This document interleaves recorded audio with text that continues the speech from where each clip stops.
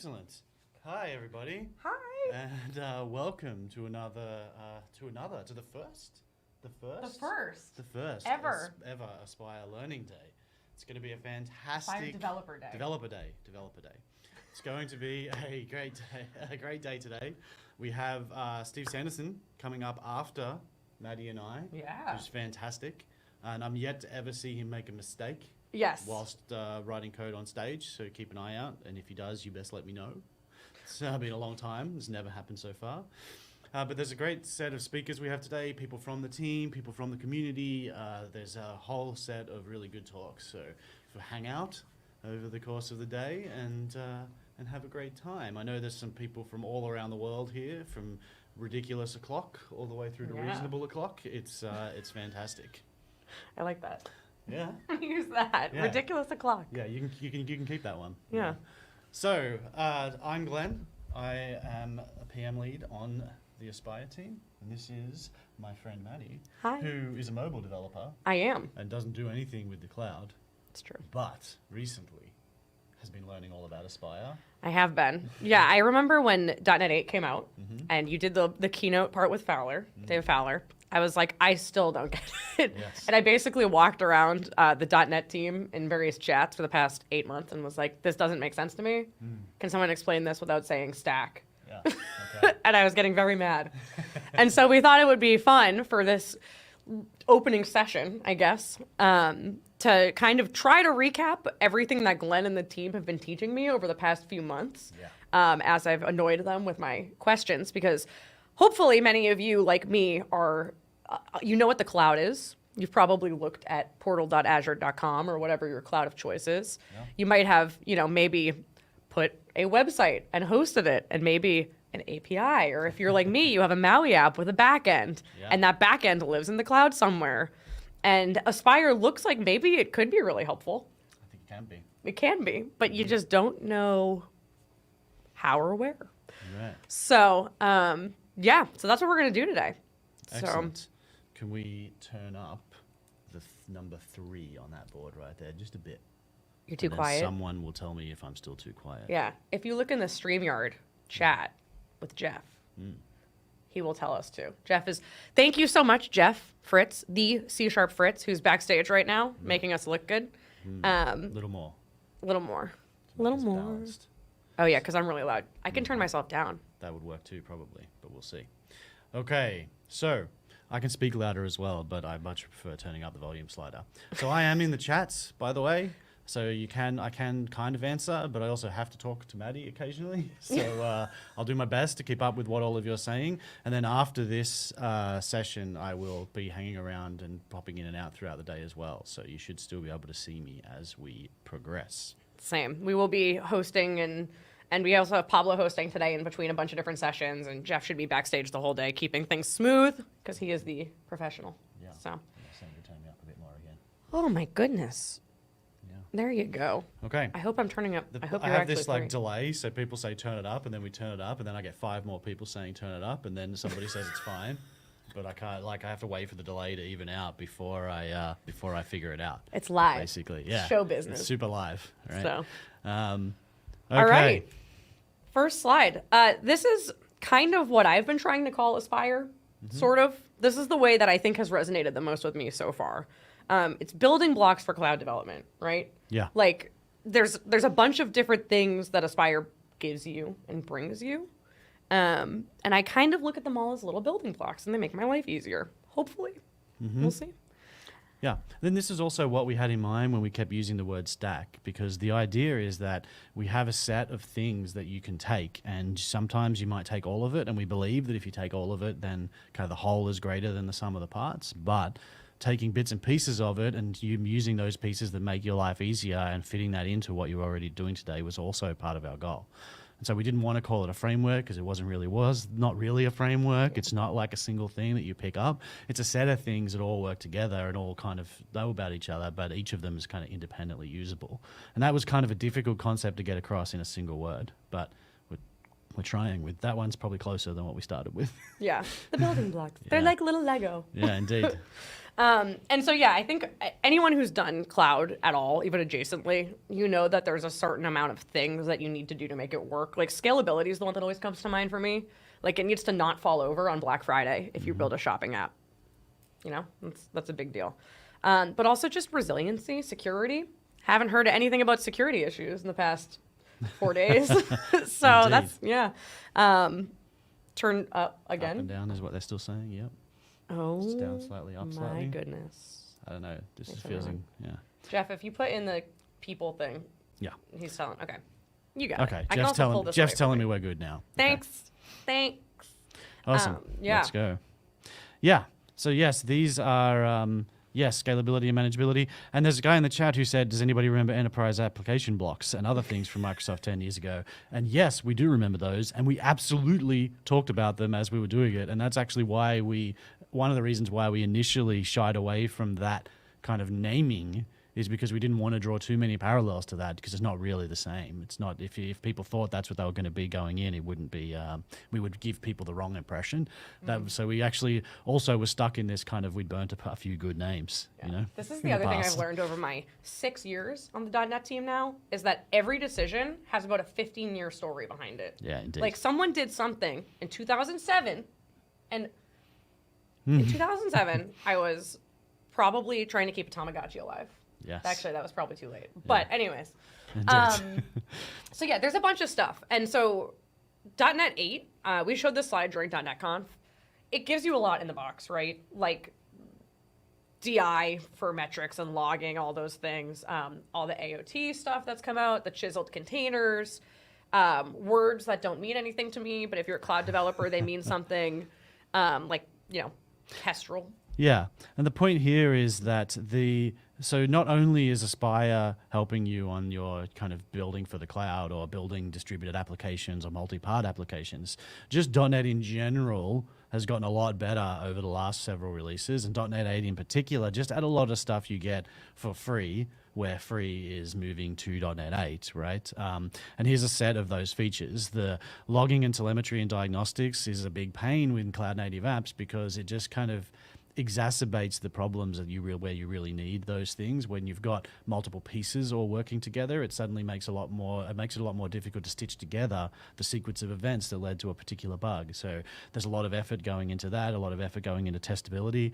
as well as a lot of effort into you being able to choose to use AOT and other tools like that to be able to fine tune the kind of size on disk versus, you know, memory usage versus cold start versus all of your different performance characteristics for you, and making sure that you can take advantage of high density cloud computing. Yeah. So this is my point, is that that as someone who works on the team and works on these things and can explain it very well, Sure. that makes sense. Yeah. But when I actually go in practice to put all these things together, it's a lot. It's a lot to keep track of. Like just there, that's a 30-second explanation for specific parts of cloud development. And so when you have something like the eShop app, which was our sample app at .NET Conf, it's still totally open source. You can go look at it. You look at it, and the first thing is you're like, oh, it's an app with a data source, right? That's pretty much where all my apps stop. Right. I have an app, and it has a data source, Yeah. usually an endpoint. Right. So like a database or an API, is it always an API? It's almost always an API, and I've just hard-coded something where Yeah. that API runs to send it back. Yeah, and so Aspire can still help you here. And the reason for that is even when you have just a web app talking to a database or a web app talking to a singular backend API, and they're the two things you're going to run, if it's a backend talking to an API, it's probably more complicated because your API also needs things. But if you're just a web app talking to a database even, Aspire still gives you some benefit, and we wanted to just kind of make the point that you get a bunch of the features we're talking about can scale down and help you with fairly simple for cloud apps, as well as up through kind of medium to fairly good complexity. Yeah. And I feel like the first thing I would do here, if I was doing this real, is I would probably take that API and switch it into a bunch of different APIs that can scale differently, right? So that's where we have the identity backend, basket is separate, payment is separate, right? So all of these things can scale up and down, and that's kind of where you get into distributed applications or microservice architecture or whatever you call it, you know? And then there's a database that we talk to. And so this is where it starts to really shine with this, like, oh, I have to start more than 2 things, right? Indeed. And then you get to like a real actual production app, which is what I'm sure many of you are actually running. And there's, it gets real complicated real quick, right? Yeah, you've got multiple databases, you've got message queues, you've got multiple APIs, there might be some proxies in there, you've got a couple of different front ends. Yeah, it's all crazy. Yeah. And so to become a cloud developer, like to actually spin this up, you have to learn all of these things, right? And all of these words and products and just concepts. And you have to, one day you're going to be dealing with, you know, scalability issues. And the next day you're going to be dealing with your database is falling over for whatever reason. And then all of a sudden you have to implement caching. And you just have to figure out what the best tools for you are. And you have to figure out the opinions and the same defaults for all of these things. And so obviously most people do not just build apps, enterprise apps on their own, and they have teams to help with this. But even then, you know, people become experts in things and it becomes very hard for them to share that and transfer that knowledge. And then when you get a new laptop or you have to reformat your machine or you onboard someone new to your team, that's a whole new disaster. It's a whole, there's a set of incantations that like the wizened old architect has, or young architect, but you know, you've been through it, you know? And there's something about acquiring everything and acquiring the right versions of everything and then making sure they all work individually, and then trying to get them to connect to each other. And then someone probably wrote a script at some point, but maybe that person has gone to a different team or whatever, or won the lottery or retired, and all of a sudden that script doesn't work anymore and no one knows how to fix it. Indeed. There are people in the chat saying just this slide is giving them PTSD. Yes. And so our goal here is, our goal with the Aspire project over time is to make these 2 slides better via cutting down the amount of things you have to figure out initially, or giving you better result, or giving you better defaults, or just giving you easier ways to snap some of these things together and making it easier to spin them up.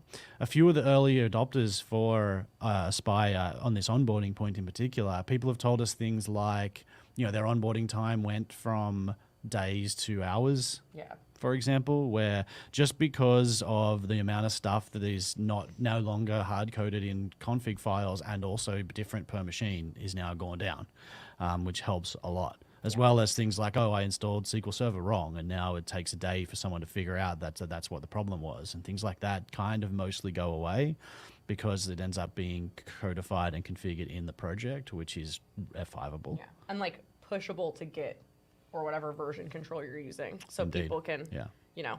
Yeah, and there's solutions to a bunch of these problems as well today, but they also, some of these problems at least, but they are also yet are more things to add to that giant list back in the day. And so we were trying to pick the right pieces, bake them in. The reason we called it an opinionated stack is that we believe that in order to simplify a lot of these experiences, we need to kind of just choose some defaults that are good, then snap a bunch of these things in and say, okay, these are the ones you get. We think they're pretty good. Experience has shown us they're pretty good. Use them. You know, and it's still only as kind of coupled as normal .NET library and code dependencies are for the most part. But in order to be, but they give you the best starting point to be able to get up and running as fast as you can, and to give you a reasonable sense of security in that your security and safety, I guess, not security, in that you've got a good foundation to build upon. There was a couple of quotes from developers that led into us building Aspire. One of them was, every engineer on my team now has to be a networking expert, and it never used to be that way. And now I've got everybody has to train for months before they can do anything. Another said that just nothing works together by default, and it's exhausting. And there is now a full-time job, which is just making the components work together. And that's just a guy on my team's job is just doing that all the time, making the things work together. Yeah. And so we're trying to ease a lot of this pain in this Aspire project as we continue going forwards and making a lot of these things as better as we can. Yeah. And I think what's awesome about it is it's a starting point, but it's not a black box. So at any point you can start to peel back the components of Aspire and set your own overrides as you become the expert in those things, or as you find that you have different needs than our opinion or our defaults, right?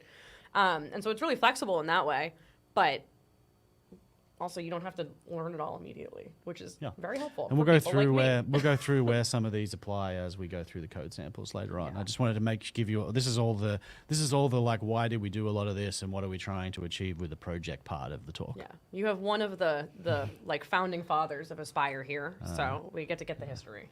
And so, you know, the important marketing things, right? It's in Visual Studio, it's in Visual Studio Code. It's great to get started with. There are templates. It is fully open source. All the components that you see that you can pull in are open source. It's for the cloud. We'll talk about the dashboard and metrics and all of that. And also, James Montemagno built a lot of these slides, and at some point, I think, is uploading them as like an Aspire workshop situation. And John Galloway's done a lot of work. So there's plenty of content rolling out, like on the day. When it launched GA at Build in May, a bajillion videos came out that day. So there's a lot of content out there. So, you know, you can get very lost in Aspire content really quickly. So yeah, probably the most documented GA we've done in a long time. Amazing. And Jeff used Aspire to build a website that shows you the most recent Aspire blogs. Indeed. Called Aspirify? Yeah, Aspirify. I don't know how to spell it. So Jeff will put a link in the chat. I'm sure he's listening. So I have a website. Yeah. And we are going to do this purely live. Yeah. On a machine that is very tired. Nothing could possibly go wrong. Absolutely not. We're going to Aspirify my website. So here we are. This is Plant Lady. There's a red squiggle already. That's okay. It runs with it. I don't know why it's mad. Okay. It doesn't even, hold on. Go away. Now it's not going to build.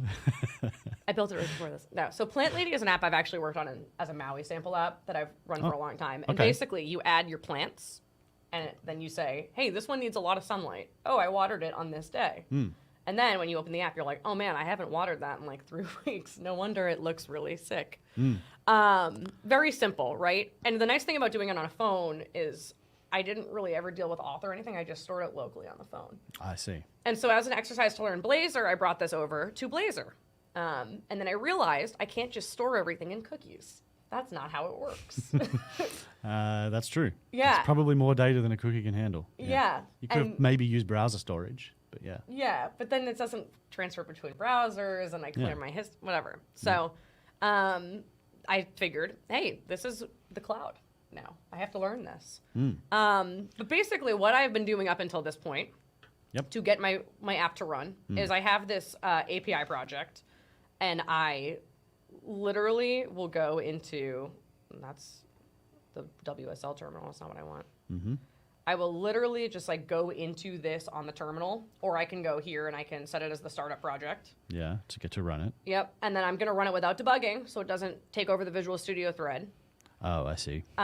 You can, I usually don't do this because I hate switching the startup project. I usually have a terminal open that I just .NET run in that folder. You can also do multiple run configuration thing, but that's a whole other step that, you know, whatever. And so I have, for this API here, I have my, it gives me the Swagger, very exciting, love that. Go back here. I have my local host hard-coded. And then I go into my actual front end. I set that as my startup project. And then I run that under HTTP because I cannot figure out HTTPS on my own. It's going to involve a lot of, it's probably going to be like a day of Googling. Oh, there we go. What's the error? Yay. Okay, hold on. What's this one? Am I in preview? I'm in preview. This is your Razor project not building? Let's see if Copilot helps. I'm just going to add that using back, right? What? Shouldn't Maddy be binging? Maybe. Oh, yeah, I could also Bing. Yeah. Oh, thank you. Dot components. All right, we're restarting Visual Studio. Hold on. Hold the phone.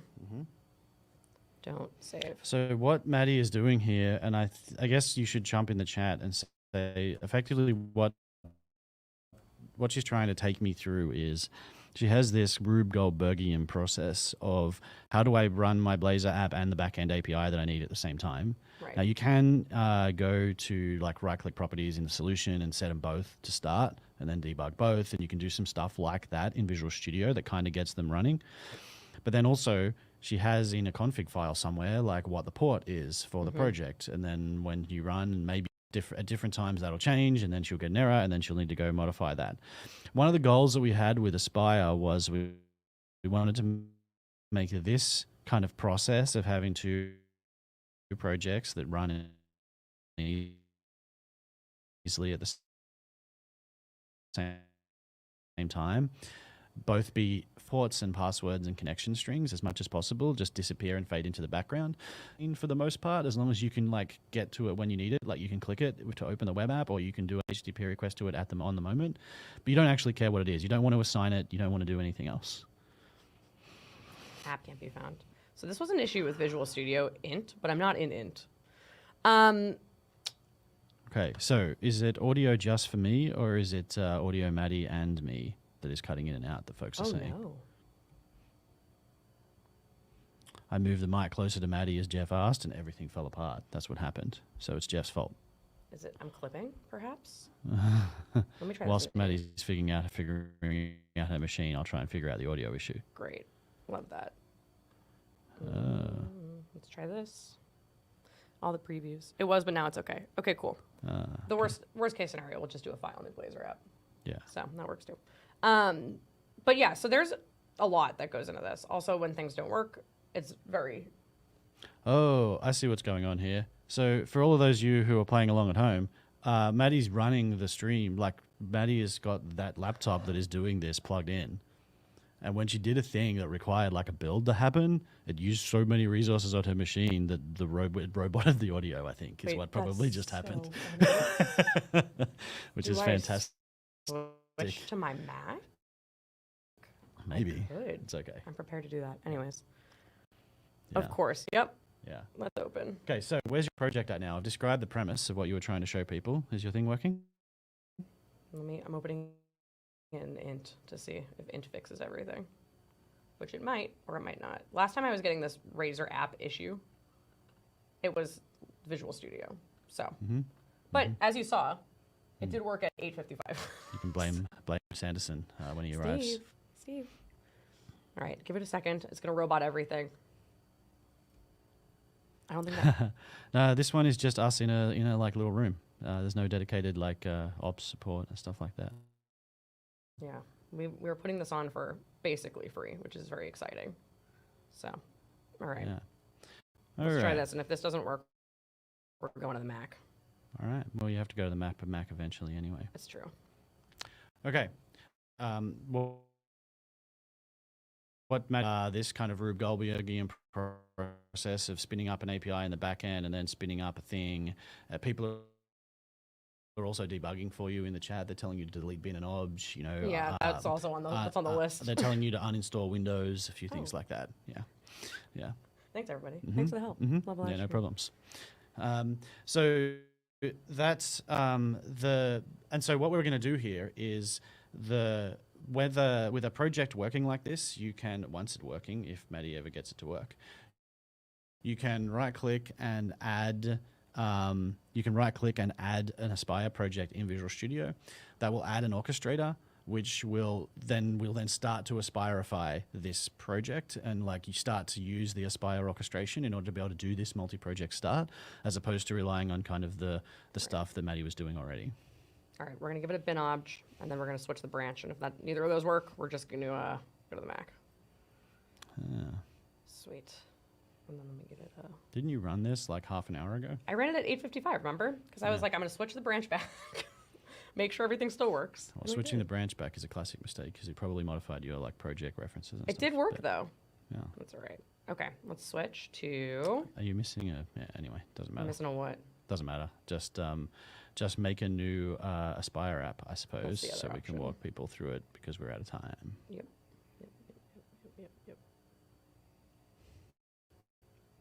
Okay. Let me run this now. So this should throw up on itself because it's not actually connected to anything. So, It's missing a like reference to like create the app project and get the right. the type to be created, but it's fine. So to Aspirify this, while we start here, the first thing we want to do, right click here, and there is actually an option. Oh, hold on, it's loading. Don't want to alien it. Oh. Okay, I broke something. That's fine. Your machine is completely blocked, it would seem.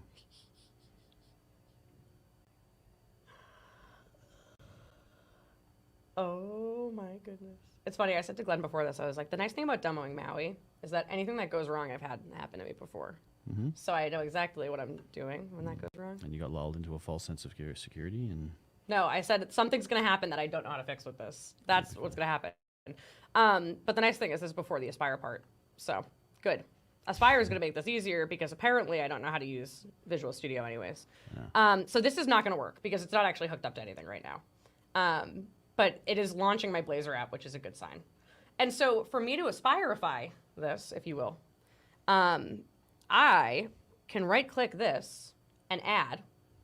And it actually, we have a Visual Studio quick action command. What would you call it? To add Aspire orchestrator support.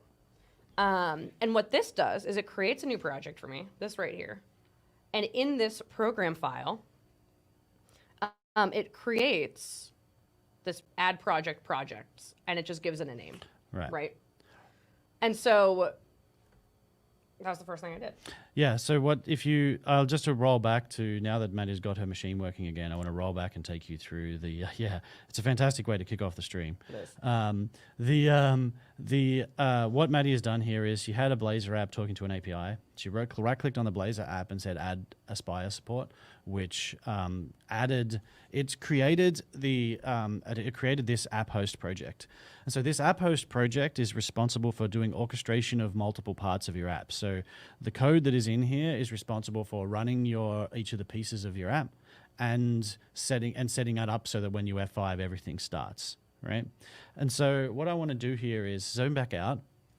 And so go over to your project. Yep. Just comment out everything that's not, the app host project. Oh, yep. So comment out everything that's not, comment out the API in the database, everything that's not just the Blazor project. Cool. So if you had just the Blazor app talking to the API and you right-clicked on the Blazor project and said add Aspire support, this code here is what you would end up with, which is just a single app host with a single line that says do the Blazor app, right?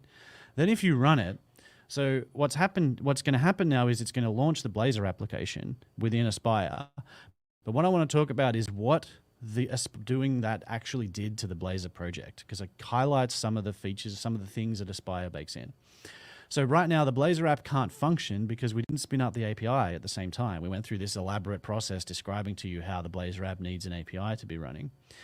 So, but what's interesting about that is if you click on logs here, so now this is the dashboard. When you run an app host project, you make the app host your starter project in Visual Studio. It is the thing that runs. And when it does run, it starts this dashboard. It shows you all the projects that are running, gives you access to logs, metrics, a whole bunch of telemetry information. And so I want you to click logs for a moment. Oh boy. Yeah, now scroll up.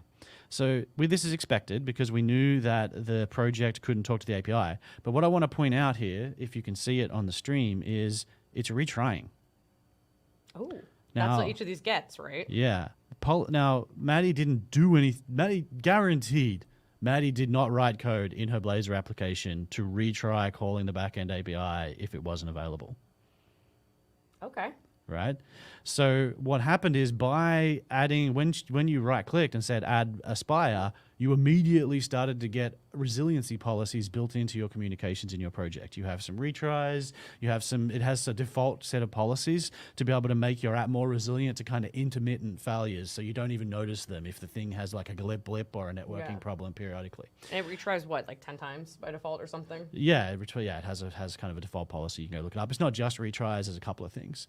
But, and then so if we give a bit of a tour here, I guess, you can also view structured logs for each of these applications where it gives you kind of a way to search and filter and find the right logs that you're looking for. And then we'll look at some of the others in a little bit. Cool. Maddy could have added retries. I agree with you all. She absolutely did not. So closing this web app, and closing the dashboard. Now, if you go to the the Blazor project, what happened is when you right-click on the Blazor app and you say Add Aspire Support, it adds the app host, it adds it adds Blazor to the app host, and then it also adds this line of code to your Blazor app called builder.addServiceDefaults. Now, this is where the resiliency patterns it's baked in. It's where the telemetry systems are turned on. It's where and it's also where we add health checks and liveness checks, which we'll talk about a little bit later. The code for this method is in your project. So we add an app host project. We also add a service defaults project, which is on the bottom of your solution explorer down on the right. Oh. There's a little extensions.cs in there. Sweet. Yes. And if you open that, then it has that add service defaults. So that the things that we're doing to your projects, you can see the code here.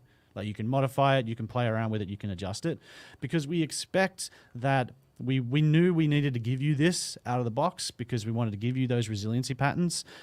People tended to not do things like even basic retries, and that was causing a lot of people's apps to fall over. People didn't realize they needed them until they were already in prod, a bunch of stuff like that. So we needed to give you a set of this stuff. But we also knew it's likely you need to tweak some of it. And so we gave you the code that your projects would share as opposed to kind of making it a NuGet package that you needed to like figure out later.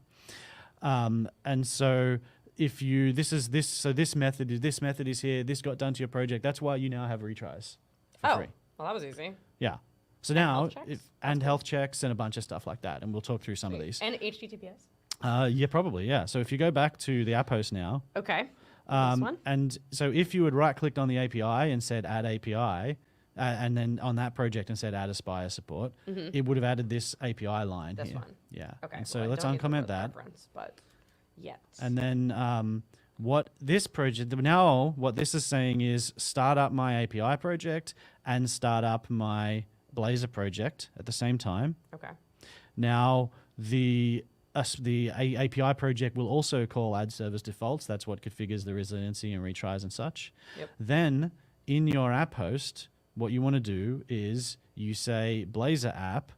So in your app host, you go dot with reference and point it at the API.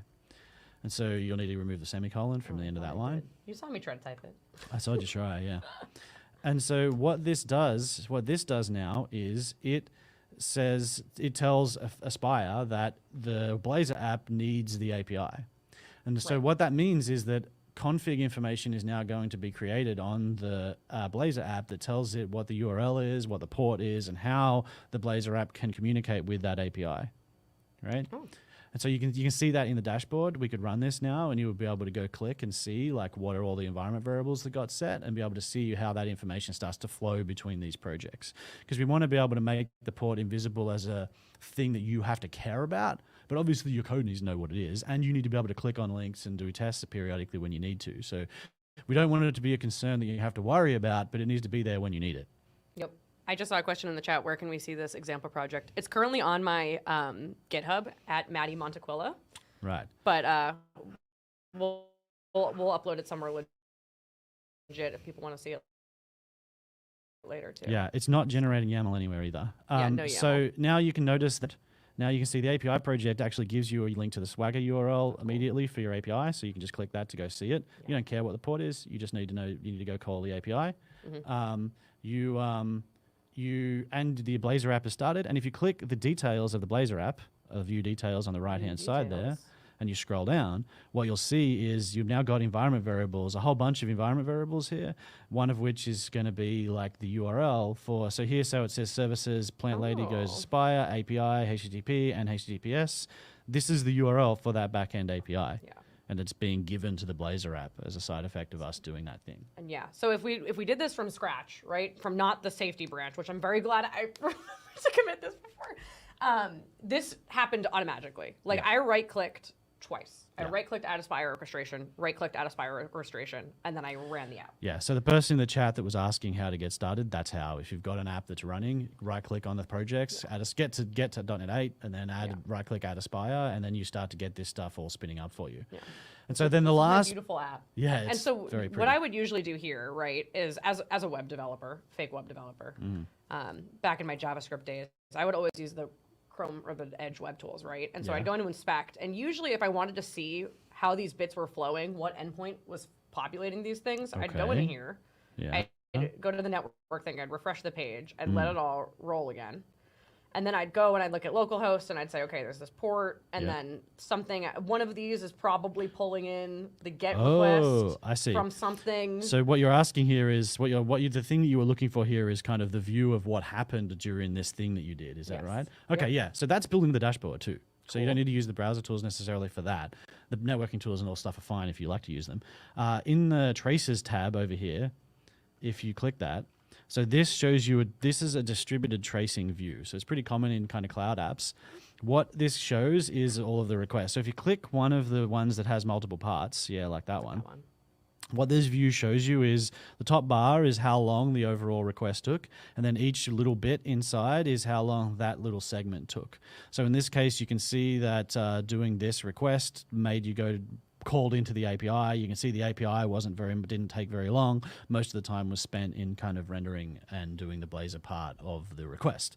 So this is a very quick way of seeing all of the API, all of the calls across your distributed app that were made, especially if you have like lots of convoluted chains of API calls. It also is really good at starting to narrow down on where is all the time going? Like, why is this thing slow? This is a very good view of as well. And it can show you the path that a singular operation has taken. And then from here, you can also, get into details. You can also like kind of start zooming into the logs for that specific request. And you can start quickly narrowing down what was going on. If you're using an ORM like EF, for example, from in here, you can often very quickly even get to the SQL that was executing to be able to see from the dashboard why this query is bad that's taking up so much time. It can save you a lot of time in terms of diagnosing what's going on. And so the point of this dashboard is to give you diagnostics that you need while you're trying to figure out what's broken or what you're doing during your dev job. It's not for you to deploy and use for production like telemetry and observability. You still need some other thing, an app insights or Datadog or like one of the many options that I'm blanking on them all now for some reason. There's some folks from those things are even here during today. New Relic is even this here, afternoon, right? So you still need those in production. This is not designed for that because they're kind of different concerns. The stuff you want when you're trying to debug a problem is often different or at least in addition to the stuff that you want whilst you're kind of monitoring your health and doing stuff like that in production. This is designed for you as a developer to get your job done. It's not designed for what your ops folks need to do ongoing monitoring. And they may be the same thing, but they might not be. And we wanted to optimize this for developers, not for anybody else. Right. And what's cool is this is not in the cloud. This is still my local development environment, as you can tell, because we probably turn a little robotic when I hit F5, right? Yeah. So this is all just on this machine. Yep. And so you can deploy this if you really want to. It doesn't by default. That's up to you. It's just a container that you can run if you feel like it. But it is a ring buffer, so all it does, it just starts throwing stuff away once it fills up. It doesn't keep stuff or anything like that. So let's do something real crazy. Yeah. And instead of me... one last thing. In the Blazor app, when you talk to the API, yes, the one piece of code you will need to change when you're adding this is just here, scroll up to the top, where you've got your API here. Previously, this said, HTTP localhost some port number. Now you use the name that you gave in the app host. Yep. And that's kind of the service discovery mechanism baked in. And so what we do is, one of the things we do in that service default method that you saw is we add a HTTP handler to HTTP clients such that that takes what the name is that you're requesting and goes and tries to resolve it using a service discovery mechanism. And that effectively in this system knows how to go and grab that environment variable and replace the values. So here in your code, you just say, I need to talk to this API.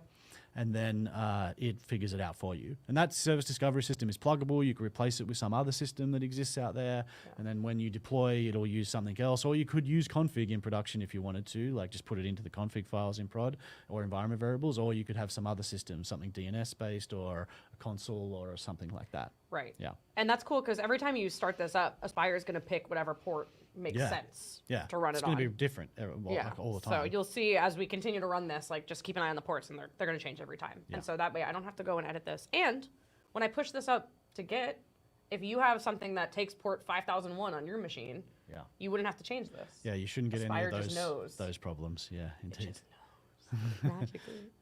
All right. Now the real crazy thing, we're going to add a database. We have 20 minutes, dude. We're doing great. Oh, sure. Whatever you say. So it's plans, right? Yeah. And like I said, I'm not going to store everything in browser cookies. And at some point, I probably want to have a data source that Right. is An actual SQL or database. not. I just saw Luce in the chat saying I need a better laptop. Thanks, Luce. Yeah. I love you. She works for Mongo. And so Mongo is an option. There's a bunch of different things, right? But I want to add a database. And so this is usually where I, as a mobile developer, like the first couple of steps of this, I know how to make my Android app, talk to my local host, right? I know I've followed the James Montemagno blog post from 2019 that tells me how to do that enough times. Now I'm like, okay, I need to add a database, right? Yeah. And I'm going to need to stand that up in the cloud somewhere. This is usually when I go to someone that I work with that knows how a database works. Right. And I say, spin me up a database and stage it. And And give me the Azure URL. Right. And I will plug that in, right? Yep. But so there's several problems with that, right? Part of it is that the connection string is now in your application and it has some form of connection information or auth information in it. Part of it is like someone's got to do it for you is also stupidly slow. And then if you're doing it on your local machine, then you've got to go install SQL and do that sort of stuff. So Aspire wants to do the same thing we just did for the backend API and the front-end app with your database. In the app host, you can add a NuGet package. So if you right-click and go through the NuGet package dialog, just to show people this, if you go to if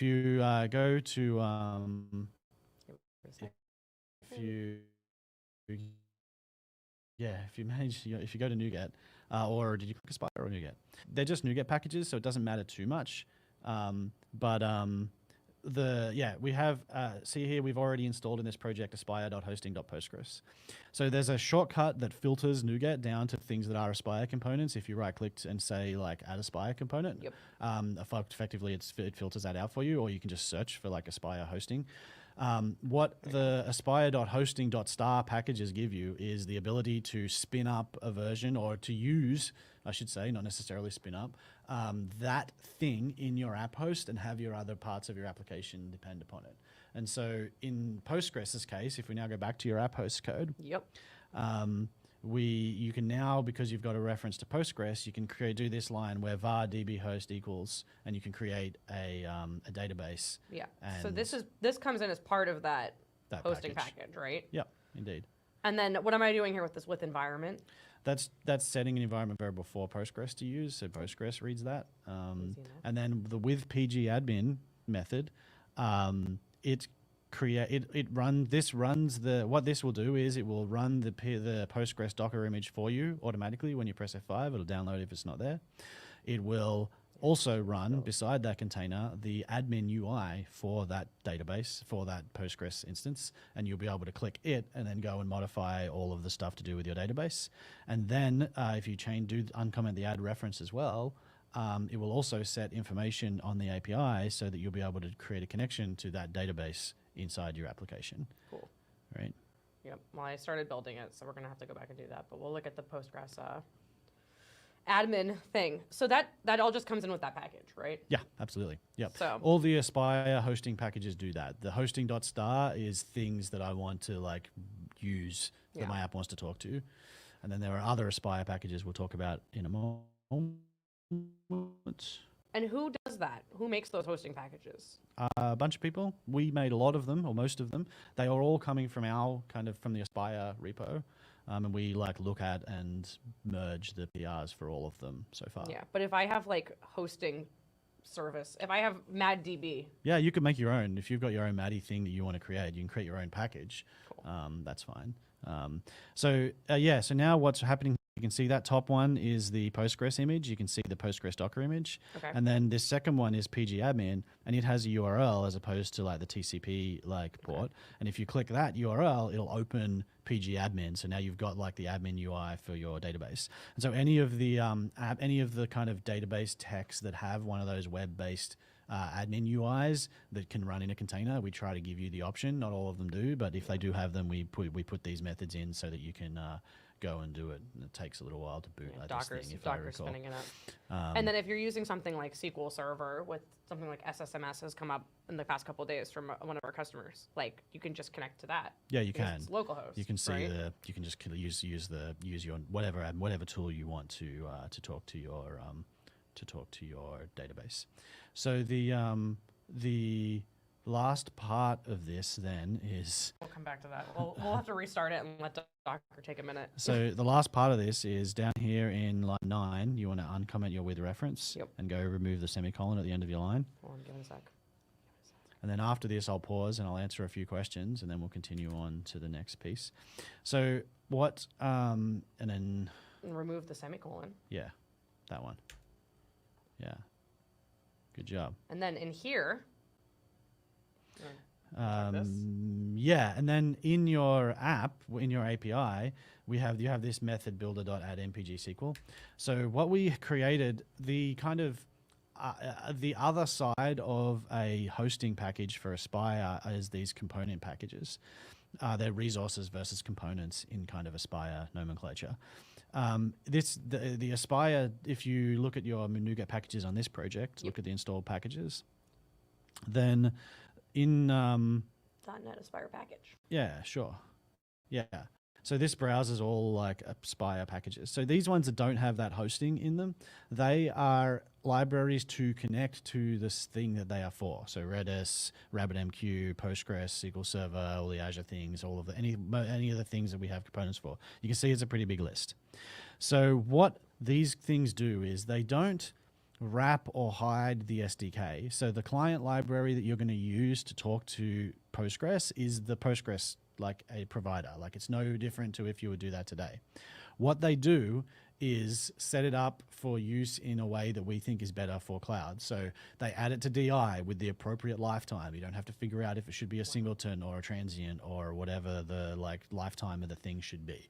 They make sure that it's logging and going to doing the kind of OTel thing as much as that it can support. We make sure that we try and set up resiliency for it if we can. We basically we write the kind of, it's not usually lots of code, it's kind of tens of lines, but there is this kind of boilerplate, I guess, for lack of a better word, code that everybody should use to consume that library in like a good way in a cloud app. And we put that in a package and we give you a method to go add it to your app so that you can go call it and just get the library. Yeah, right? It's glue. It's glue. They're It's designed nice to be glue packages that just kind of remove some of that stuff from your app and make it so that you can use it. And if you don't want to use them, go nuts. Like when we talked about this being a set of building blocks for cloud, that's kind of what we meant. Like if you don't want to use the component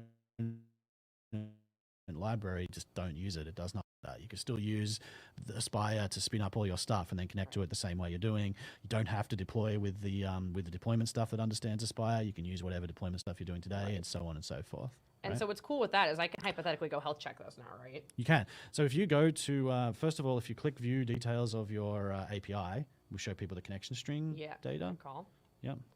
That should be down here somewhere. Connection string to plants DB. Yeah.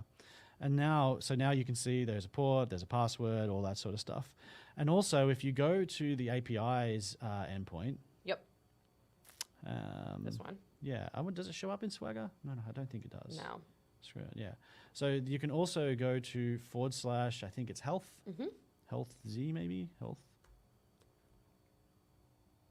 Healthy. Right, and it's healthy. So what this is showing you is back when we added that service defaults method, another thing that happened for you for free, and when we added MPG SQL is the API project now knows it needs Postgres. So there is a health check in the API project that will check if it can connect to Postgres. If you go back to the look at the logs for the API project in the dashboard, it will check whether or not Postgres is up, and it will return unhealthy if for any reason it can't communicate with that database. And so you can see here it did a select one. That's what it did. Wow. So we now know that this API is capable of doing a select one against that Postgres instance. So we know that that communication works. And if that endpoint ever returned unhealthy, then you would know that something was broken. And if you added some new dependency, that new dependency would automatically get added to that health check set, so that it would become unhealthy if any of its dependencies were unreachable. And then here's the PG admin responding to you. And so you can see it actually created this database server. Yeah. And my plants DB database, right? This was that environment variable that we said earlier. It was just the name of this is what we were setting. Right. And so I don't have to do any like Postgres config stuff myself, Yeah. Right. I've created this database, and now I can go in here and create the table. I can use SQL, and Dapper is kind of the easy way, or Entity Framework if you want something like me. Yeah, that's DAPPER, not DAPR, Dapper. Yeah, indeed. Yep. Yeah. So that is kind of like the whirlwind. Yeah, so now you've got your database set up, but just to reiterate all the stuff you got for basically free. You got all the resiliency patterns. You're actually talking over HTTPS now, and you didn't even notice. Oh, yeah. There is a database running all of your stuff F5s when you want to. It'll be far more approachable for a new dev because all of the port stuff and everything will happen.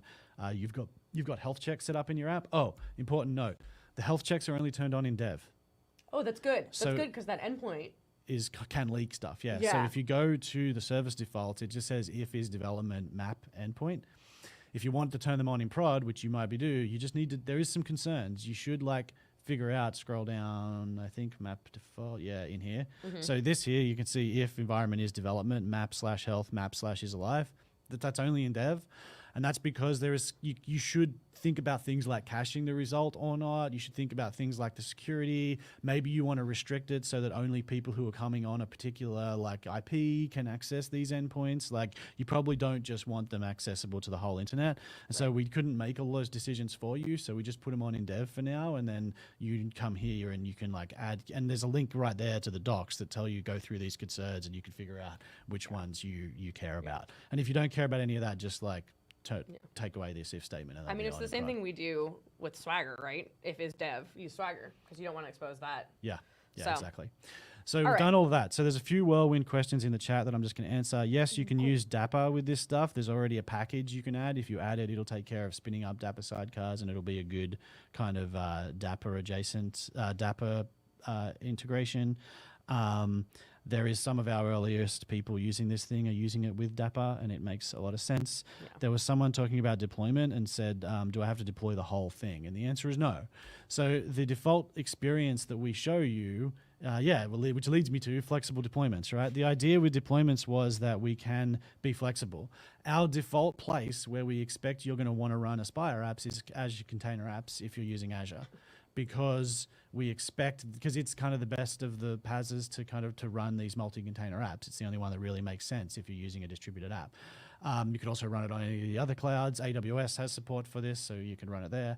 But the point is that it's to be flexible. So we created this. I want to talk about this a little bit because it's a little bit nuanced and people get confused. We created an experience, or the AZD, the Azure Developer CLI team, created an experience that understands Aspire apps. So you can, in your terminal, install the Azure Developer CLI, go to an Aspire project, say AZD init, AZD up, and a talk later on today, they'll go into a lot of details about this. Yeah, me and Brady later. Okay, yeah, but so just to hit the thing that I want to say, though, is you can do that, and it will deploy the whole thing, and it'll do the right thing to try and do kind of an efficient build and deployment. Don't have to. It doesn't matter if you don't. If you want to build each one individually and you've got and you've got some form of deployment pipeline already using some technology, if you're using something, then feel free to go use that instead. Or you could use the Azure Developer CLI if it meets your needs. The point is we added this Azure Developer experience because it's super easy. It's super nice. It's probably the best, let me try my app out on the cloud and see if it works experience that I've ever seen. But it also is good enough to be used for real. And so it is great.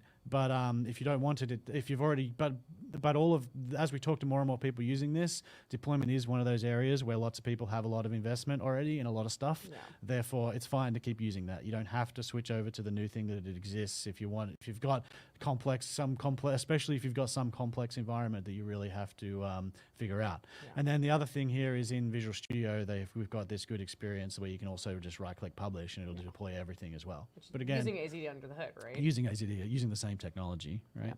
So, cool. And then the next question, I think Tom may have teed up the perfect next segue. What is the next slide? This one. It's not just that. God damn, you're good, Tom. Thank you, Tom. Yes, Tom literally just asked, just to be clear, this is only for .NET. Jeff, if you could pop up my Mac, it should be under Maddy's Mac on the StreamYard. We're over here now. We got a third machine. Look at this. Yeah. And I am actually running Aspire here. And you can see that in this app host. And so I did see a question earlier. Let me minimize this stuff and clean it up. I did see a question earlier. Can you do it through the CLI? Yep. .NET New Aspire app host, right? I am using the C# dev kit extension, so I just did Command-Shift-P .NET New project to create an Aspire app host. It set everything up for me. But in my program.cs, I'm doing two crazy things here, neither of which involve a .NET app. I'm adding a Python project, and I'm adding an NPM app. And so what I'm doing here is I'm giving Aspire, basically the name that I want it to be in the dashboard, where the Python app, and in the case of Python, where the virtual environment is, right? And in the case of Node, where the package.json, which is kind of what tells it to start, is. I'm giving it the same kinds of things I was giving it before. So I'm giving it these environment variables. This is my fantasy football team information app. And so the Node app's just a basic front end, right? It's just going to serve stuff. What's really cool here is Python. I built this with Flask, right? This is literally one Python file. I found my team. Jeff is going to laugh when he sees the scores of my team. And I plotted it. And then I'm just serving it on an endpoint because I can. And so if I go to this Python source, right, so I can see in the dashboard now, I already have it running because saving time or whatever. npm run dev python myteam.py is the entry point.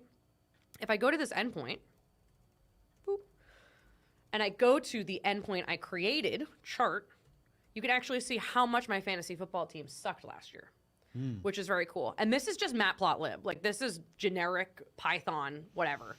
And so this is awesome because a lot of times, I know I do, like I'll Google like, hey, how to hit this API real quick. Yep. And it's like, oh, here's a Python library that does it for you. And I'm like, okay, I could re-implement this in .NET, or I could just have a Python script that does this one specific thing and spits it back, right? Yep. And that's exactly what's happening here. And it's doing the exact same service discovery and all of it that Aspire gives you. It gives you my environment variables. I can go and I can see these logs.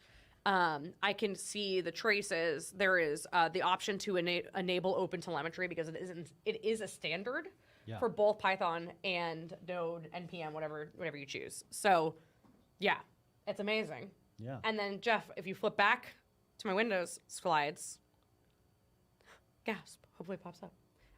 This is very exciting because Python is brand new. And actually, I got the Teams notification, which reminded me to put my phone on Do Not Disturb, that things are live.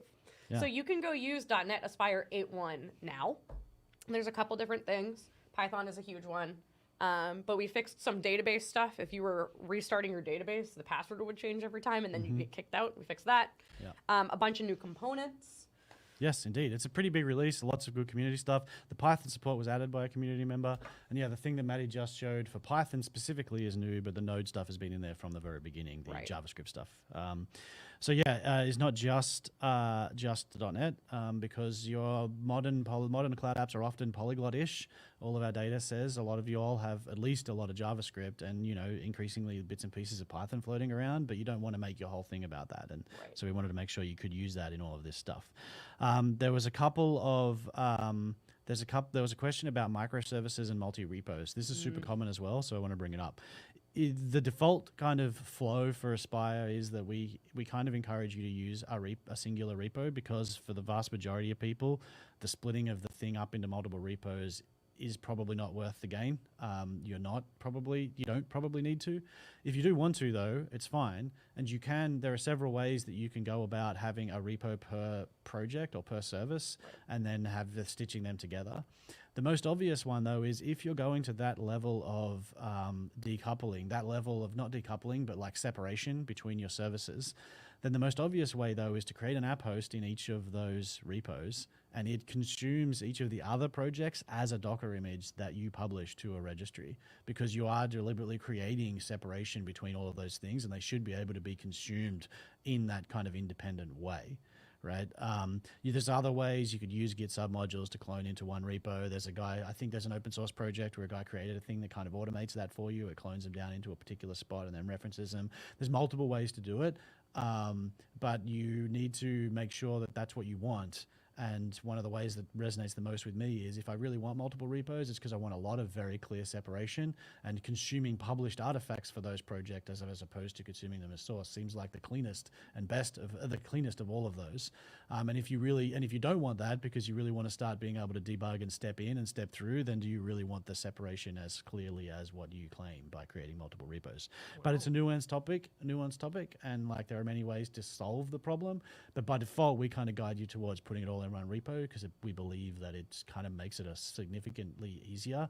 And all of our data said that people tend to have a small number of these, not hundreds, not thousands, and don't have the problems that multiple repos tend to need to require. Yeah, but I mean, it's flexible, and that's what's great about it. And on that note, I mean, thank you too, because Python came in from community, Elasticsearch did, and so did a new API for environment variable handling. So .NET/Aspire on GitHub. It's all open source. Feel free to contribute. We do have a tag for good first issue.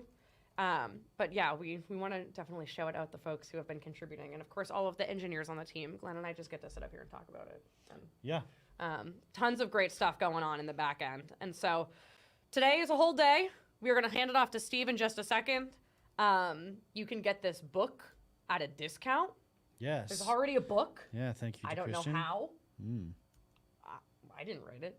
And then, of course, there's an event survey. So, yeah, we're good. We listen to feedback. And give us your feedback about Aspire here. And then if you ever see the gold bar pop up in Visual Studio that says, hey, how do you like Aspire, or whatever it says, that goes directly to us. And we read those every week. A lot, yeah. We read them a lot. Yeah. So always feel free to fill them out and send them over. And if you want to leave your email, a lot of times we'll have, I saw Becky in the chat, we'll have people on the team reach out and actually talk to you. And yeah, this is how we build products here. So tell us things and we'll build them, right? Yeah, indeed. So we're going to pass it over to Steve. Thank you, everybody, so much. Thanks for bearing with us with the sound and the laptop. Early problems, yeah. And the robots and the app and Glenn. And Glenn? And Glenn.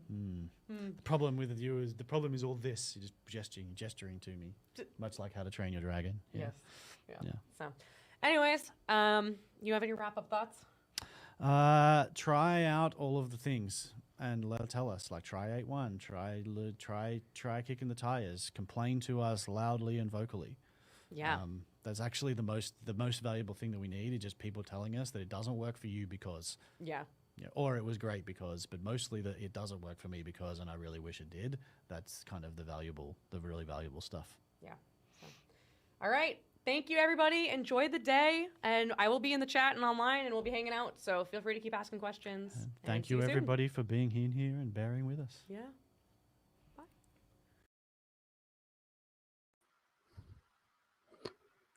All right. Looks like I am up. Okay. So hello, everybody, and welcome to this session. So my name is Steve, and I'm going to be talking to you today about how you can use .NET Aspire along with some other .NET technologies like semantic kernel to add some AI-powered features to your business applications. So I hope that's going to be useful and interesting to you, and we'll cover a few new areas that you don't know about. Now, we won't be able to go through like every line of code needed to do this, but my goal is to give you a general sense of inspiration about what you can do, and an awareness of what technologies you can use and roughly how things will fit together. Okay, so let's start by thinking, what does it actually mean to add some AI to a business application? And I know you're probably thinking at this stage, oh, he's going to tell us to just add some chatbots to stuff, right? That's all we do these days. We just add chatbots to everything. But no, that's not the point that I'm going to try and make. And in fact, I'm almost kind of making an opposite point here, which is, I think when you start with this sort of area, you should start by thinking really quite broadly. There are many other ways to add AI to your application. What about, for example, taking your search features and upgrading them to be semantic search, so people can find things that are related to concepts without having to spell them exactly right? What about summarization, so people don't have to read long blocks of text and they can pick out the relevant bits very quickly? Or type ahead, so people don't have to type everything character by character and the system can prompt based on what's going on? Or have intelligent workflows with automatic categorization? So there are many, many different ways you can add AI features to your application. And you need to be thinking about, what are my users really going to use? what they will use is stuff that actually saves them time and effort.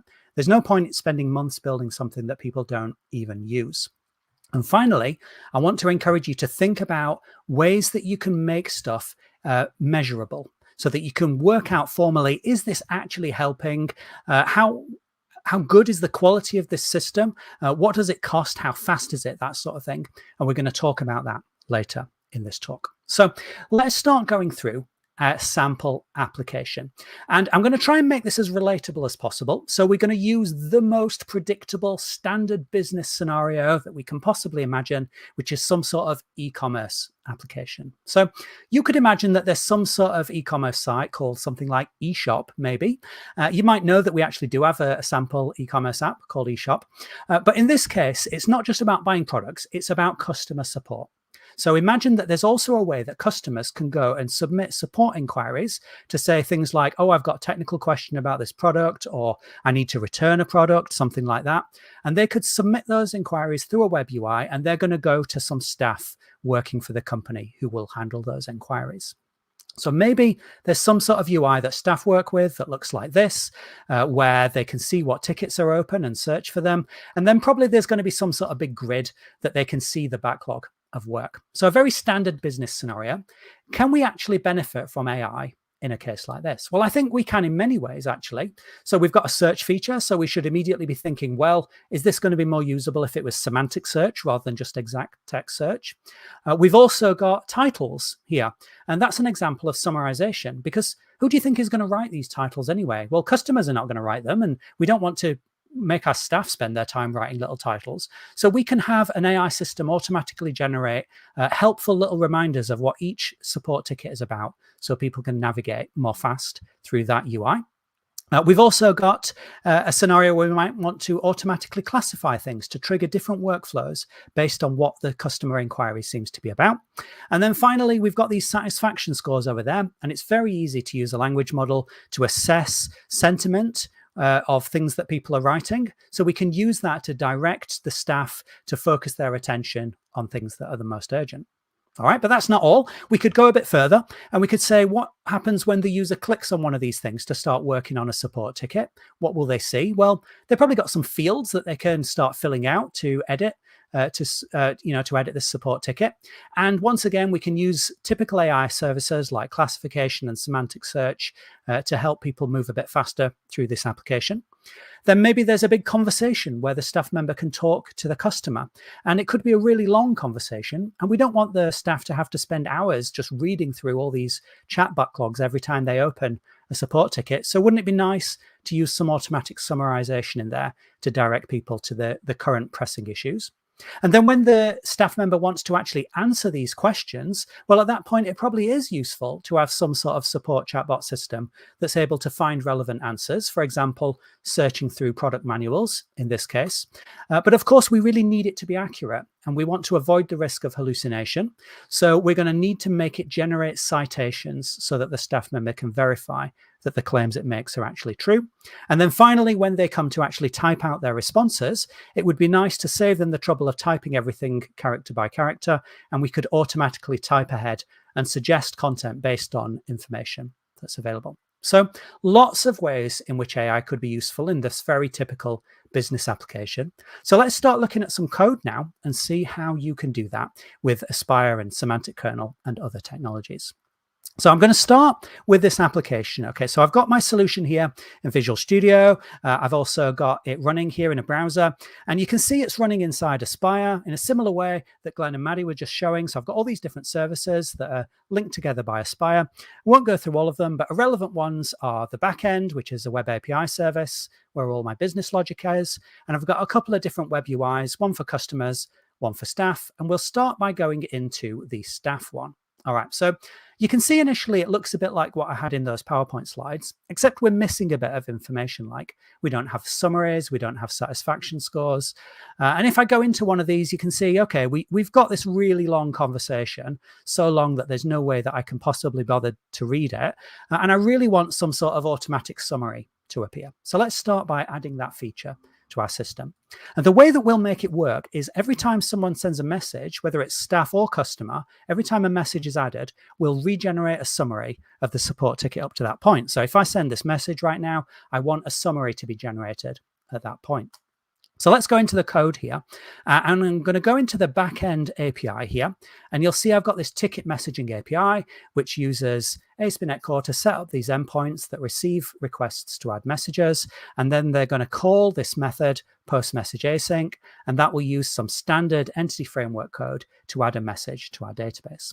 But what I want to add is generating a summary. So I've added a reference to this ticket summarizer class, which I've implemented, and that takes in the AppDB context so that we can work with the database. And more interestingly, it takes an iChat completion service. Now, that is an interface provided by Semantic Kernel. Semantic Kernel is a set of .NET packages from Microsoft that give you the ability to work with various types of AI services. And Chat Completion Service is the one for language models or chat systems, which is the most common kind of thing that you will want to do.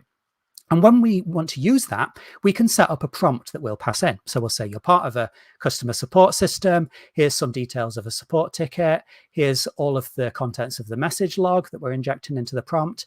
And we tell it what to do. We say, OK, generate as a summary that's up to 30 words long. Also generate a shorter summary that we can use on the ticket list page. We'll also ask you to generate a customer satisfaction score, giving one of the various labels that have been set up to represent customer satisfaction. And we'll ask it to return some JSON that we can use in our system.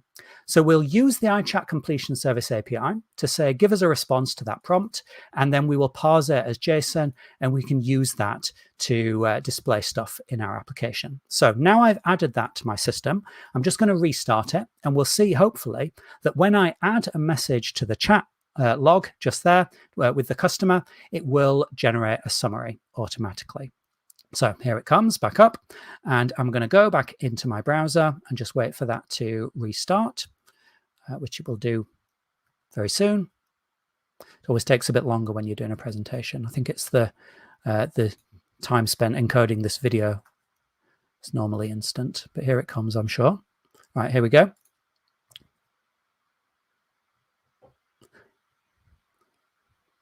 All right, so we're back in. So now this time when I send a message, at this point, it's going to run the code that we just implemented and generate a little summary.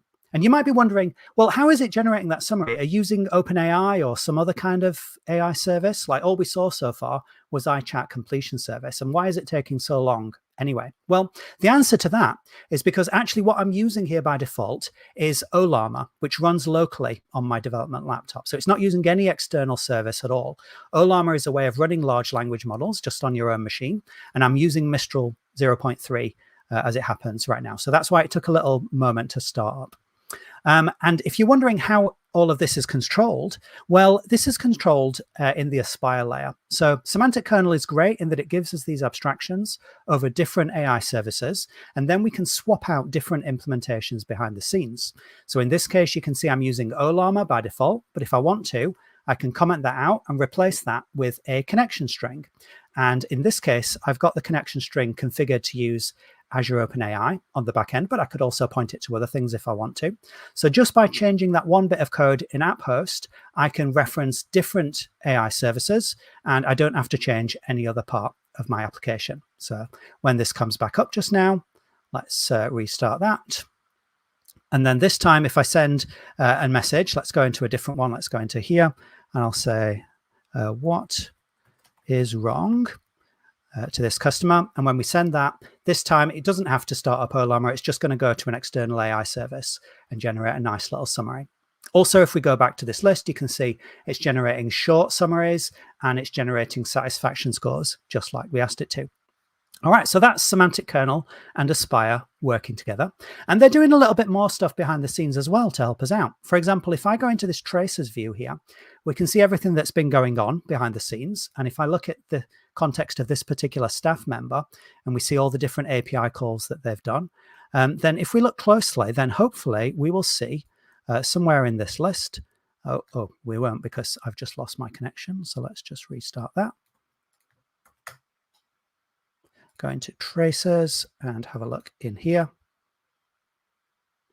then we should see somewhere in there a call to a language model. So you can see that semantic kernel knows how to integrate into Aspire tracing, and it shows us our calls to chat completion. We can see it was using GPT-3.5 in this particular case, and we can get all kinds of other bits of information, like how many tokens were used, which determines the cost of it, how much time it took. We can see the entire prompt that was passed in, and down at the bottom, we can see the entire response that comes back.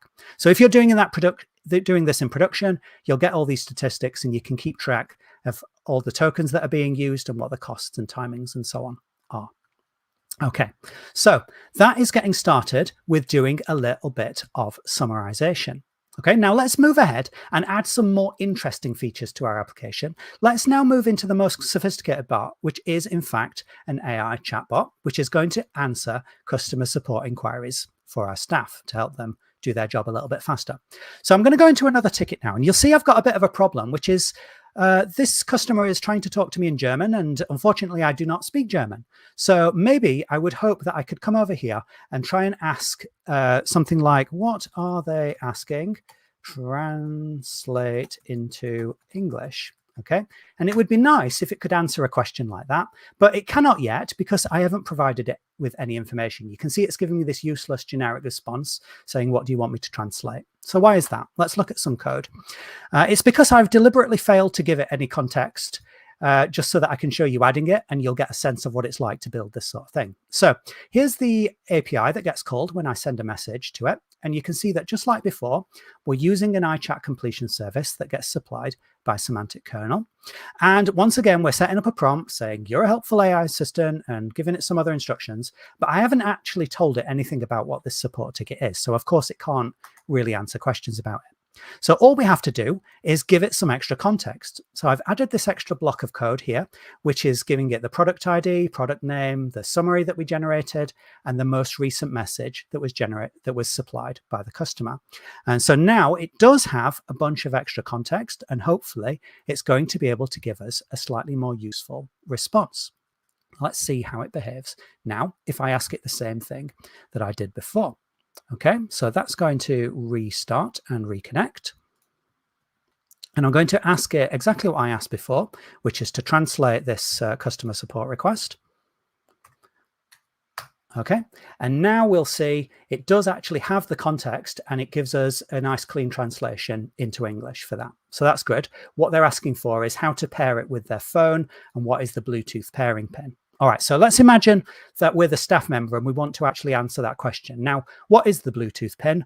I don't know. We're going to need to go and have a look at the product manuals, but I don't want to do that myself. I would like the AI assistant to do that for me. So maybe I could ask it something like, what does the manual say about this?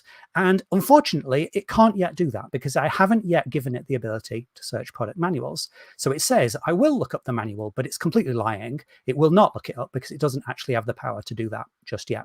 So let's go into our code and see how we can give it that ability. So where this works with semantic kernel is that you have this thing called a kernel. And this is where you can register all the different facilities that's available in your AI system. And one of the things you can register are callback functions. And this allows you to implement a pattern called retrieval augmented generation, or RAG. What that means is that during generation of a response, we retrieve some data, and then that can be used to produce the response. And the way that we retrieve data is with a callback function. Okay, so I'm going to register a callback function with semantic kernel, and I've already implemented that function down here. I've got this class called search manual plugin with a function that's decorated as a kernel function to make it available. And it takes a couple of parameters. It takes a search phrase, and it takes a product ID, so we know what product we're searching for. And the main important thing that we're doing is we're doing a search against the product manual. And you could implement that any way you want. You could use a traditional database full text search system, or you can use a vector database and semantic search, which is what I actually am doing here. I'm not going to talk about how that works on the inside. You can hopefully look at code and see examples of how to do that later. But the important bit is that after we've done that search, we return it back to the language model, and it will use that result to supply a response. And all this other stuff we're doing here is just to update the UI, to say that we're searching, and to display citations in the UI. Okay, so now I've done that. Well, I actually haven't changed my code yet, have I? So what I need to do is plug that into the kernel. So I'm going to go over here and say import plugin from object and give it a reference to the search manual function that I just had right there. Okay, so let's bring that back up and we'll see. When that comes back, we'll reload. And this time we should be able to ask it questions and it will go and look in the product manual and get actual practical useful information. So once again, I'm going to say, what does the manual say about this? And it goes and it searches in the manual. It's picked its search word of pin code pairing, and I've done something to break it. So let's try that one more time. Okay, so it's given us a nice response here, including the pin number 0000. And if we want to check that that's actually right, we can click on this citation link and it takes us into the actual product manual PDF and highlights the text so that we know that it's actually correct. So now we could say something like, write a reply saying that, and it will hopefully produce a reply to the customer. So that's pretty good. And in fact, I'm going to say no in German to the customer. Okay, because this customer speaks German, and it now produces a nice reply to this customer with the pin number in it, and it produces this button, users reply, so I can just fill out my name and get rid of this bug at the bottom there and hit send, and it's going to send that reply to the customer. All right, so you might be wondering, why does this button users reply appear sometimes but not always? Well, that takes us on to this next thing, classification, which is a general technique you can use in your application to trigger different behaviors based on what's going on in your application. And in this case, I did it in a very simple way using a language model. So what I did is in my code, after we finished streaming the response to the UI, I was sending a further message to the language model saying, hey, consider that answer you just gave us, decide whether it's suitable to send to the customer, like is it addressed to the customer, and give us a Boolean, true or false, about that. And then we parse that JSON response, and based on whether or not it is suitable for sending to the customer, we trigger a different behavior in the UI. So that's a simple way of doing classification using a language model, but it's not the only way. In fact, there may be cases for doing it without a large language model. Imagine you've got some kind of high-performance workflow system, and you want to use AI to classify what's going on, to trigger different behaviors, but you need it to be really fast and cheap, and you don't want to call to an external large language model service. Well, it turns out you can do it with a small language model as well. And I'm going to show you an example of doing that. And surprisingly, I'm not actually even going to do this with .NET. I'm going to do it with Python. And the main reason to do that is not because you need to use Python. You can, in fact, do this with .NET perfectly well, but to show you more about the experience of using Aspire to orchestrate across a multi-technology system. And in fact, a lot of people who do AI development will say, hey, you know what? Some AI developers like to do different bits of stuff in Python. And the point we're trying to make here is, great. Just because you use Aspire doesn't mean you can't use other technologies too. You can, of course, bring in a bit of Python if you want to do a bit of AI with that as well. So what I've got here is a project in my Visual Studio solution called Python Inference, and I've got a bit of Python code in there. Inside there, I've got something that starts up a fast API server. So that's a bit like minimal API, but for Python. And I've plugged in a couple of endpoints, one classifier and one embedder. And I'm going to use this classifier. This actually uses a library from Hugging Face, which is a website where you can get thousands and thousands of open source models.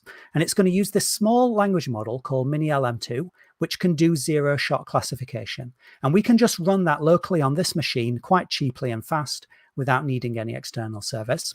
And this takes in some text and a set of candidate labels and decides which label is most applicable to the text. So to give you a practical example of that, let's say that my text is, this is a Python API, and the candidate labels are animals, programming, or music. If I do that, you'll see it classifies it instantly as programming. Whereas if I change it to, this is a Python, then it will classify that as animals. Or if I say, this is a song about Pythons, then it classifies that as music. And it doesn't need an external large language model to do that. And Aspire is perfectly able of starting up Python projects, just like Maddy and Glenn were showing you in the previous talk. And that's what I've done in this case. So now if I go into, let's say, the customer web UI, and I file a support request, we'll see how it gets classified automatically. So let's say I've got a support request for my foldy seat. And that's using semantic search, by the way, so I don't have to spell it properly. Can I fold this into a perfect cube? That's the sort of sensible support request that I think we can expect to get. So that is going to now go through that Python Hugging Face classifier, and you'll see it's been classified automatically as a question. Whereas if I do another support request and I say something like, I need to return stuff like that, and I submit that, then we come back over here and we see what we've got now. You can see that that one has been classified as returns. So this is another way we can do classification without a large language model that we can use to trigger different workflows. All right, so that's classification. Last thing we're going to talk about now is evaluation. And this is really where we become proper professionals. And we don't just take a guess about whether something works and just throw it into production. We're actually going to find out what the quality of our system is and have a systematic way of improving it over time by changing the prompts and the models or other things. And we can quantify how much we make things better. So how are we going to do that? Well, let's say we want to evaluate our AI assistant here. We want to evaluate the quality of the answers and the relevance of the answers that it gives. The way this is normally done is by having a set of test data. Okay, so all the test data that you've seen in this application so far has been generated using AI. I've got a project here called Data Generator that generates all that, and that generates the categories, products, customers. It generates the product manuals. It generates all the support threads, things like that. Just following a pattern that you can use for generating any sort of test data. But more interestingly, it generates a set of evaluation questions, which is a list of hundreds or thousands of different questions about the products. For example, product 35, what's included? And the answer is all that stuff. Or product 99, what kind of torque force does it work with? 15 Newton meters. And we can consider these facts to be the ground truth because these facts didn't come out of the product manuals. These are the facts we generate first, and then we feed them into the product manuals. So we can consider them to be the ground truth. And now we can use this to evaluate our system. What we're going to do here is I'm going to start this up, the entire end-to-end system in the background in this terminal over here. And then I'm going to go into, actually, you know what? Before I do that, let's just make a change to our system. So let's just kill all that. I want to show you what difference it makes to change your prompt in different ways. So I'm going to go into my assistant API here, and I'm going to start by doing a rather dramatic and, in fact, absurd thing, which is I'm going to remove some critical information. I've removed the product ID from the set of information that we're feeding into our assistant. And we're going to evaluate the quality of the system in this condition. And then we can try it with the product ID and see if we can observe an actual difference to the quality. So that's quite a dramatic and artificial thing to do. Right, so let's start up our evaluator project right now. You can imagine, if you like, that we've got a really beautiful UI for this, but you will have to use your imagination because we actually don't. All we've got is a console project right now, but just pretend that it was looking great, all right? I'm going to start this up. Okay, and what that's going to do is it's going to loop over all those eval questions and it's going to send them to the back-end system. And this is a true end-to-end evaluation. It's not just evaluating the prompt or the model or the vector database or the chunking or anything else like that. It's evaluating the entire thing working together and generating a quality score by asking these questions and comparing the answers to what we consider the ground truth and assessing them for both relevance and accuracy. And over time, it builds up an average score. So you can see initially, we've got this average of about 0.381, which is measured from 0 to 1. That's quite a low score. It'll fluctuate a little bit, but eventually stabilize. And I happen to know from experience that it'll stabilize at about 0.4 or just under 0.4 eventually in this particular condition.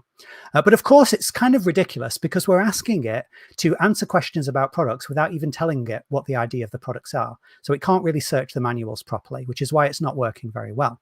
And it's only getting scores of about 0.4. So what I'm going to do now is I'm going to give it the information back about what the product IDs are and start the thing up again. And then I'm going to run the evaluation loop one more time, and we'll see whether or not we get better scores this time than we did before. So let's start that up again. And remember, we were getting scores of about 0.38 or 0.4 or something before. Is that started? Yes, it is. All right. And it's now asking the questions again, but this time we've improved the prompt, hopefully. And we'll see what kind of scores we get coming out of it this time. Well, we're getting, in fact, we initially get a perfect score of 1. All the answers initially are absolutely ideal. That's a little surprising. Eventually, it will stabilize as an average that's a bit lower than that. You can see we're getting 0.75 or so. And again, I know from experience that eventually this average will stabilize with this particular prompt at about 0.78 or 0.8 or something like that. So clearly it's a big improvement. But also it's a very artificial thing that I did by removing critical information, just to show you a big change to the score. Now, for a slightly more realistic example, earlier on when I was building this sample in the beginning, I noticed that the assistant was hallucinating quite a lot. So I would ask it a question, and instead of searching the product manual, it just made up an answer based on nothing, and that which wasn't very good. And it was scoring about 0.61 at that time. And I could see it wasn't searching the manual as much as it should. So I changed the prompt by adding this phrase: if this is a question about the product, I really, really want you to search the manual. That is important. And just by adding that one sentence, that caused the score to go up to 0.77, which is clearly a big improvement.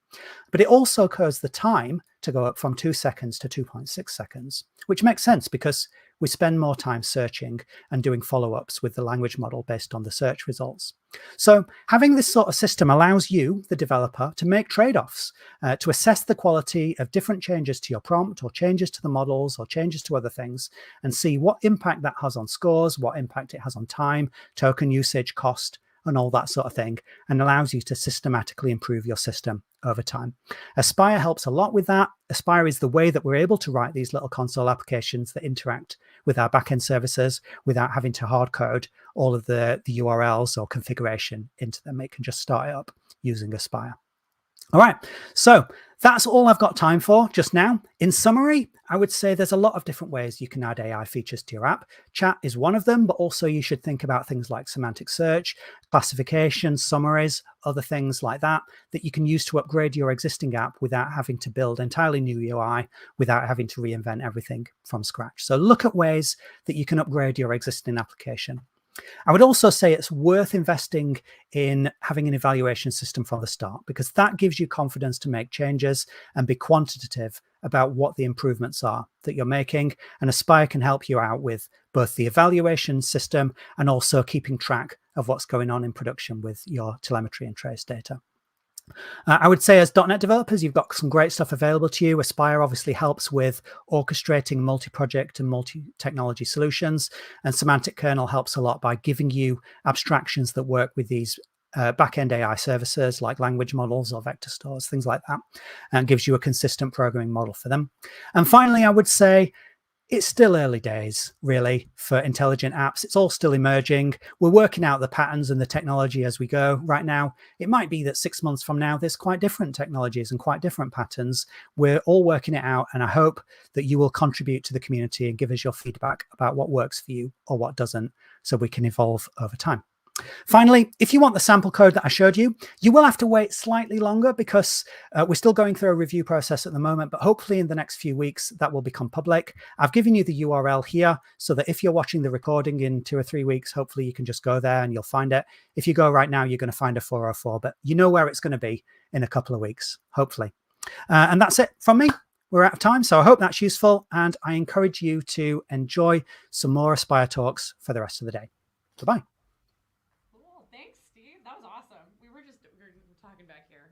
About how that's like one of the best AI demos we've seen in a while, especially in half an hour too. Like, I don't know. So we're gonna get right into the next thing though. Thanks.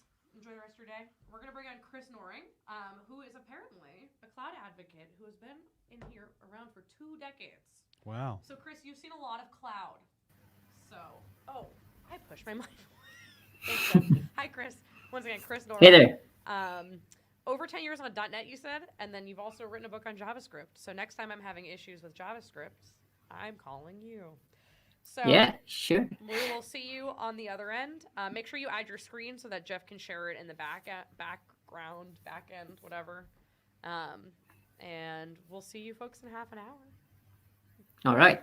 Thank you so much for that intro, folks. Yes, very excited to be here. My name is Chris Noring, work at Microsoft. As Maddy was saying, I've spent a lot of time with both .NET and JavaScript, and I, for one, is super excited about the fact that we can now mix and match various other runtimes with Aspire, because it's not just for .NET folks.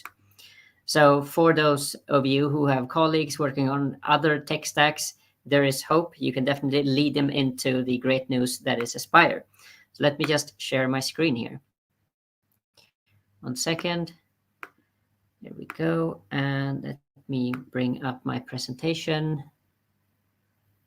Hopefully you all can see my screen by now. Right, so as I said, my name is Chris Noring. I'm here today to talk about Aspire with JavaScript. And I know many of you on the call are probably .NET developers and you're like, do I even need JavaScript now that I have Blazor? But I'm here to say that if you do have JavaScript, if you got a Node.js application or a front-end application, the good news is that you can mix and match. Now, I just wanted to do a call out here to this wonderful .NET Aspire Developer Day. Check out this collection here that I'm linking below. I'll also show this slide at the end of the presentation. But this is definitely a collection you want to check out with Learn modules and what have you to get you started on Aspire. This is the agenda for today. This is what I thought we'd go through. So first off, for those of you who have no idea what Aspire is, but you're here because you like .NET or JavaScript, let's talk about what is Aspire. And then, of course, I'll take you through your first Aspire project. So we all are on the same page in terms of understanding what the different core components are. And then I'll explain a little bit more about the wonderful thing that is the orchestration, the thing that makes Aspire work and make it into a fantastic developer experience. Now, then we'll talk about Aspire with front-end JavaScript, because you can definitely have your front-end project written in Angular or React or what have you, and you can mix that with anything .NET thanks to Aspire. Then we'll also show how easy it is to work with Node.js and Aspire. And for those of you who don't know what Node is, that is JavaScript on the back end. And lastly, of course, we'll show you some call to actions. So I know that you'll all be excited to try things on your own. So chapter 1, let's talk about Aspire. You have problems building cloud apps. I know you do, right? I mean, in a perfect world, we'll just scaffold the minimal API and we'll just push that to Azure. But we all know that the devil is in the detail. It's not easy to build distributed apps, right? I mean, there are so many different components. There's so many configurations. All of these configurations need to match because suddenly you're losing a cache or a connection to a database or app insight, whatever component that you're trying to use. Ideally, you want to go from a smooth experience in your local development to your production, but as we know, that's not so easy. Then you might have specific problems that only happens in production that you need to care about. One of those is resilience. What happens if your API goes down, or what happens if your network is a bit sketchy? So, and telemetry are things that you want. Health, you definitely want to have a look at your application to see how it's doing. Is it throwing warnings, errors, or is it just pinging you to say, Chris, everything is fantastic? And then, of course, once you enter the cloud, you need to care about service discovery, but you need to care about that even locally to make sure that all of those various components you have are able to find each other. And lastly, I know you all feel this pain. You've started probably a lot of different applications out there and you have to reinvent the wheel. You've written the same code over and over to do auth, to do caching, to interface with databases and so on. You don't want to have to do that, right? You want to make sure that there's one way of doing this. You want to leverage components. And for those of you who are lucky, you've already found your perfect NuGet packages who does a lot of the heavy lifting. But for the rest of you, check out what Aspire can do for you. This might be your life these days, right? I think containers are something that we've grown used to as developers because we realized that in the old days, we might have mocked APIs towards backend or towards some API that wasn't built yet. And that might even work, right? But what I'm saying is that there are many, many moving parts as part of your applications. And some of these moving parts are actually of the nature that it's just easier to spin up a Docker container to interact with that Docker container. And we have some great container support as part of Visual Studio Code as well as Visual Studio. So using Docker or using any kind of container technology these days are being made easier. But still, this what you're seeing on your right side is still your reality before Aspire. That you need to have some kind of configuration file that sets up a front end, that sets up a back end. You can just see all the things that we need to do, right? We need to define the working directory, the volumes, the ports, the commands to run, and so on and so forth. You also need to say in what order, what things am I dependent on? And you just see how this goes on and on and on. Sure, this configuration is maybe a one-off, right? But wouldn't it be better if you didn't have to write this? I mean, yes, we still maybe need to write a Docker file, right? But just imagine a minimum, a bare minimum, and we don't have to do all of this. Which brings us to Aspire, right? That's here to save you. So Aspire is here to improve your experience of building cloud native apps, and is also here to help you with the orchestration part of things, while also giving you reusable components. And of course, as always, talking about Microsoft, we're talking about first-class tooling. That means that you can expect that there are extensions, that there are templates to help you with your scaffolding, running your apps, and even debugging your apps. There are some key features that I wanted to talk about. So for those of you who already know Aspire, yes, don't worry, I'll get to you as well. But for those who are complete beginners wondering what Aspire can do for me, it's about getting that service discovery, getting that telemetry, hardening your apps by adding resilience, and of course, understanding how your apps are doing through various health checks. Now, you might wonder, okay, Chris, I might have some local app that I'm running. Do I really need Aspire? Well, I mean, if you're trying to take your app to production at some point, you're probably deploying in some kind of cloud, and you want to be able to observe your app. You want to make sure that it's ready for production. Aspire does a lot of the heavy lifting, so why not try it?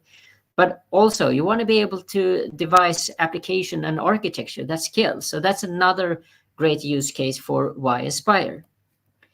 Now, orchestration, right? That's a fancy word. We kind of wonder what that means. Are we talking Kubernetes and things like that? Well, what I'm trying to say is that think about your local development experience today, right? If you're already bought into the concept of containers, as I said, you still know that you're writing a lot of configuration, and maybe you shouldn't have to write all of that. And also think about other things that you're about to do. If you can eliminate the need for a lot of low implementation details. And also think about setups. Wouldn't it be nice if you always had the same kind of project setup, so you can go from one Aspire project to another, and you would know it looks the same, you know exactly where to tinker and do configurations and so on. So it's all about getting that sense of everything looks the same. So if we look at this specifically, what this means in the term of Aspire, well, here on your right side, if you look at this code, you see that we are trying to orchestrate things. So what we're doing is first we're creating a builder, and then we're adding Redis as a cache. There are many different caches. Redis is a popular option. And then you're telling a project that you're now adding this cache as a reference. Now imagine that this is all you do. All the other configuration, how this front end is finding the cache, how it initializes the cache and everything else, all of that is done for you. So all you need to focus on is the fact that you have an app, it needs a component, that component is some kind of cache. So this is a lot of hours that we're giving back to you, because you no longer need to care about creating environment variables and assigning those, but you can assume that they exist. But don't worry, I'll show you as part of this presentation exactly how that works, so you don't have to wonder. Now, there are a few things when it comes to Aspire that you need to know. These are like the basic core concepts that is going to be there over and over again. So app host is your central concept. This is where all the orchestration happens. That means this is where you let Aspire know these are the components, the app components that my system consists of. And in service defaults, you kind of enable all the capabilities that you want your Aspire project to have. And then, of course, you have some kind of starter project. What that starter project is entirely up to you, and you will see that shortly. But if you can remember app host, service default, and some kind of starter project, you are well on your way to understanding how to leverage Aspire. Now, let's just go through a simple example. If you've never seen Aspire before, this is where you need to perk up your ears a little bit so you understand what you need to do. Of course, there are some installation requirements when it comes to Aspire. So what does that mean? Well, you need .NET 8, and then you need to install something called the .NET Aspire workload, which is something that you can install either through the Visual Studio installer, or you could install that through the executable in your terminal. But check out this link here at the bottom right of this presentation, Aspire Get Started. This is a great guide for telling you how to get started and install all those things. You also need some kind of container runtime, because what Aspire ends up doing under the hood is firing up a lot of containers and make sure that those containers can talk to each other. And then lastly, we are here to provide you with some great tools. So choose your favorite IDE, Visual Studio or Visual Studio Code. And if you use Visual Studio Code, make sure that you also install the C# Dev Kit extension for the best possible experience. Once you've cleared all this, you are good to go. Right, so how do I actually end up scaffolding a project? Well, here you have two options. Either use your IDE, go in there and scaffold it from a menu just like this. In this case, I'm showing you Visual Studio Code, but I believe you can do the exact same thing in Visual Studio. Or you can do what I'm about to show you in a demo, to scaffold via the terminal. That's also a perfectly valid option. Now, it could be good to know what you're getting with this first starter template. So as I said before, go into Aspire Get Started if you want to follow along with what I'm doing right now. So what is good to know is with the starter template, what you're getting is an app host project, a service default project, and you're getting an API, I believe, and the front end. And once you kick that off, you will see something like this. You will see a weather app. We've seen this many times as .NET developers, but just knowing that it already contains a few things that you can keep building on, keep extending. This is the solution structure. What you're seeing here is the API service. This is a minimal API service, the app host, the orchestrator, the service default, the one with all the enabled features found in the extension CS file. Then you have the web project. As you can see, there's a lot of Razor templates in there. So that will consume an API and render out the response from the API. So that's essentially what you're getting. And what's good to know about the service default project is that it has already added a lot of capabilities for you in the form of NuGet packages. So it's added a library called HTTP Resilience. A lot of interesting stuff is going on in there, like retries and circuit breakers, I believe. All of those things that you need to have once you deploy to the cloud to make sure that you have a resilient API. And there's also a lot of things here about OpenTelemetry, and I believe that there's a talk later today, so you will learn definitely a lot more about telemetry. So I'm going to hold off a little bit to talk about the telemetry, but I will show some of that through your dashboard that you're also getting. This is a one-off. First time you do any kind of web development, you need to have one of these developer certs, but lucky for us, we're just running this once, and this is so our HTTPS address will work once we kick off the project. And once you kick it off, and you might want to know how, because once you've scaffolded this template, you will have an app host project. Once you do .NET Run on that, this will run and you will be shown this dashboard. And what you're seeing here in this dashboard are 3 different resources. And I think if you checked out Steve's talk before me, you saw that he has quite a few different resources. So he's been at it for a while. But this is, if you're just starting fresh, this is what you're looking at. So you're getting a cache, you're getting an API service, and a web front end. So yeah, this dashboard is your best friend because it also shows you how to find all these various components. There's also a column there called endpoints. So here you can see exactly where they're running. If you want to know more, if you want to see the output from each and every one of these projects. Now, if you look at this dashboard in detail, it's quite an impressive dashboard because it has a lot of things in it. It has everything from the console to your resources to different traces that we're looking at here. So you can see exactly how long a request took to various other metrics that could be super useful for you as you develop your project. So the dashboard is great. It's a very nice visual appearance, but also a lot of great information that's worth diving into. Now, you can also go into detail and definitely check out various metrics. So you can see exactly what's going on, how long time it's spending to do each and every little thing. So for those of you who likes data, wants to dive in, definitely check out the dashboard that you get with Aspire. Now, we've come to my first demo out of 3, I think, as part of this presentation. So I just wanted to show you from the very beginning what it looks like to create and scaffold that first Aspire project of yours. Now, at this point, I've already done the needed installs with .NET 8 and the workload for Aspire and everything else. So I'm in the terminal. But as I said before, you can definitely also do this from your IDE as well. So kicking this off, I'm about to, well, first, let me place myself in the in a correct directory. So I'm just going to create a directory where my Aspire project can live.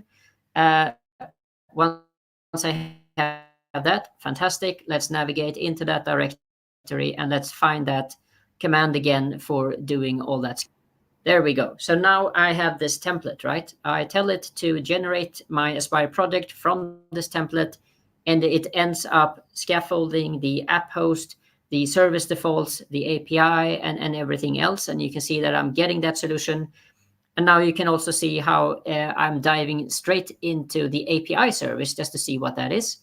And I can see that this produces some kind of weather forecast. Okay, great. And now I'm going into the app host. And here you can see how I'm on line 3. I am saying, here's an API service.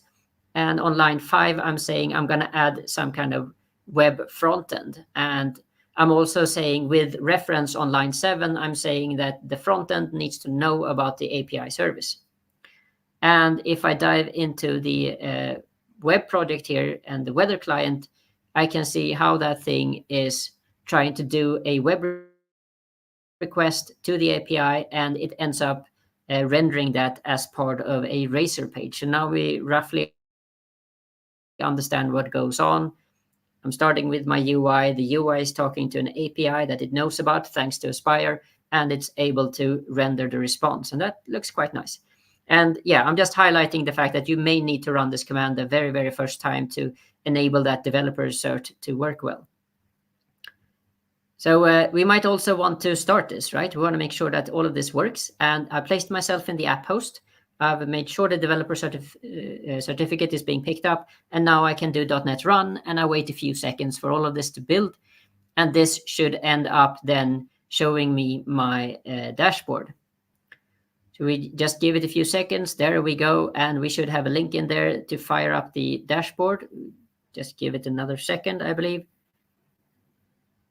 There it is. Log into the dashboard, right? So we click that link, make sure that we end up in a browser. And now you can see the two resources that's running. One is the API service. The other one is the web front end. And from the endpoints column, I can just fire this up and I can see what that looks like. And now I see the weather view that it's rendering all the data. And here I can see the backend that is producing JSON. So now we've gone from no project at all to scaffolding a project to building and running this project. And now we're looking into the metrics. And there are so many things here that you could look through, and you can definitely adjust and see 5 minutes back, 10 minutes back, 15 minutes back. So, and you can inspect various requests as they happen and just dive in there, learn more about various details. And yeah, as I said, your dashboard is your best friend in the Aspire project. Definitely go in there, see all the different requests, all the different traces, and everything else. So take your time. If you've never seen Aspire before, take your time, go in there, click through all the different things, see what kind of information they give you, because this is great for troubleshooting if something goes wrong, and just select different metrics for different type of resources. And here you see exactly what goes on. You can see all the different web requests to weather forecast, and so on. And yeah, so it's quite detailed. I believe also it could be interesting to have a look at the console view. This is a great area if something doesn't work. So especially if it says there's an error, you can definitely pick up on that. So I go to the console actually to troubleshoot if one of my resources isn't starting for whatever reason. But yeah, now we come to chapter 3, because we already understand what Aspire is and how I don't want to write all that Docker Compose code. I understand how I can scaffold a new Aspire app and even run it. And I see that the dashboard is my best friend. So how does all of this actually work? Well, think about it this way. Now we're looking in the same project. We're looking in the central app host project. There are 2 different files I wanted to put your attention to. One of them is the program CS. This is where you wrote your orchestration code. So if you're looking on the left side here, you see how we add a Redis cache, but we're also adding a product API. And we're saying as part of my product API, I want to have a reference to cache. Okay, that's great. But what does that mean under the hood? Well, it actually we can actually produce a so-called manifest file, Aspire manifest JSON, and this will do a lot of magic for us. So if you look at the bottom left here, you see the .NET command for actually publishing said manifest. So we're saying that we want the publisher, we're saying that we want it to be called a certain thing, and what ends up happening is that I get a long JSON file. So now on the right side, I'm just showing you part of that JSON because it's quite lengthy. But one of the things it does is to definitely define my cache resource. And you can see how the name I added on the left side in the code matches whatever is being created in the JSON. And you can see how it ends up building the connection string. So you see now that the connection string consists of the host and the port, and together that forms a connection string that's able to connect to the Redis cache. But what else? In the same file, as I said, this file is very long, but in the same file, it will also produce this project API, but it will also now automatically refer to this connection string in the cache because I called with reference. And this is the beauty of Aspire, right? The fact that I don't have to write any of that configuration. And it's also creating the environment variables for me so that once I go into my API, I know exactly which environment variable should be present for me so that I can make that connection towards my cache and or towards whatever other component that I'm using. If you want to know more about how this Aspire manifest thing works, have a look at the bottom right here because I'm dropping a short link, Aspire-manifest, so you know exactly how to work and generate these manifests. Great. So what we want to do here at this point is to try to update the manifest so you can see exactly how that would work for you. I'm actually going to show you this live. So I'm going to go out of my PowerPoint presentation and bring up my IDE instead. So let's just do that shortly here. So here you're seeing a application in Visual Studio Code. So you see something called Aspire with Node here. And let me just show you how we have app host. We have a .NET API, service default, Node API, and Node frontend. So we have quite a few different things in here, but let's see what we have defined. So we've defined a cache 2. I actually added this one. The weather API, this was here before, but this is what I'm about to add, a product API. And here's also a frontend that's been added since before. So what's interesting about all of this is that if I open up the app host, there's already a manifest file in place. Let's see if I can find that. There we go. Here we have our Aspire manifest file. And as I showed you on the PowerPoint slide, there is a cache entity. It's there, cache 2, because I've run this before. There's a weather API and a front end, but there's no sign of my API because I haven't actually told it to regenerate the manifest file yet. So you might be wondering about this product API also, and I can tell you that this is my own doing. And what I did to add a Node API in JavaScript is that I added a app.js file who only has the capability to return products or a cached products from Redis if it actually has that connection. And it has a Docker file, and I just wanted to show you that. It is ridiculously short. All it does is install dependencies and then run the command to fire it up. So you see how little Docker configuration that I'm actually running.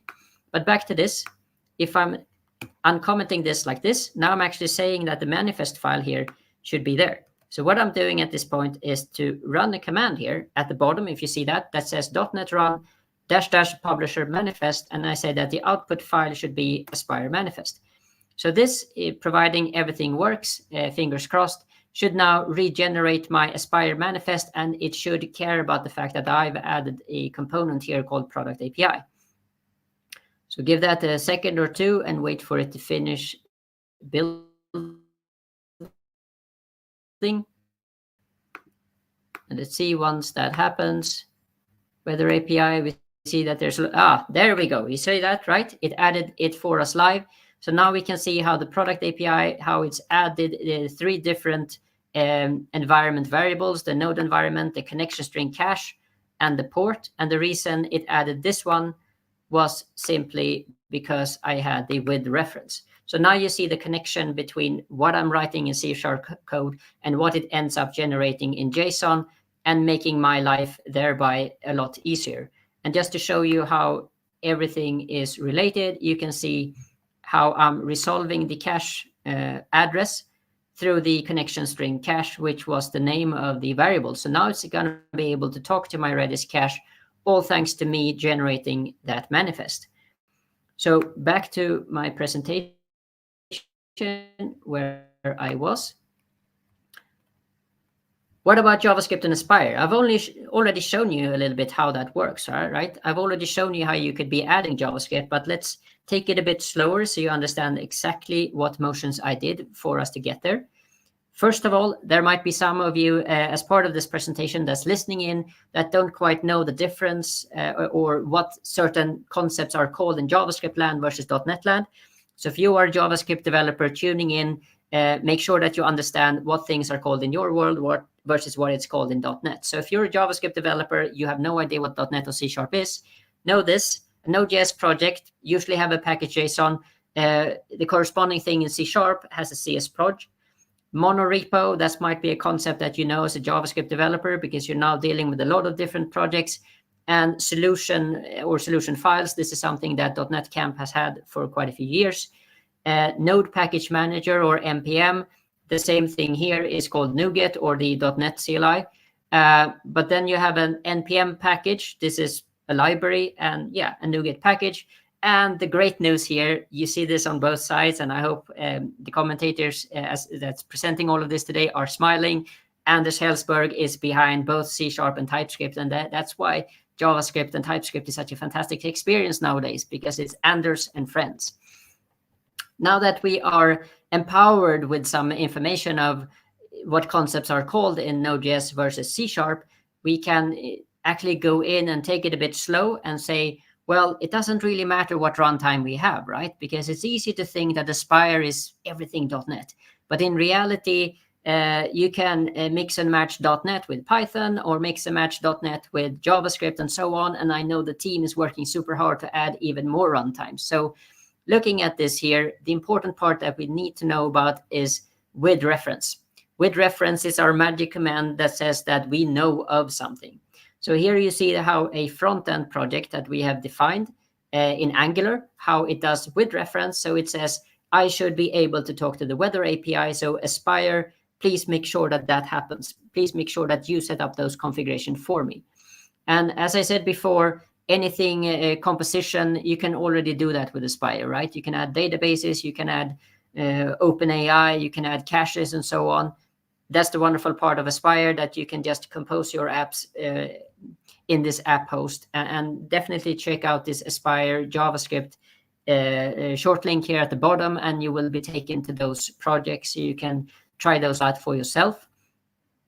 But what happens with these front-end projects? How come they work? Well, I've already shown you the thing with the manifest file and how that is able to generate environment variables for your project as soon as you use with reference. But here on your right side, you see an Angular project trying to talk to a backend towards API/weather forecast. How this works is that there in this front-end project, there is a proxy conf.js file. And in this proxy file, it's defining two different environment variables called services weather API, HTTPS, or the other one is called HTTP. Thanks to this proxy and thanks to Aspire and its manifest file, it will be able to resolve this into an API. So now our front end in Angular knows to call this backend, which is a .NET backend, and it's able to get those responses back. And we have focused most of our time within Aspire and just composing our project, and we haven't written any of this configuration. So chapter 4.1, right? I'm not moving up the chapter from 4 to 5, but rather 4.1, because we're still talking about JavaScript, but this time around Node.js. So with Node.js, same story there as with Angular. We're still adding Node projects or JavaScript projects with add npm app. We still need to give it a name, like with any resource in Aspire, but this time around we point out a directory, and we are using the with reference both for our API, for our cache, and for any other dependency that we want our instance to know about. So with reference, and we can just compose and provide whatever, and we know that that manifest file has our back, and Aspire has our back, and is able to create all those environment variables, so our various components are able to find each other. So inside of our Node.js app now, we have the cache address and we have the API server. And remember how with reference, with weather API and cache has created something in the manifest file. So we go into that manifest file, we find out the names, which are connection string cache, and the other one is called something weather API. And once we define this, assign these to a variable cache address and a variable called API server, we are now able to run code like this as part of the request handling procedure, where we first talk to Redis cache and see, do I have a weather forecast? If I don't have it, then I end up calling my .NET backend from my my Node.js application, and I get a JSON back, and I'm able to respond with that JSON back to the end user. So how does it work then to run your JavaScript project? Well, here we have the cache, we have the front end, we got the weather API. So now I'm actually about to run the Aspire with Node, and you can see how all of that will work for you. And I've shown you that. I hate to interrupt you. I'm so sorry. This in the previous demo a little bit, but this is a slightly different feel towards it. But what we want to do with any, so that dashboard is available for us. And this is just kicking off from one's weather API in .NET. And now we are excited and intrigued and see if we can actually go towards the dashboard. But this is just a quick reminder that we are adding an API to it. Yeah? Sorry to interrupt you. I hear you. My mic is also working now. We are at time, and we got to switch over to Luce now. So I hate to cut you off. This was very cool. I'm glad you showed more JavaScript. And no worries. Should I just definitely post links and everything, and we'll share them. Jeff has also added a bunch of chat things in the comments of the YouTube video. I'm trying to talk as close to this as I can. I know that this is really low. Sorry. So yeah, thank you so much. Definitely everyone follow Chris. He can do a pre-record at some point too. We can do a YouTube, whatever. So nice to see you. I'm gonna switch over to Glenn's mic.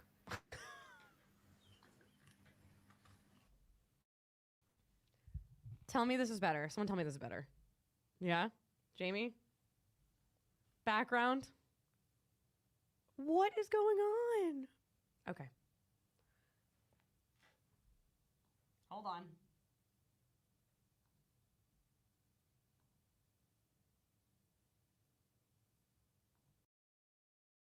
My computer mic. Hopefully this works. And we'll figure this out in the interim. Luce, we are going to pull you on. My very good friend Luce Carter, who's amazing. Wow. Okay, it is working because I think you can hear me, so this is great. I hope it works. We'll talk about MongoDB and using that with Aspire, and I know we ran a little bit over, Luce, so feel free to go a few minutes over, and we'll try and slowly get back to the schedule. And so, all right, we'll see you in half an hour. Thanks.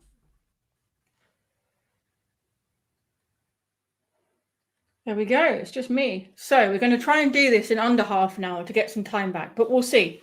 But either way, hey everyone. So welcome to this talk on MongoDB and .NET Aspire, where we'll hopefully answer the question, can you use MongoDB with .NET Aspire? Spoiler alert, the answer is yes. I'm Luce Carter, a developer advocate at MongoDB, but I just love sharing things with you, so hopefully this will go as well as the sunny weather outside.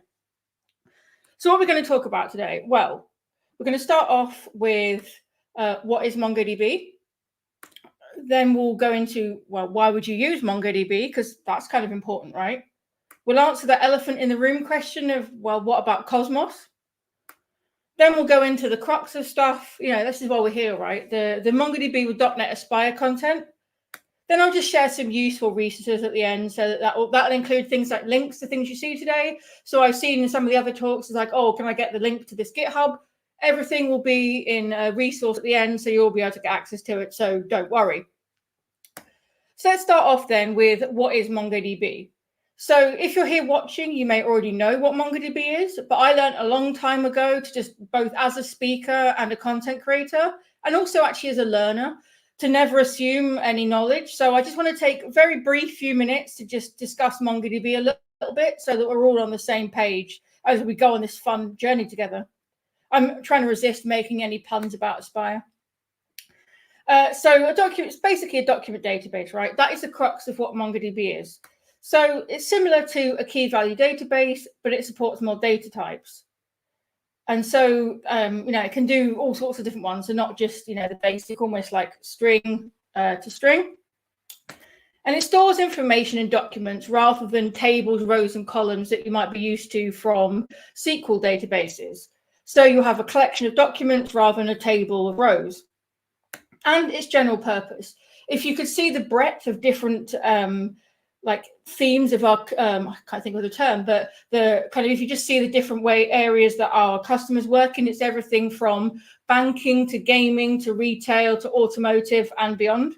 So it's really just helpful and general purpose. You can use it for all sorts of things.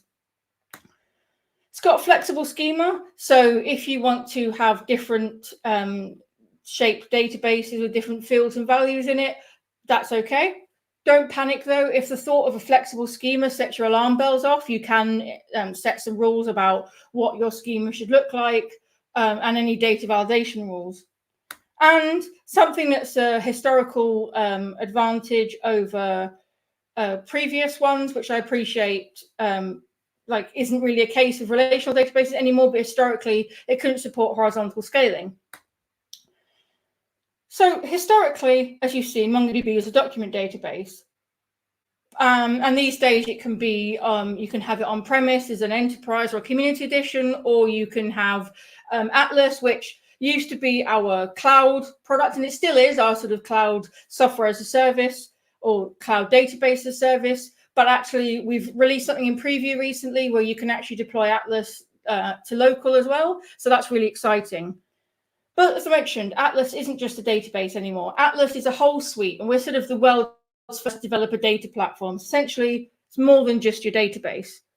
So we have the Atlas Device SDK. So if you're used to things like mobile, I know I am. I'm a MAUI person through and through. Atlas Device SDKs, you might have heard the term Realm. This is the, these days, Realm is what we refer to as the local database on the device. So if you've got devices that might go on and offline, having Atlas Device SDKs with that Realm local database just means it won't go offline, and it will handle all the syncing between Atlas and your local database for you. Then we've got Charts, which is our visualization product. So you can just point charts at one of your data sources and collections, and it will automatically give you a bunch of charts that you can create. You can then drop in your fields into the different slots that you want and build up those charts. So it's a really easy way to visualize your data without needing to implement any kind of complex third-party graphing. Maddy, if you're watching, me and your fantasy football league dashboard need to talk. And then we've got analytics. So for those of you that work in enterprise, for example, and care about things like analytics, if you use something like Power BI, we have connectors for that. So you can keep an eye on your analytics as well. And then search. So we have two types of search products. So we've got Atlas Text Search and Atlas Vector Search. So Atlas Text Search is our full text search product built on top of Apache Lucene's full text search engine. But obviously, as you'd imagine, it's been optimized to use MongoDB, and so it will work to keep it as simple as possible. You just, specify the search index, and it will then be able to search that within your data. And then we have Atlas Vector Search. So this has obviously become quite prominent as Gen AI and machine learning and everything have become more and more well-known and used. Vector search, kind of MongoDB's place in that is twofold. So we can act as both your vector database and your vector search. So you can store your embeddings, so the vector representations of your data, so numbers in three-dimensional space. You can store those embeddings in your collection, in your document, alongside the data it represents. But then you can, create a vector search index, tell it about that embeddings field, and then use it in the search. So you pass it a bunch of vectors to represent what you're searching for. Vector search will then use the embeddings field in your database to do the comparisons to then find the sort of closest meanings in space, and that's vector search. I could spend ages talking about these, but we're here to talk about Aspire, right? But before we start getting into any code stuff, I just want to briefly talk about why MongoDB. You've heard about what it is, but why? Well, basically summarize it as MongoDB and document databases make life easier. There's high availability.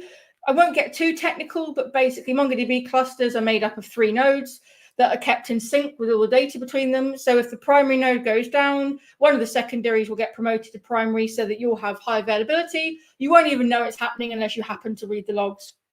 So it's got high availability. It's also highly flexible, as we touched on before. Documents within a collection could have a different size and shape between them. So this supports flexibility as your application development evolves and your needs change. But as I mentioned earlier, don't panic. You can implement schemas and validations should you wish. Just like with SQL databases, it's scalable vertically. So if the server needs more hardware to perform because you're doing a great job, whatever, it can do that. But it can also scale horizontally. As I mentioned before, horizontal scaling was less common previously in relational databases. So horizontal scaling is one of the big benefits of MongoDB and NoSQL databases. MongoDB does this with something called sharding. So you basically break your data up into groups, a bit like aisles or sections in a library, and you pick how you break it up based on a shard key. And then when you're searching for something, for example, in reads, if you've got millions of documents, it will know from the shard key exactly which server to visit in your shards to find what it wants. So rather than reading through a million documents, it just knows exactly where to go, which just helps time instead of searching all of them.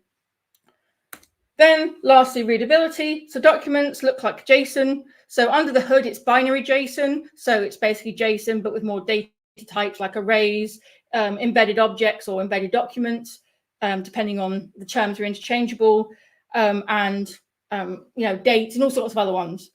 But they look like JSON documents. So those of us that are used to the C family of languages like C#, Python, Java, etc., this will automatically be quite readable, which just is great. And you can just summarize this really as build better apps faster.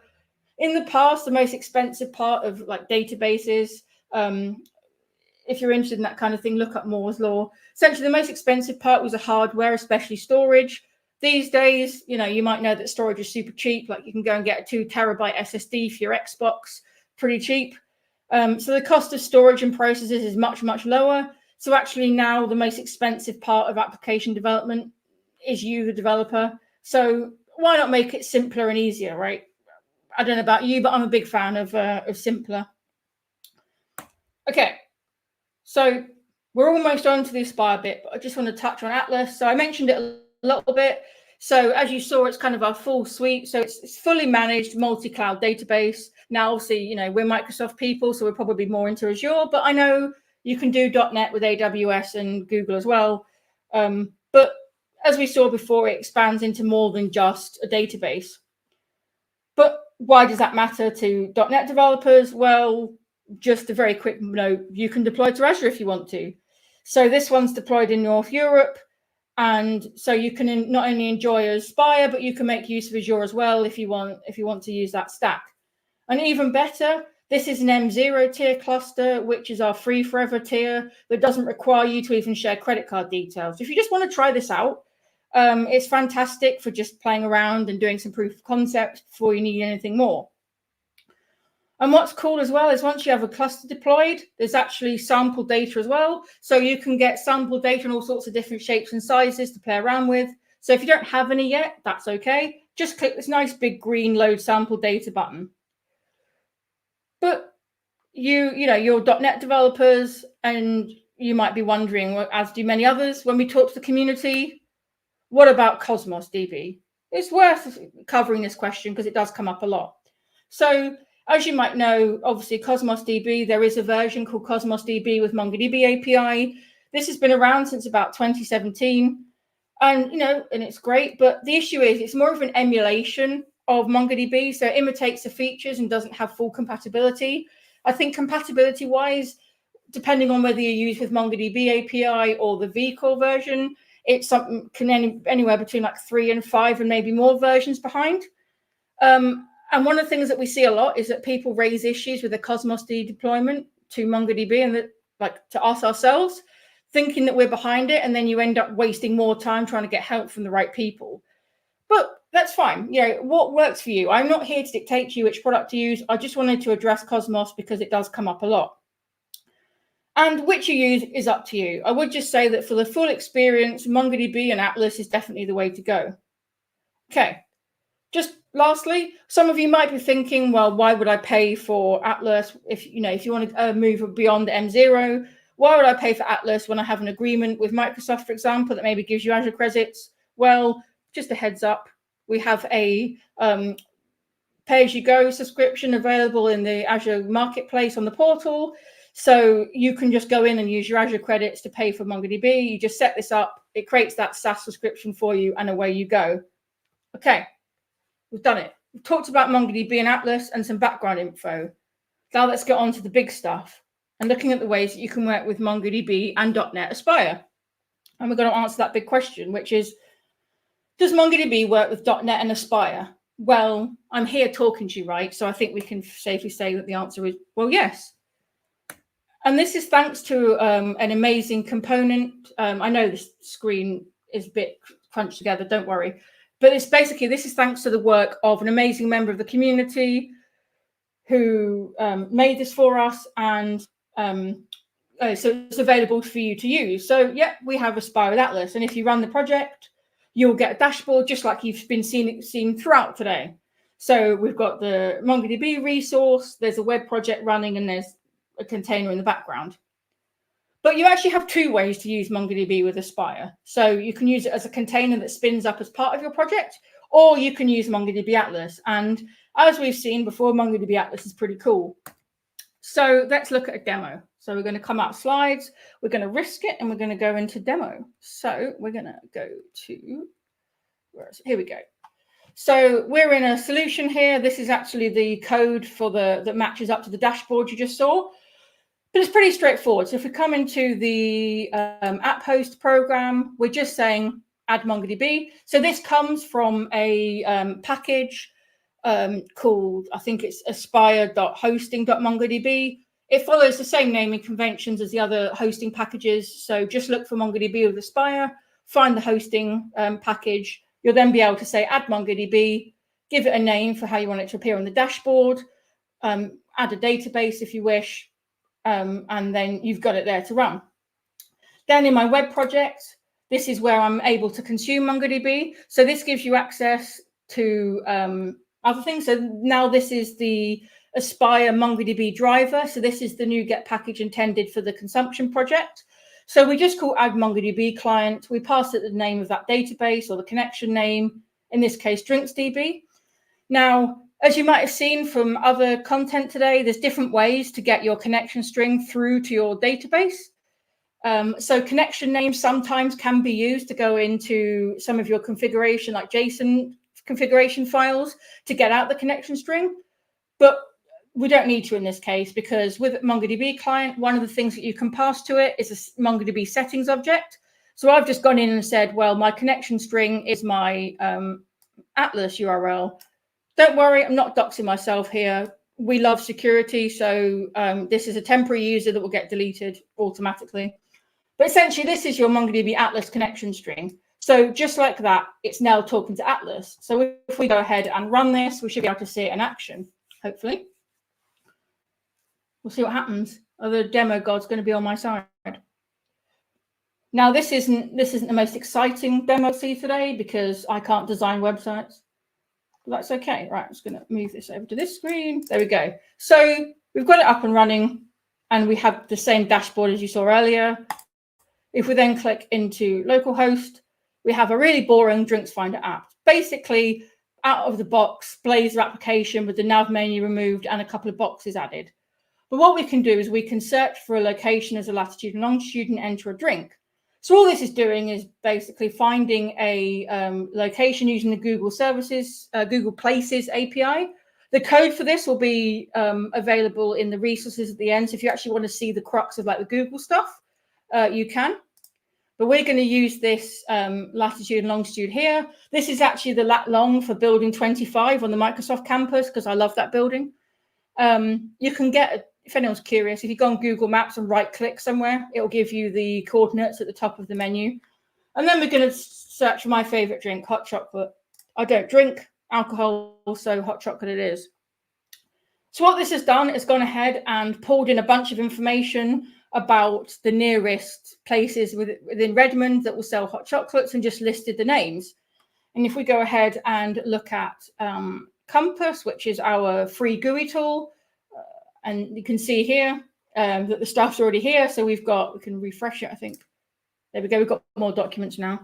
But yes, essentially the Google Places API has given us loads of stuff. And because we pointed it to Atlas, inside the services code, we were able to access the MongoDB driver thanks to that Aspire client. So we can just say, hey, shove this information into Atlas. Now we have all this stuff here, like the name, the address, geometry. And geometry is interesting because it's got location and it's got latitude and longitude. Now, we've already seen this. You might be thinking, yeah, okay.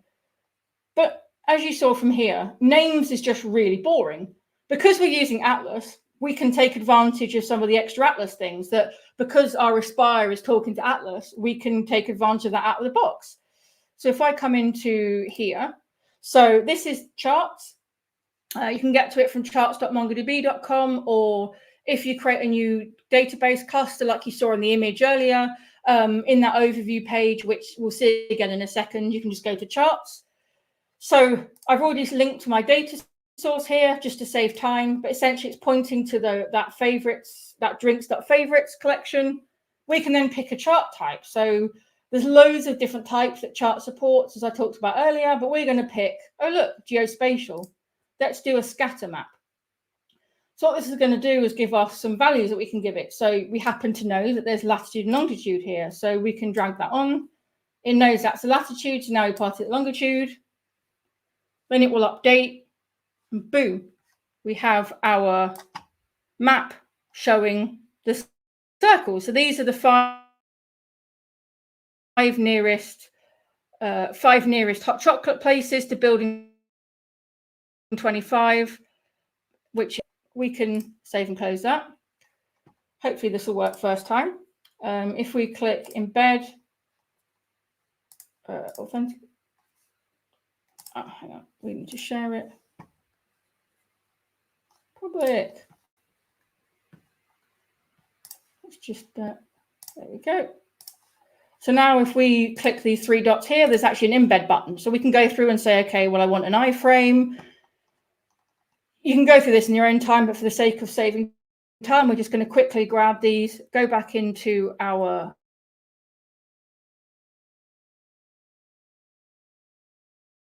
actually just shove the iframe into our application in home.razor. So we can just say, well, I don't want to list the places as a name anymore. What I want to do is comment this out. Ooh. There we go. Let's not delete it. Let's just comment it out. Then just add that iframe. I should go up here. Nope. Pop in the iframe. So if we run that now, oh, what have I done? I'm breaking things now. There we go. Right. So if we run this, hopefully it will just work. This is live mode though, right? So anything can happen.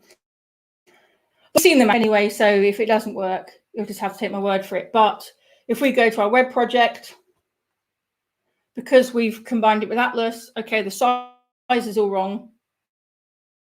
Okay, it's not working because we're live, but you saw the map is there, and I can show you, I can put a picture in the gist for the useful resources later to show you the map working. But essentially, yes, if you want to, you can take advantage of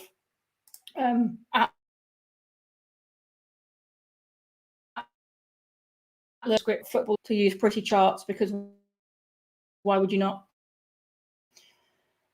So that's pretty straightforward stuff. As I said, if you want to go through the actual code, I'll share a link later on. Okay, so let's go back to slides. Let's see what it does. There we go. Nope. Thinking about it. There we go. Okay. So that was MongoDB and pointing to Atlas. So that answers the first question. Yeah, you can use Atlas. Next question. What about Entity Framework? So if you're not aware, at the start of May, we released a new Entity Framework core provider that you can use. Now, at the moment, the Entity Framework provider doesn't support Atlas, but that's okay because we can run it locally and it'll work that way. So we've seen how to enjoy the goodness of Atlas, but actually you can also enjoy it locally. So this might look familiar to Jeff if he's watching. So this is his big bad blog.post service solution, which I'll link to his tutorial at the end. It's great. But essentially, this is using a local MongoDB deployment. You can go in, so Mongo Express is something that you can add on. So if we go back to the code a second, into his code, we can go into the program.here and just say with Mongo Express. So we'll be able to, in the dashboard, go into it and poke around. With data volume, we'll persist things between it and then again add database. And then this is using, go into this too much just for the sake of time, but I've given talks on this before and I've got tutorials on Entity Framework with MongoDB. So if you are curious, there's resources I can share at the end. But essentially, it's using a DB context like you'd expect. The Aspire hookup gives it access to our Mongo database. Then it uses it as our post in our context, and then it will just act as you'd expect. So super cool. You have either Atlas or Entity Framework as a choice. We are working on Entity Framework support for Atlas eventually. It's just, you think about it, it's quite a new product. Only 7 months ago the Entity Framework provider didn't even exist. So we're doing pretty good.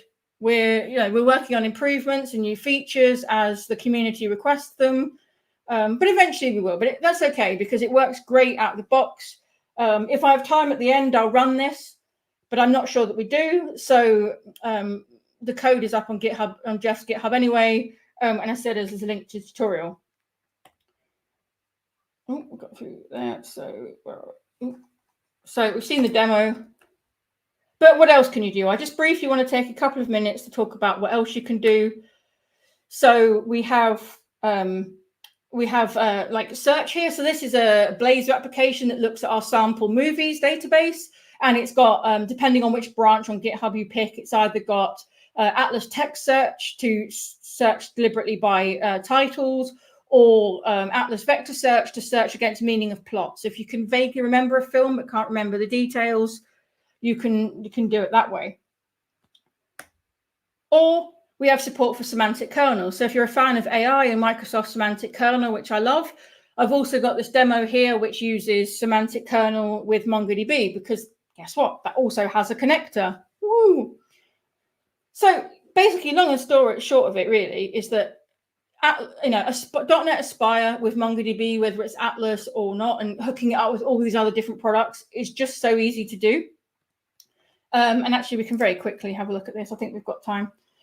So all it does is you just go in and say, I want to watch something about, I think it's music. It will then go ahead and get you some results, the top 3 results based on a relevancy score.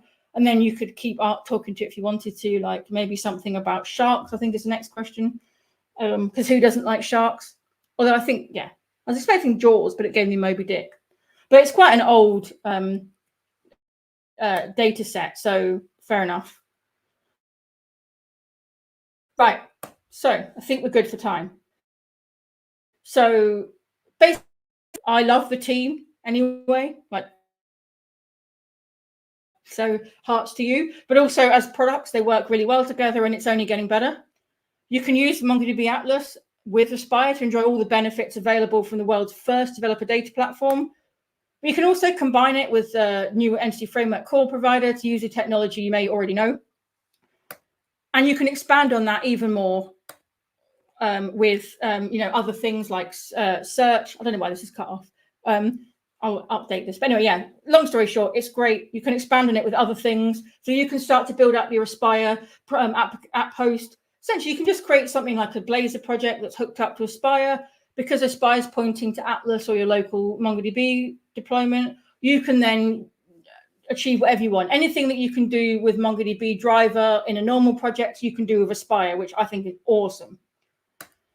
As I mentioned, useful resources. So I will show a QR code in a second with a short link to remember, but it will take you to this gist page on GitHub where you've got all sorts of things. So you've got the code for this, you've got the code for Jeff's tutorial, the slides today. So if you want to go back and see anything, you can.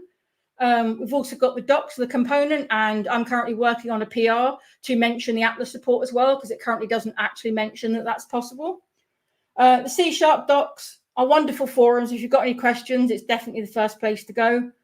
Then we have Dev Center, which is our developer hub. So we have C# content all the time. And in fact, something on semantic kernel should be coming out in the next week or so. Then after that, we'll have stuff on Aspire, because we have a demo now, right?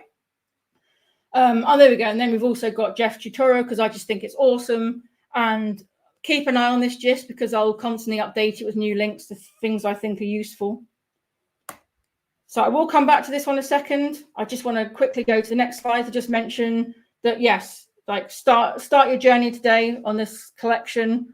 And, you know, there is a survey. I don't think this is in my slides, no, but fill out the survey, say nice things, and visit this link. Thank you.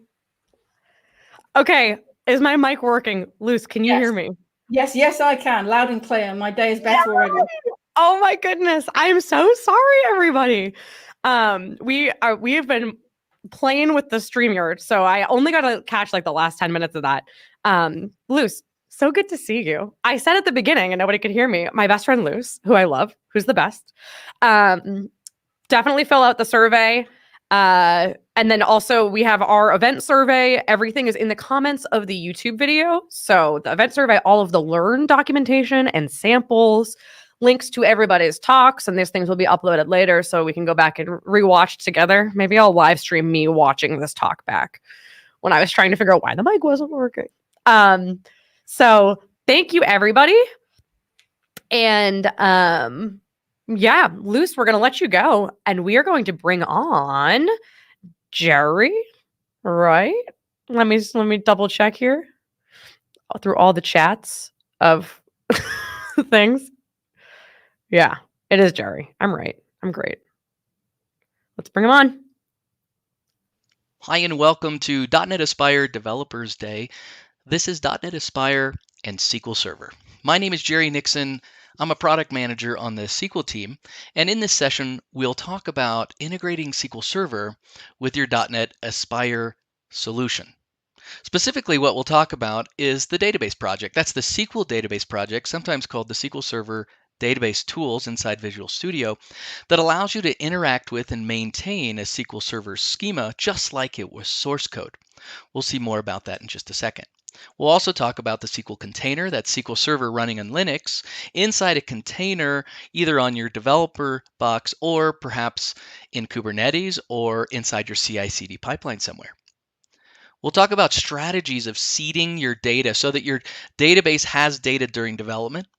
Also, we'll talk about data persistence across debug sessions, and we'll introduce the Data API Builder. That will give us a Data API, both REST and GraphQL endpoints over our SQL Server. Finally, we'll introduce a simple client just to wire it all together so that you can see how everything works. Now, you know about SQL Server, but let me take a second just to talk to you about Azure SQL Database. That's SQL Server in the cloud. With over 250,000 active customers, that gives us more than 10 million active databases.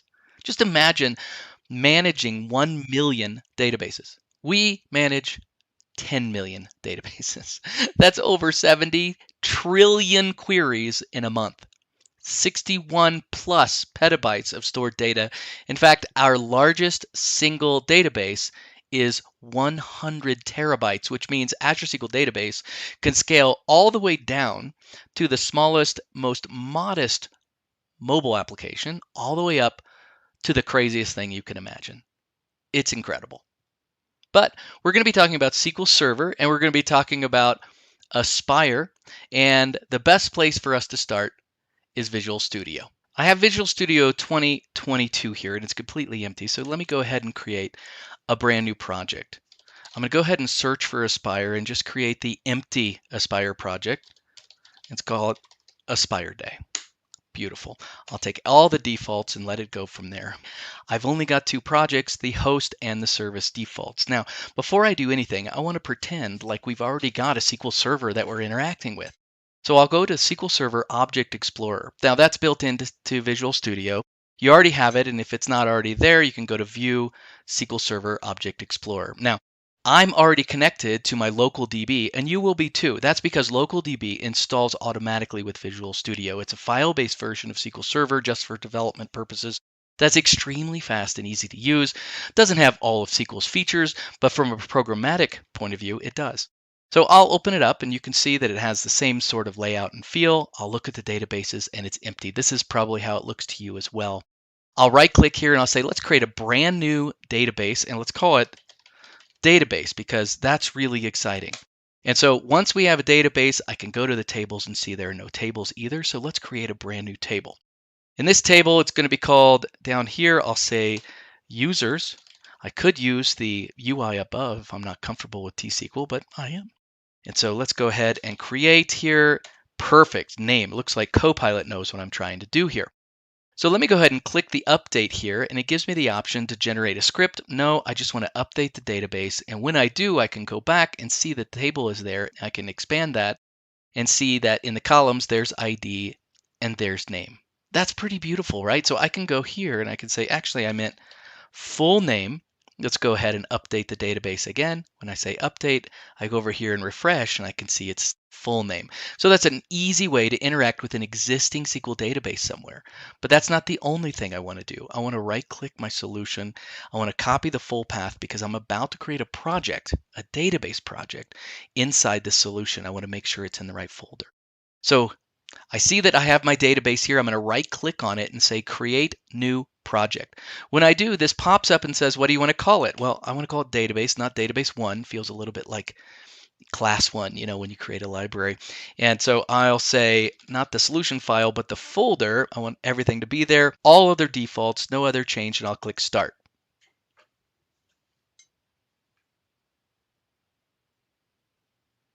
Once it's done, I'll go ahead and click Finish and then go back over to my Solution Explorer and see, lo and behold, there's a third project. This is the database project. And you can see I have a folder here for DBO that represents the default schema. And in it, I have a tables folder. And here is a SQL file, just a text file really, that looks exactly or almost exactly, I will say functionally exactly like the file that I used when I created my database table users. But let's say I want to make a change here. I want to change this to see, not full name, but first name, and let's do last name. That's a much better structure for me. So now I can right-click on my database and I can say Publish, and this is the way I can push back to my database. Inside this dialog, I can go over and browse to my local, and I can drop down my database choice to Database. That's the only one that I created there, and click OK. Before I click Publish, though, I'm going to go over here and create a profile so I don't have to do this again later. So let me go ahead and click Publish now that I've done that.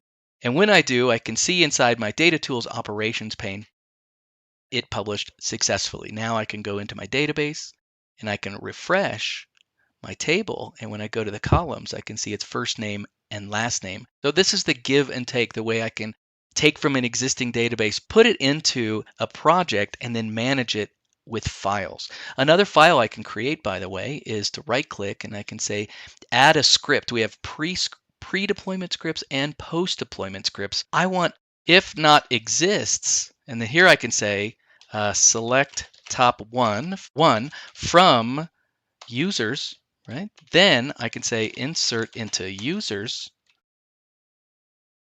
I'll say, oh yeah, that's fine. Now I've got sample data that goes into my database if that table happens to be empty, right? So you can use your own logic if you want to. So I'll right-click on my publish file and I'll say publish. When I do, it pulls up the settings from before. I'll go ahead and just push publish, and when I do, it's practically instantaneous. Now I can go over to the users and I can say, all right, let's go ahead and view data. And when I do, there's Jane and John Doe over here in my local DB, which is acting as if I have an existing database somewhere. That's really great. Now that I have this seeded data, the one thing I want to do is make it so that I have all my creates into a specific location so I can reuse those files. So let's just start by creating a folder called SQL. And here I can dump the creation file. So I'll do that by going to the properties and saying, I want to create a SQL script. One of two steps that I need to do. The next one here is under build. I want to say the deployment needs to go to SQL. Beautiful. Now I can close this, and I know that if I rebuild this, it's going to fill it all into the SQL folder. I can't see it because I'm not looking at hidden files yet, but if I select it, I can see there's my create file, and I can right click and include that in my project. And when I do, I can go to the properties of it and say, this is not a regular file, just treat it as nothing and do not have a build action. Let me just go in and show you what that looks like. So database create is right here. And it goes, and I'll click this button right here at the top because this is a SQL CMD file. It's specially formatted so it can have scripts inside it. And you can see right here on line 43, if the database is not null. So that means if it already exists, in this case, it is going to alter it and then drop it. I don't want it to do that. In fact, what I want it to do is return so that it doesn't. Great. Let me do one quick thing. I'll right-click the database and I'll say, let's open in terminal. Now, inside my terminal, one of the things I want to do really quickly, this is a simple command, is echo/SQL into a .git ignore. The reason I do that is I want everything inside the SQL folder not to be included in my repository, right? That's very important. And so let me just do a quick little type of my git ignore, and you can see it's empty except for one line. That's all you really need to make it work. This isn't required. This is just a best practice that you can follow to make sure you don't have a lot of nonsense showing up inside your repository, right? That's nice. Okay, finally, we can get around to Aspire. Now that I have the project ready to go, I can go to app host and I can right click on my app host here and I can say add .NET Aspire package. This pre-filters NuGet to all of the Aspire packages, and I can additionally filter it to only SQL Server. So here's Aspire hosting SQL Server. I'll go ahead and I will install it. Now that it's ready to go, I can open up Program CS and I can start building out my app host. In order to use SQL Server, I can say add SQL Server, give it a name, and the truth of the matter is that's all I need. That will create the container running SQL Server for me. Now, there's a lot more I need to do to make it useful, but let me just pull up the dashboard here and show you it's completely running, and if I mouse over, I can see it's running version 2022, the latest tag. All right, that's pretty great. Now, you can also see its port number, and it's kind of a problem. So let me go ahead and show you a couple of small tricks. The first one is I want to set a known password. I'll do that by saying builder.parameter, and I'll say it's going to be called SQL-password. No problem. Now that will fetch then the SQL password I want to use for my SQL Server. Now in order to use it, I have to pass it into this method. And then one last thing, I need to set a port so that it's reliable and I know where it is. Now, where does it read SQL-passport? I'm going to right click and go to manage user secrets in my app host, and you can see that it's empty. And I'll say, let's start with parameters, SQL-password. Now I'll say colon, and here I'll say password is going to be the SA password for my database. Now, is this a powerful password? No. Is it acceptable for my local development environment while I'm trying to build it out? Of course it is, right? That's the whole point. Once it's published, because it's a parameter, it will, if you're even going to use SQL authentication, it'll prompt you for what the password is. So that's beautiful. All right, so that's all set. Let me run it again and just show you what I mean. It will be here on port 1234, and if I go into the details, I can go down and I can say, what is the password for SA here? And I can say to view it, and it's password. Is that true? Well, if it is, it'll be awful handy if we could just add it to our Object Explorer. So let's right click, go to Add Server, and here, what am I going to add? Well, let's go back and see that it has an IP address of 127.0.0.1. Don't use localhost. 127.0.0.1, comma 1234. The comma indicates that the port is next. So that's the server. I'm going to change it to be server authentication with SA. Put in my password, make sure I remember it, and most importantly, trust the certificate. This is a developer container with a developer certificate. You need to trust it and say go. Now you can see it's in my list here. I go in and say, what databases are there? None. Wait a minute, is that right? Yes, it is. Let me show you one other thing I could do. So I'll close this. I'll say var SQL server. Okay, so now I've put it into a variable. Var SQL database equals SQL server dot add database, and I'll call it database because that's nice and consistent. If I were to run this again, and I'm going to right now, so that you can see what's inside the SQL server, everything is running, everything is nice. I go back to the Object Explorer, right-click on databases and say refresh, and I still don't see my database. That's because this method doesn't create a database. All it does is ensures the correct initial catalog, that is database, is added to my connection string. So it's really building the connection string, not interacting with SQL Server. If I want to interact with SQL Server, I have to mount some files and do it inside the container. To start with, I'm going to right-click on my app host and just create a folder. We'll call it SQL-server, and this is where, man, haven't we all made that mistake? Let me stop the debugging, then I can rename it. SQL-server. All right, so inside this, I'm going to place all of the shell files necessary to execute inside my Linux container. And I just did. Behind the scenes here, I added 2 files that are bash shell scripts that you'll be able to execute inside your container. I'll make them available at the end of this session, no problem. But let me show you what they are. The first is a new entry point, and that new entry point runs basically this script and then ensures that SQL Server is running. That's nice. All right, so let me go ahead and show you the script itself. You know that this is going to run inside Linux because it is CRLF. No, it is line feed only. You got to make sure both files are line feed only, otherwise they will not work properly. Okay, so now that these files exist, let me show you how to use them.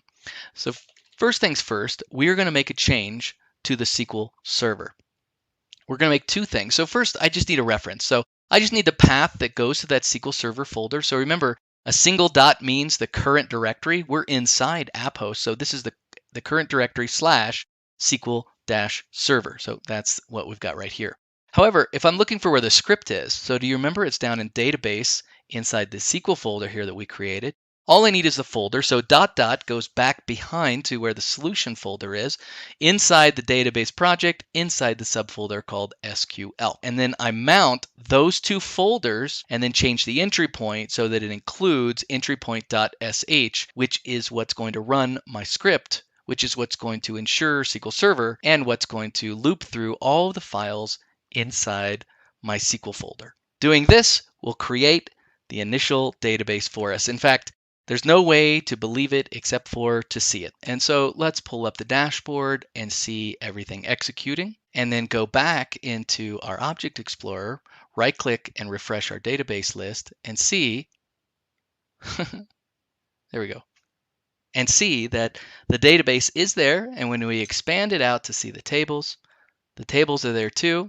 And if I were to right-click and say view the data, now I'm pulling in John Doe and Jane Doe from the container, right? That's beautiful.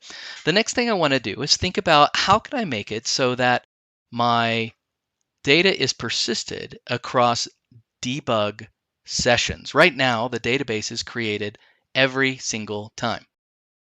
We need to add a volume. Now we're adding it to the server, not the database. So I'll go right here, do a little formatting so it's easy to read, and say add with data volume. And what's it going to be called? It'll be called my data volume, I'll say for now. And when we run this, let me pull up Docker and show you that when we run this, there are no volumes here. Volumes are managed by Docker Desktop.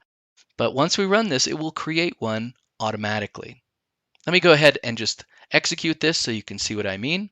It'll go ahead and create the container behind the scenes. It will create the volume. And so Here's the volume, my data volume. So you can see it's in the volumes tab here. I have my container here and it's using it. That's really nice. So what that means is if I go back into my SQL Server here and I go to view data, I can make a change. And here I could say Jerry. So it is now changed inside the data, written to my volume, so that now when I stop this, if I open up my desktop again, you'll see that the container itself is closing down. It will disappear, but when I go into the volumes tab, my volume remains. So now when I run this again, it will mount that volume so the data is the same.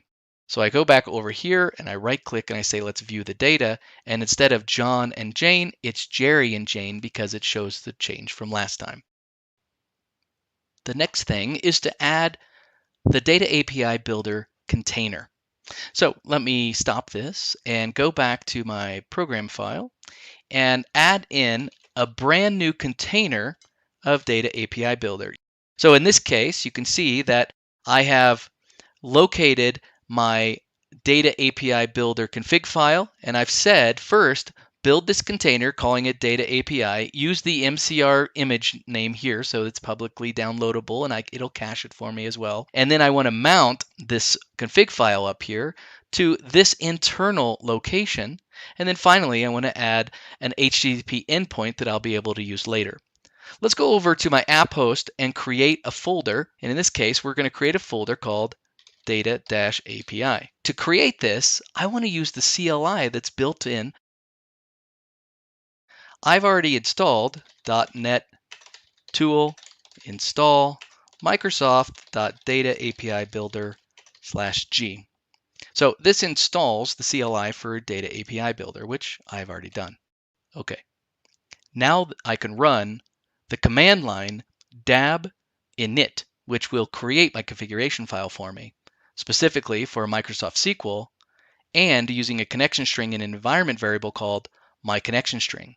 I'll also indicate that this is the development mode so that I get extra features. After I run it, I can go up and I can see inside Data API, my dab-config file is there. But there's one more thing I need to add to it, and that's reference to that table that I created called users. In order to do that, I'll use dab space add, so that adds an individual table. This is a funny paint problem that says user called users. That's my own personal moniker. It's like an alias for the table. And the source is dbo.users. It's really funny. And then -- permissions saying that anonymous star. Basically, there are no real permissions because this is just a demo. So it updates the JSON file. I don't need the command line anymore. And I can open up this file and just show you that indeed, here's the connection string, just like we said. And if I go down into the entities section, I can see here's my user pointing to my users table. Nice, and it's enabled for REST, which is what I'm about to test. So all of that seems right, except for one thing. I don't have the connection string to my database. So how am I going to get the connection string to my database? Well, I say dot with reference SQL database. Now remember, SQL database is the corrected connection string that includes the base connection string plus the database name in its initial catalog field.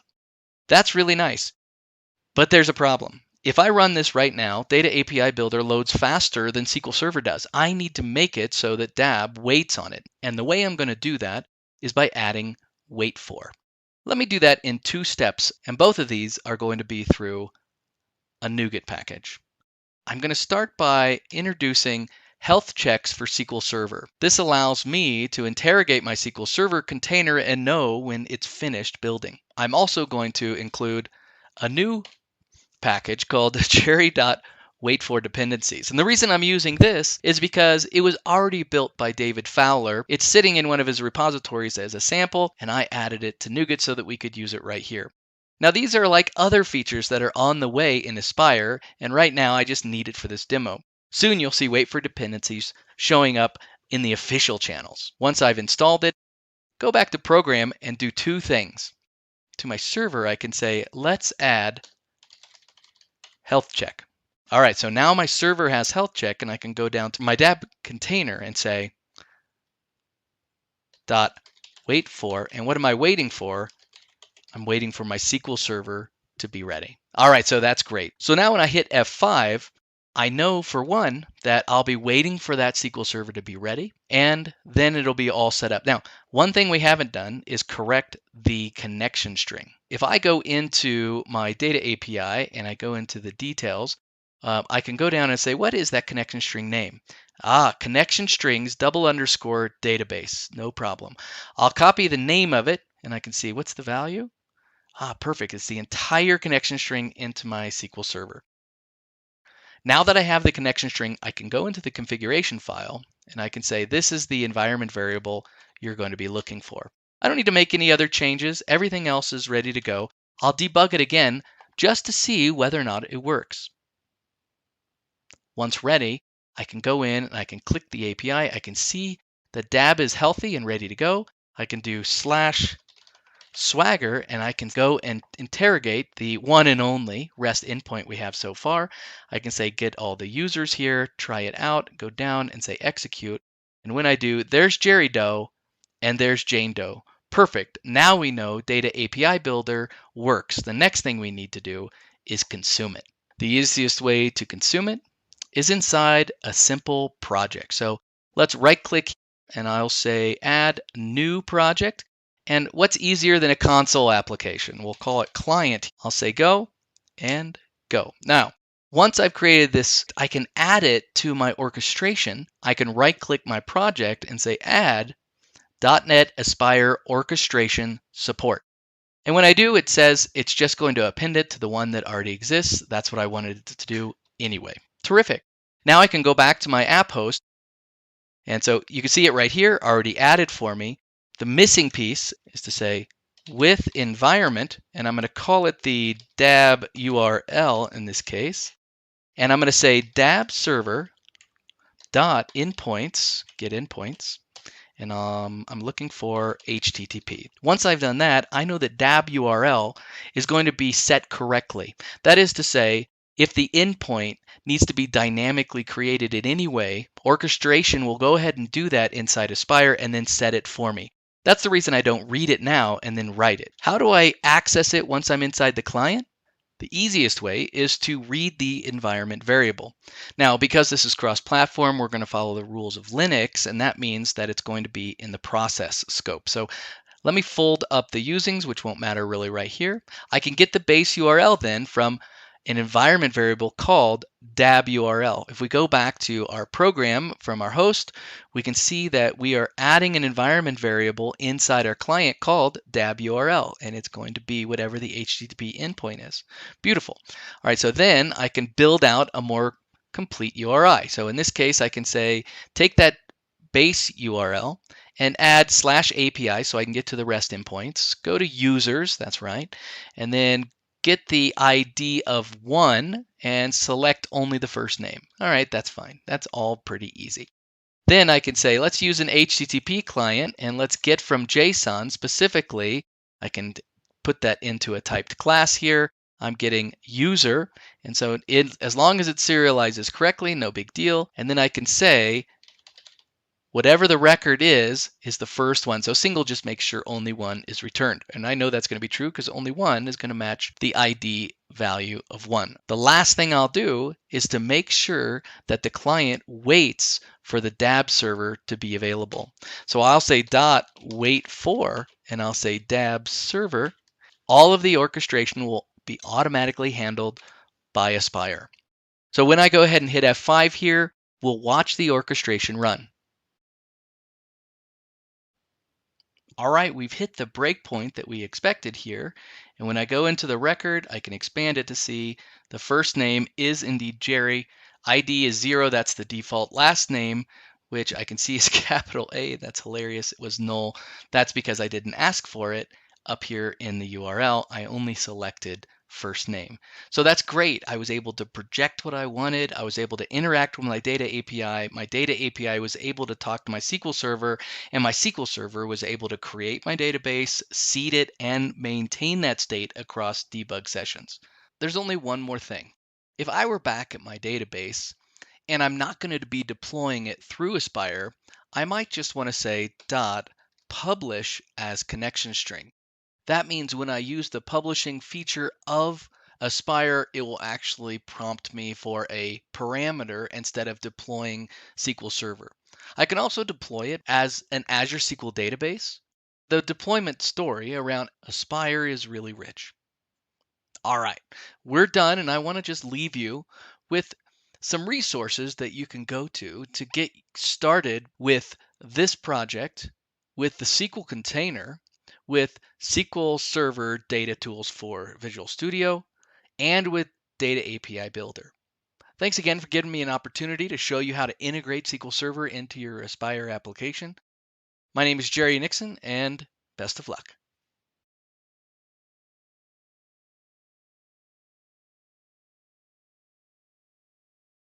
Wonderful. Thank you, Jerry. That was great. Jerry's been in the chat, so I hope some of you folks have been talking to him and know how to find him if you ever want to learn more. Next, we are going to go to Santiago. We're going to keep this thing moving right along. And Santiago is talking about taking advantage of Aspire to build event-driven apps using CQRS. That's another one of those logos I have to add to my crazy slide. So, Santiago, take it away. Looking forward to hearing what you're talking about. Oh, hold on. We're having technical issues, and they're not my fault. This is exciting. They're not me. While I have you here, FYI, make sure that you check the comments on the YouTube for the description on the YouTube for the links to the Learn series. So if you want any of the tutorials or videos or whatever it is to learn .NET Aspire, if you want to watch some of the Let's Learn Aspire streams, that's also a whole amazing process that our community team has put together. And there are actually streams in various different languages too. So not just English, which is awesome. Fill out the survey, the whole deal. And it looks like we've got the camera working, Santiago. So I'm going to let you go right ahead, have fun, and see you after. Thank you. Okay, so thank you everyone for joining in this part of the session today. So today I would like to talk to you about a little bit of the .NET Aspire, but actually taking advantage of this technology in order to build event-driven application and also include as part of your architecture and your development process, the CQRS process. So before moving to the .NET Aspire, we are going to cover a couple of things. Initially, we are going to speak what is CQRS. We are going to talk about something that actually plays very well with it, which is the vertical slicing. This is another good practice that is getting very popular today in order to build your code. After that, we are going to be jumping into the code. We are going to see a couple of things, how to integrate the code using CQRS and take advantage of services like Service Bus. We are going to have an integration with Cosmos DB as well. And of course, we are going to be using SignAlarm, which is an extraordinary part in order to build event-driven applications. And after that, I will be open to any questions. So let's start at the beginning. What is CQRS?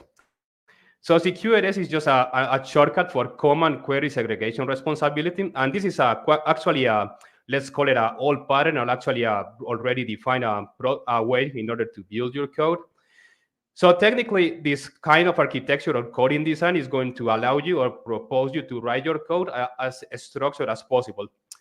Why is that? Because you will be able to write any operation that is to retrieve information into the database written as queries. That means anything that you go to the database where you have to retrieve several items, a single item or something similar is going to be treated as a query. For the other hand, when you try to manipulate data, you want to store something into the database or make a partial update into the data, you are going to be using a command. And in this part, this actually becomes pretty important to mention that we have a segregation of responsibility in here. Because contrary to the usual vertical, of the onion architecture or the domain-driven architecture that we usually see throughout the application, we are not going to be seeking anymore to split the code into several layers and try to make sure one of those layers actually solve one particular piece of the code. Instead, we are going to be diving back, getting all those things together, but they are going to be treated as individual components. So instead of having a layer of services providing shared solutions throughout the application, each particular feature of the system that you are going to be building is going to be treated as an individual component and a single piece into your code. So one of the things that CQRS implementation actually fixes and also provides a great solution in conjunction with a vertical slicing is that you stop sharing services throughout the applications. You no longer write a single database access layer for the whole application, or you do not create services that are shared between multiple implementations. That way, this actually removes the coupling between classes, because each particular piece of the design is going to be an individual component. So you no longer, as a developer, will have to worry about changing one place of the application and maybe fear to break another place of the application, but instead everything is going to be so isolated and treated as an individual piece that you will be able to remove that part of the concern into the code.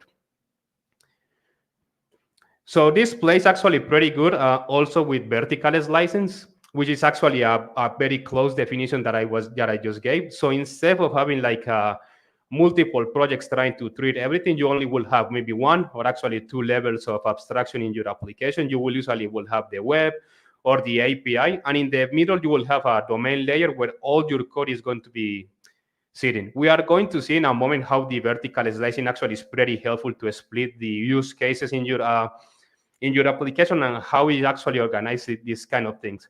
So if you take a look into the image at the right, you will see that we have a web or a particular piece of the application that is going to consume a set of features, instead of having like an application, a domain, or a database layer separated between the different parts of the system. Instead, you are going to have vertical pieces trying to solve one particular feature of the product that you are working on. So in order to understand that, of course, it's way easier if we take a look into the code. So I'm going to go into my area and I'm going to show you how this plays together. So the first thing that I would like you to take a look is into this domain layer. So as you can see, we have the usual structure that you have been seeing throughout the day. In this session, we have the app host, which is going to hold all the infrastructure and the definition and the reference between the different services that we have in our application in this case. And also we have an API, we have a web app, this is just a web application, and we have a worker service. So as you can see, we have three different products here installed into the solution. Each one is going to provide a different level of solution. All of them are going to be taking advantage of this domain layer that you can see in here. And one of the first things that you will notice is that the application is going to be split into different features. For this demo today, I actually just prepared a very simple store application that is going to save some data from the product ID and price and the quantity of the orders that the user is making, something pretty simple. But as you can see, even in the most simple case scenario, we make a proper split of the cases. So here in place actually comes pretty handful. The library is like a media TR in order to implement the CQRS abstraction in here. So if you are already familiar with media TR and part of the CQRS, you usually provide an operation, which I mentioned. It could be a command, it could be a query. In this case, in the example we are seeing on the screen, it is a command because we are saving information in one place into the database. We have a handler which is going to interact with the media TR definition all together with the command to store information to the database. And we have a set of models and responses that we can use in order to exchange information between the consumers of this feature in particular and the implementation itself. So this is a pretty easy example. As you can see, we have the media TR here in place. We are using a mediator in this case to handle the proposal of the solution that we need to have. And we have a command to treat the information. And the code is actually pretty simple. As you can see, nothing besides the particular services that I actually need from outside components are being used in here. So we have a service bus client, and we will be seeing in a moment the integration in the app bus for these resources. But besides that, as you can see, this particular class is only consuming this client and defining his unique logic. So we are not sharing services anymore in the throughout the abstraction in our product. If we take a look into, let's say, into a get by orders in this case, we see we have a pretty similar structure, but in this case, we have something that is defined as a query. This is just a retrieve operation defining here. And in the same level of structure, we have a handler that accesses, in this case, the database.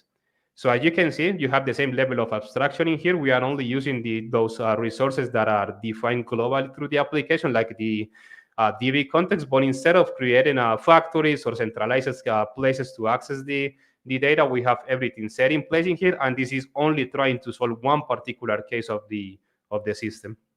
So this is one of the biggest promises of CQRS, that you can split your logic into a smaller feature and solve these kind of problems. But be wary, CQRS is not meant for every system. Truly, it will depend on the use cases that you have. If you have a system that is going to be escalating pretty big, it's going to be a big API, a big web app, and it's going to be sharing logic between different components at the same level, or could have a benefit from that, you will be best served with CQRS. If you are building a smaller, very small services that maybe do not have a negative impact when you make changes throughout the system, you will be best served to use a more classical architecture in this case. So be wary. CQRS is an excellent resource, but it doesn't mean that you can be using it everywhere, or you need to adopt it everywhere. So going back to the good definition, when you will build an application using CQRS, it is very likely that you are building an event-driven application. So that means instead of making the usual HTTP request, going to a particular API and wait for the response into the service, you are using components that work async between them, and they have a very small cohesion between them because they act of their own. This increases the data resiliency, the system scalability, and everything. And we already know the Azure provides this kind of solution with service bus queues, Cosmos database, SQL databases. We have event hubs, we have event grids, we have a bunch of systems that are going to allow us to exchange communication between components without waiting for a proper response. So the first thing we are going to be using in this demo is actually a service bus. We are going to be using it in order to build our solution in here. So when the user is going to set up a request to our system, this is going to place a message into the service bus instead just making a direct interaction with the database throughout the API. And the service bus is actually going to be consumed by another service in here. In the code example, we have a worker service that is going to be opening a connection into the service bus, and is going to be consuming in here. So we have a producer system in here and another consumer that is going to be acting between the requests that the user make and throughout our systems.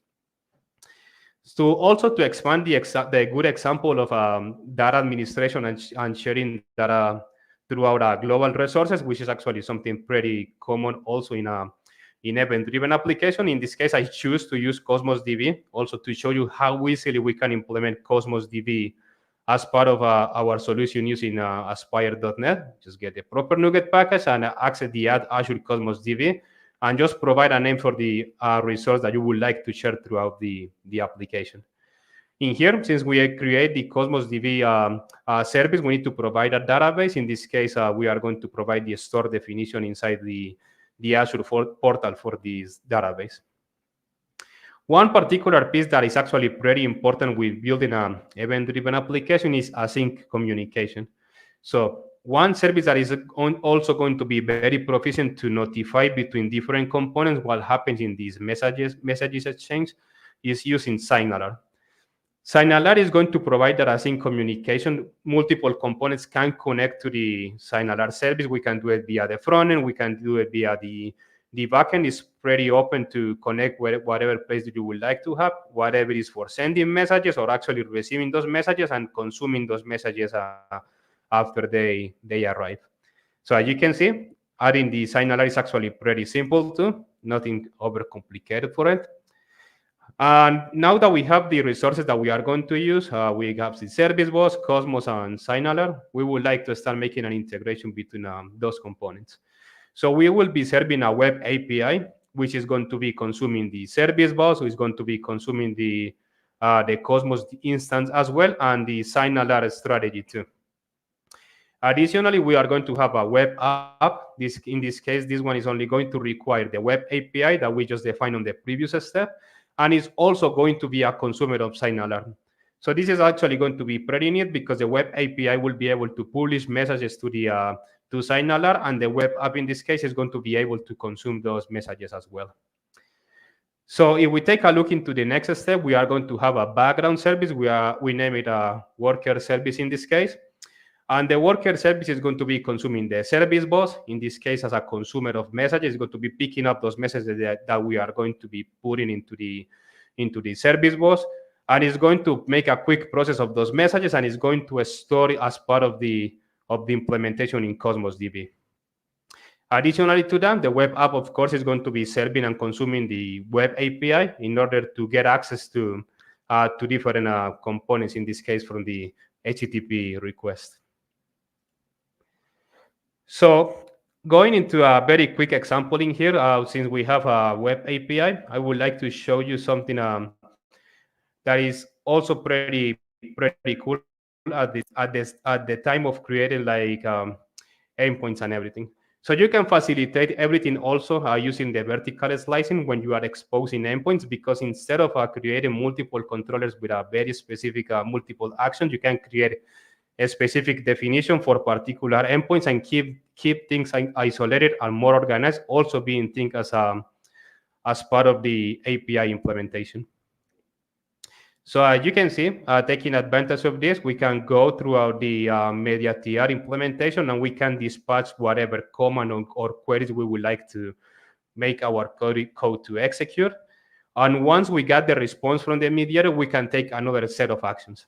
I want you to take a look into this particular example. This is the delete by order point.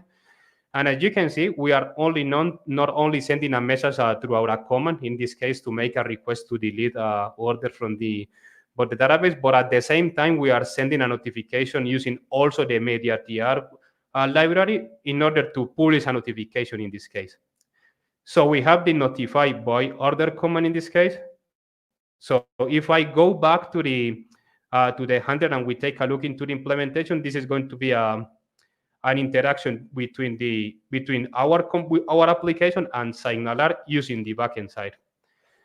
So as you can see, having the SignalR injected into our code and consumed from the app host and injected into the web API, I am able to access the Aspire Day SignalR instance that I created previously. And using the usual NuGet package for SignalR, we have the capability to open a connection and invoke one of the methods that is defined into the hub that we already have defined. In this case, we are only dispatching the product ID, just to let the UI know there is a new product ID that has been added to the database, or in this case, deleted. So this is a pretty neat example. At the same level, we have something to notify when a new product has been created. We take advantage, in this case, of the SignalR instance too. And we make a dispatch to the notify by order as well in order to notify also from a message in this case. In the background service, we will have an implementation taking advantage of the service bus. It's actually pretty simple as well. But as you can see, this background service is going to be executing all the time. And it's going to have a connection open through against the service bus. As you can see in this particular place in here, we have a receiver. We are consuming the by order queue that I already defined into my app host side. We open the connection and we await for any message that the user puts into our system. From here, we take this message, we process the message, and we follow a very similar approach. We create the order into the database, and we also dispatch a notification which the web application will be able to consume in order to know there is a new item that has been processed. And after that, we close the message for the service bus. Also, adding a layer of flexibility, we have the capability to interact with our database. In this case, it's the Cosmos database, using Entity Framework. So once again, Entity Framework comes to the safe in here, and it allows us to treat our containers in the Cosmos DB, targeting the database and accessing those using Entity Framework. So we can define the keys, we can access the data through our models, and using everything that we already know so far, whatever we are working with Cosmos or a SQL database is exactly the same structure. The first time that you execute this particular code, you will have, of course, as always, the Aspire resources that have been created for you. So as you can see, we have a Cosmos DB, we have a service bus, we have the SignalR instance, and we also have our web API, web application, and our background service already running. So save time. I run the project previously, but when you run the code the first time, it's going to happen the same thing that when you run the Aspire project the first time. The Azure Cosmos database is going to be created for you. The service bus is going to be created for you, and also the SignAlert service is going to be created into the Azure portal. At the end, you end with something like this. You have your service bus, Cosmos DB, SignAlert, and a keyboard that is being used by other services, in this case, as part of a dependency. So now, following this example, we have this application in here. This is what the user is going to have the capability to interact with. So I'm going to show you as an example when we modify a record. Eventually, the background service is going to take that message, is going to process that message for us, and after that, we are a system. So I'm going to, right now we are retrieving data from the database. I'm going to add a very basic item in here. So I'm going to say we are going to buy in 30 items with a price of 5,000. We are going to be updating those changes. The request is being set, and eventually with the message is going to go back to us. So as you can see, I made a request. The message was put into the service bus client. The worker service made a process of this particular message, and in conjunction with a SignAlert, we got a response back. One of the greatest things of building an application using this kind of design as well is the ability to keep your users in contact all together. So let me show you how this happened. So in here, we have another instance of the same application in here open. So I'm going to create an order between one of the screens, and you will be able to see, since we are taking advantage of SignAlert, we will have the capability to keep our connection open between different services. So I'm going to add a new one. I'm going to add a small quantity in here. I'm going to also add a small pricing here, and I'm going to save the changes. So take a look into both screens. So as you can see, eventually we got the updates on both services, and this is one of the big promises of building event-driven applications. So you will be able to create applications that keep a full open communication between different users using the same product, and making a guarantee of communication between both systems. And it's easy as it is. So you only need to define your resources that will be created for you, and you will be able to exploit all these capabilities using Aspire as your main technology.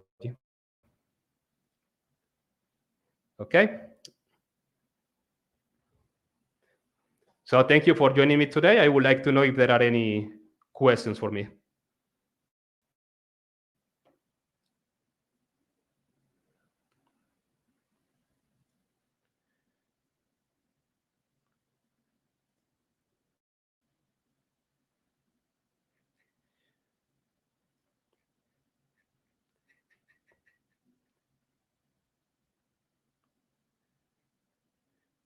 Well, okay. So thank you, everyone, and have a good one.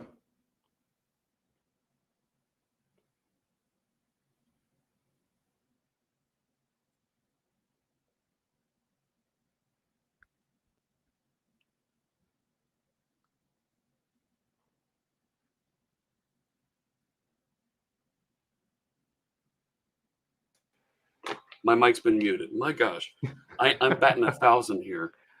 Thank you so much for joining us and being a part of this.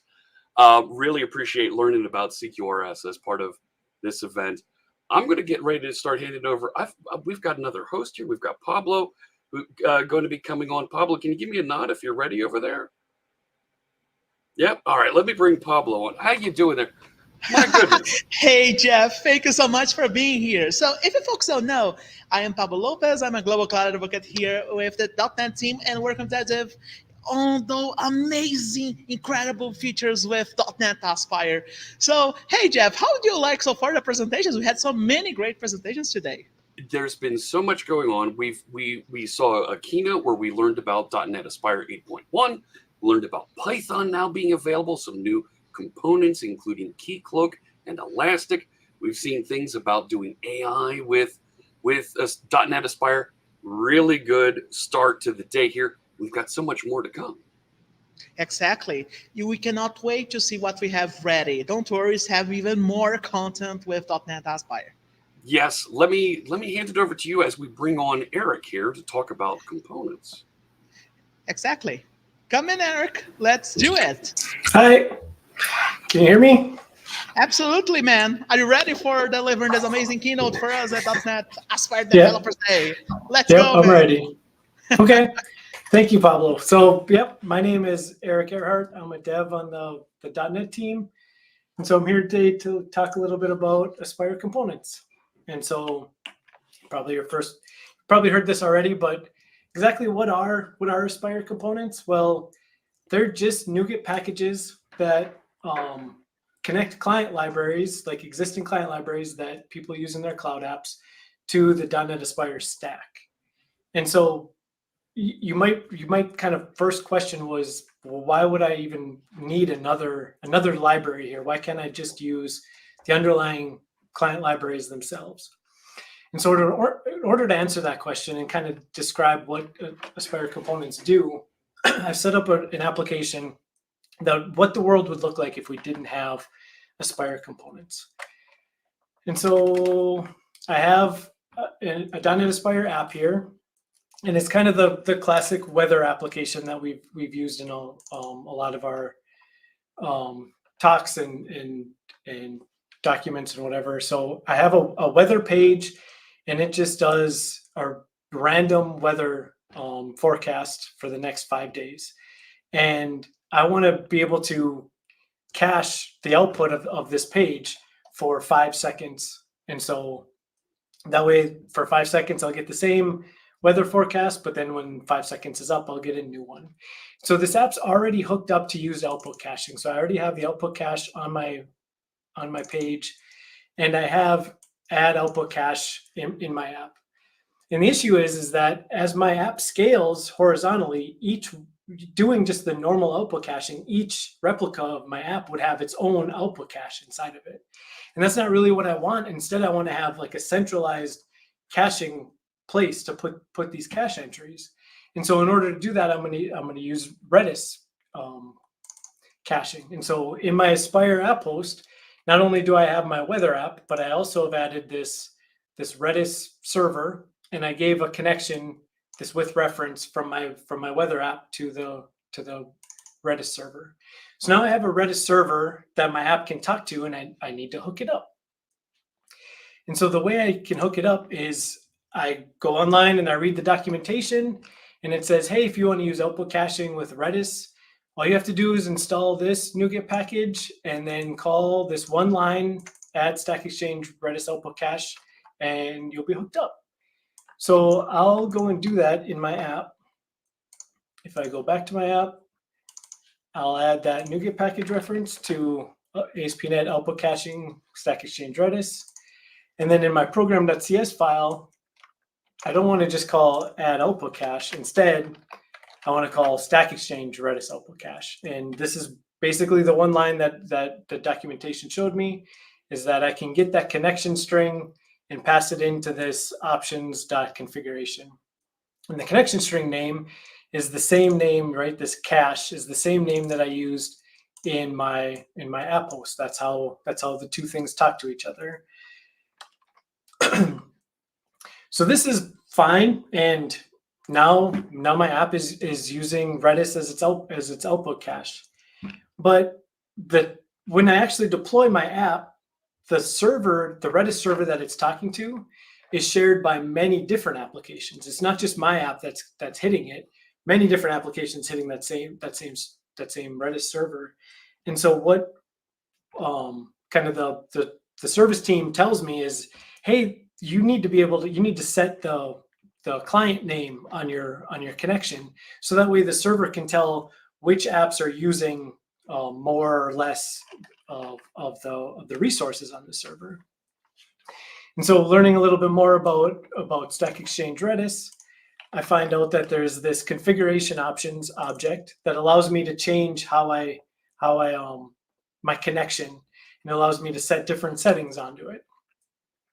And if I look at some of the settings on here, you can see like allow admin, backlog policy, but there's this client name setting. So great, but I don't really want to hard code in this client name into my code, because my app might be deployed in many different deployments, and the people who are running my app might actually want to change the client name depending on where the app's deployed. So instead of just hard coding this client name into my app, I'm going to want to be able to configure using ASP.NET's configuration system how to change these options. And so that's pretty easy. So I can come in, write one more line of code that says, get the Stack Exchange Redis configuration section and bind it to this configuration options. So that way I can set all those settings in configuration. And now instead of just passing in the straight connection string, excuse me, I can set the configuration options on the object. But next, I want to be able to test, do I actually, I need to configure it first. Sorry, so I go to app settings, and now I can come in here and write my configuration, but I don't really know exactly the format or the string. I hope I'm pasting this right, but Stack Exchange Redis, set the client name property to weather app. So I want to be able to test that this actually worked. And one of the things on the configuration options I can set is this logger factory. What the logger factory allows me to do is use the logger that my app uses. I can pass that into the Stack Exchange Redis client, and its connection will use that same logger. And so Copilot's being very helpful here. It's trying to tell me, use builder.services, get required service, iLogger factory. And the end is right, but this builder.services doesn't exist, because in ASP.NET apps, you actually have to build the app before you can get the DI container, the service provider. And so now I'm kind of stuck a little bit. How do I get this logger factory so I can pass it into my configuration options? Maybe I find online somewhere, but this O options that's getting set here is a Redis output cache options, and it's just an I options in ASP.NET. And so I can configure it just like I can configure any other I options, right? I can just say services add options, that options, and configure it. And now I actually get a service provider passed into me that I can use. So I can pull this code out of here, all of this code out. And now instead of builder.services that doesn't really exist, I can use the service provider to get my iLogger factory. And then this code just becomes basically blank. The configuring this. This line adds the necessary services, and then here's me configuring the Redis output cache options. So now I can configure my client library. I have logging. We'll try running the application. And you'll be able to see it working a little bit. So we have the Aspire dashboard here. If I hit my app and I go to the weather page, you see generated one at 2:38. If I refresh it a couple times, after 6 seconds, I got a new weather forecast. If I come and look at my logs for my weather app, you'll be able to see that Stack Exchange Redis actually is pumping logs out. And if I search for a client name, you'll see setting the client name to weather app. So perfect. Logging's hooked up. Configuration's hooked up. That's great. However, I shouldn't have closed that window. However, given the cloud world, right? Sometimes things fail. Sometimes that Redis server just goes down. And so to simulate that, I'll come into Docker and kill this container. And now my app kind of struggles, right? Because it's trying to make that connection to that cache. That cache is down. And you see it took a little while. It sits there thinking when I try to refresh because it keeps trying to hit that cache. But my health, if my health system tries to check to see, hey, is this app still healthy? It hits the health endpoint, still says healthy.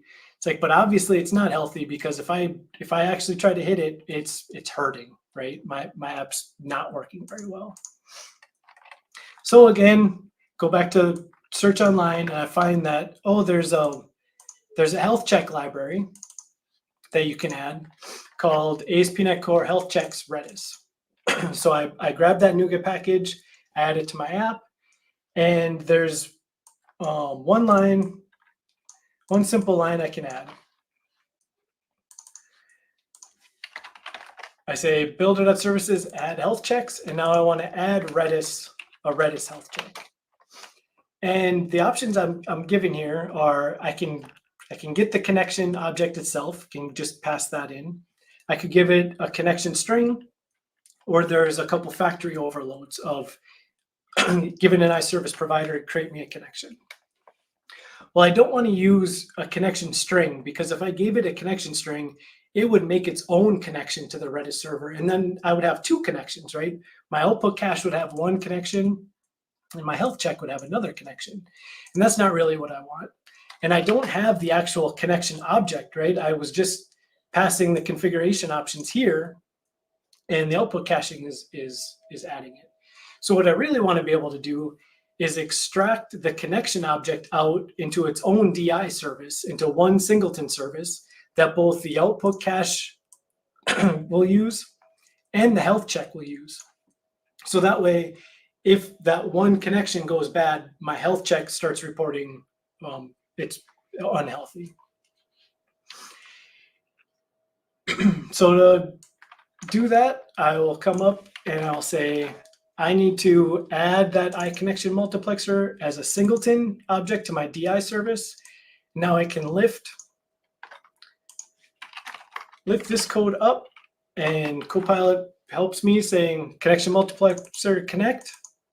So now the connection multiplexer is in as a DI service, and I can come back to configure my Redis output cache options. I can say that the connection multiplexer factory it's a factory, and it returns a task of connection multiplexer factory.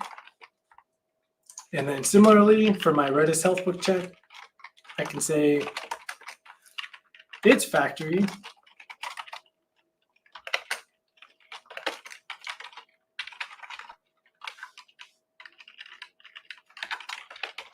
same thing.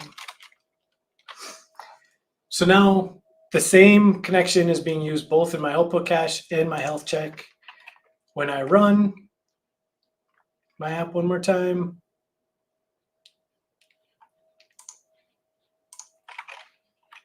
and then simulate the server going down, the app's still busted because it can't make a connection.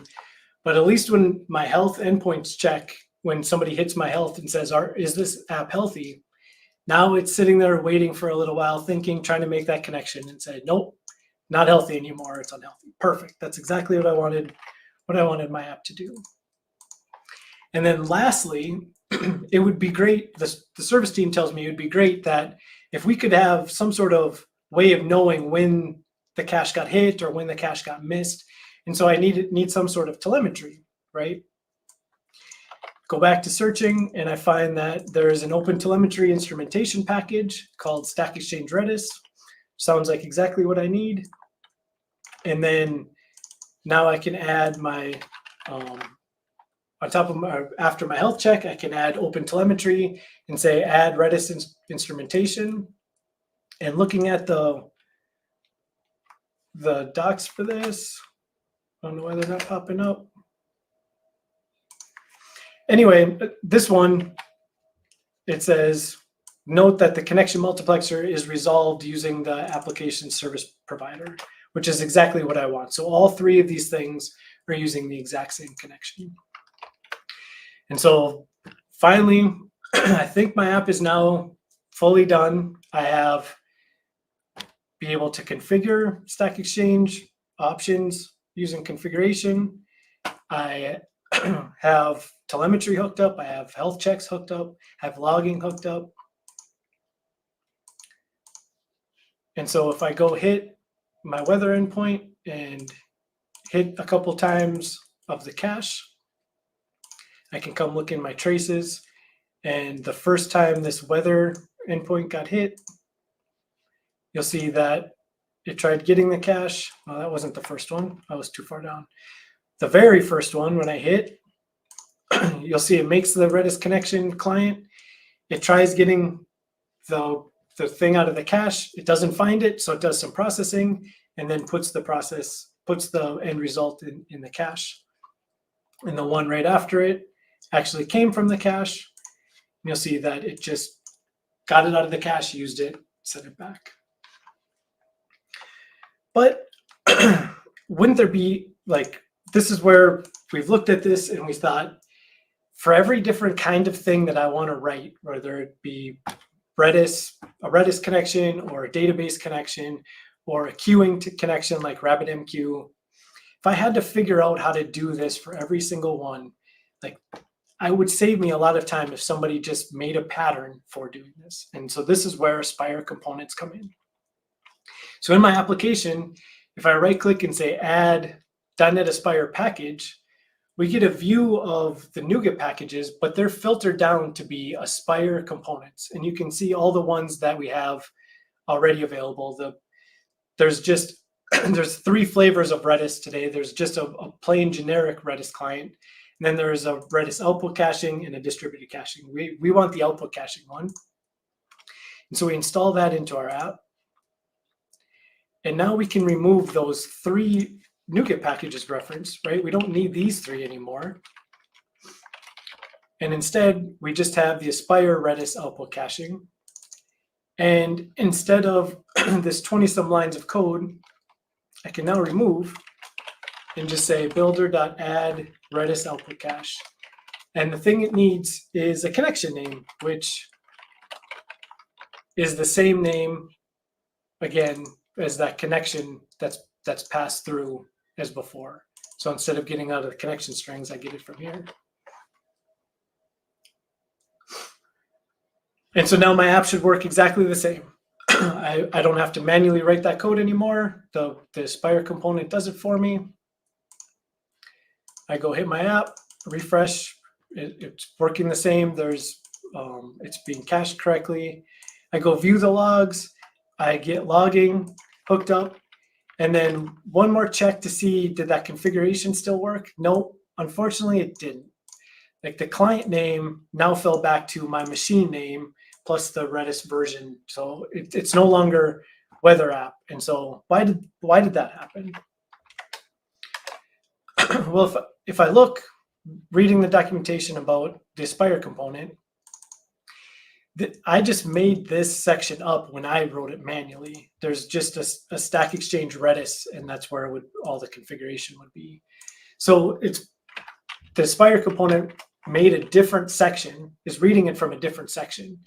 And now if I look, I actually am getting more IntelliSense about this app settings JSON. I can see there's an Aspire section with Stack Exchange, Redis, and then that configuration options object that we were talking about.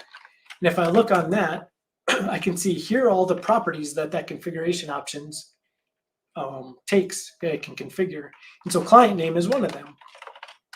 And so now I can just set client name to that.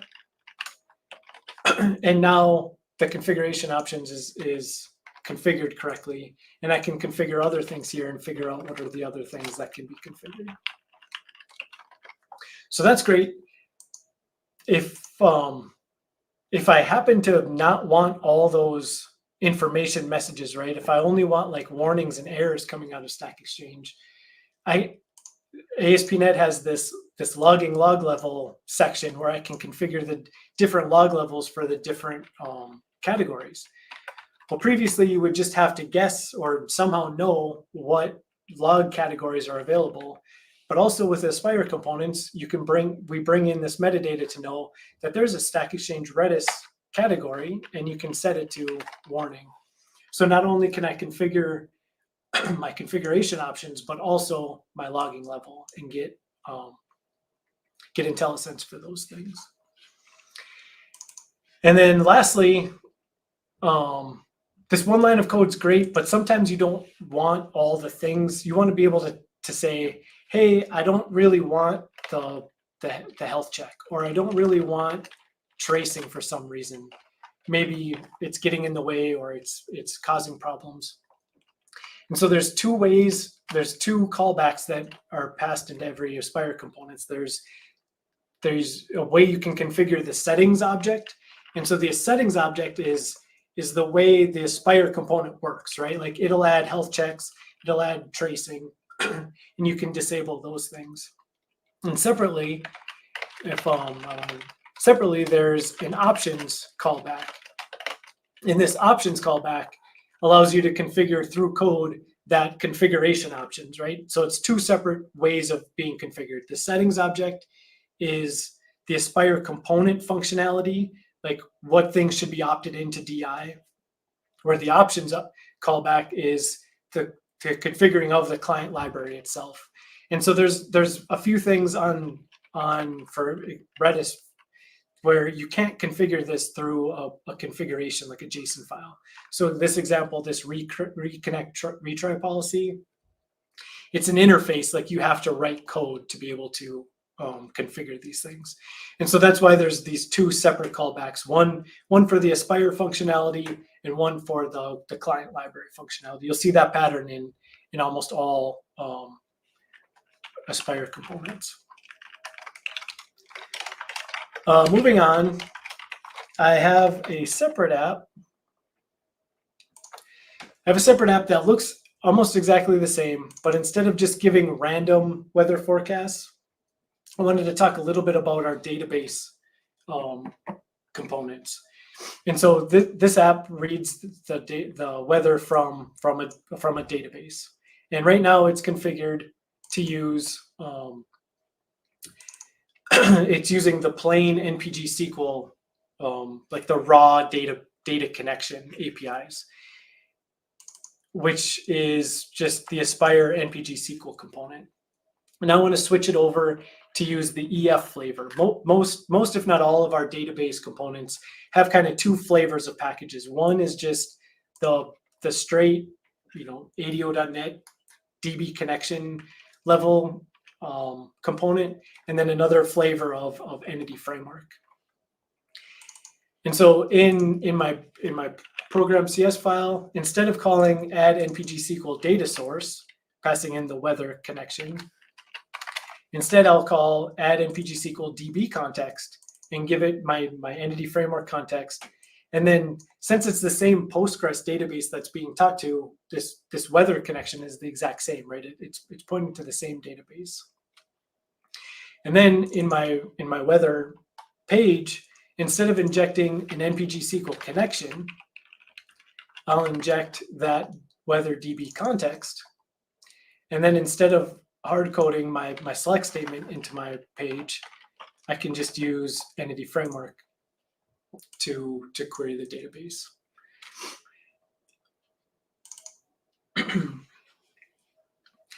So that's kind of a description, a little bit of our database components, why you'd want to use either one. One piece of feedback we've received a lot about with the entity framework version is that currently, or by default, the add DB context overload adds the DB context as a pooled DB context, which isn't always what you want it to be. Sometimes you want to use a DB context factory, for example, if you're using like Blazor server. And so instead of us providing all the different ways you could try to configure DB contexts in the Aspire component, what we decided to do is to allow you to just use the normal entity framework APIs to add the connection, to add the DB context. So you get all the different ways if you need to change what lifetime of the DB context DI service. You can configure DI with entity framework the way you normally do with any other entity framework app. And then we added this enrich DB context API. So what enrich does is it does everything that the add DB context does, but it doesn't put it into DI. It allows you to have full control of how the DB context gets put in DI. And then the enrich method comes along and puts all the other Aspire functionality into that connection.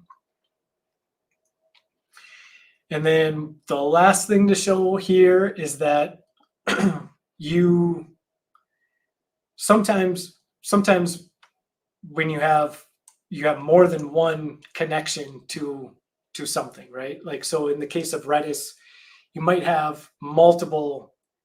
to have multiple Redis servers, like 2 different connections, or even 2 connections to the same server, for example. Like maybe you have really long, really big payloads of caching that you need to put on one connection, and then a bunch of little small ones that you don't want to block behind these big ones. You want to put them separate.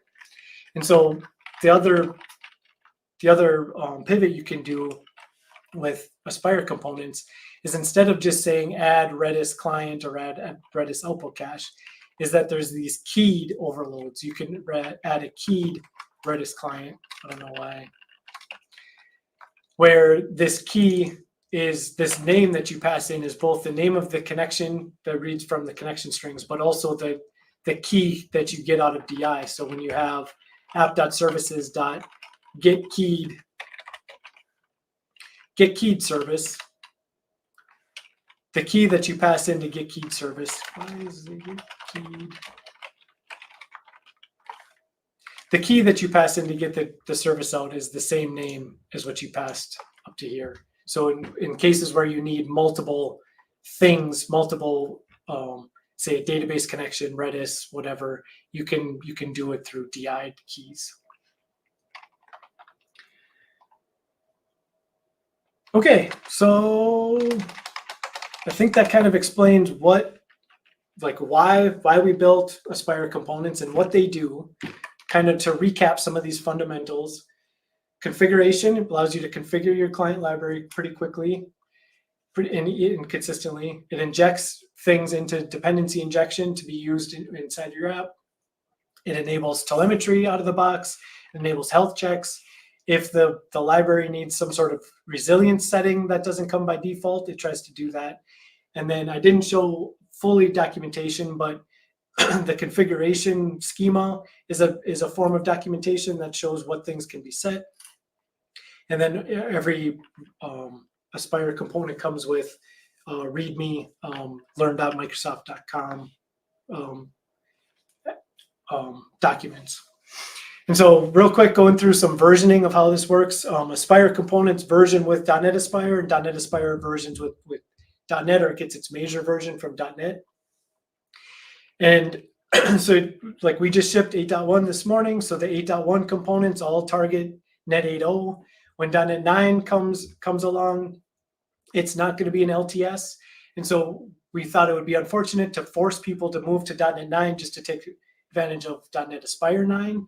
And so instead, Aspire components will be able to be used both in Net 8 and Net 9. So even though you're using the 9.0 version, you can still use it on an LTS.NET.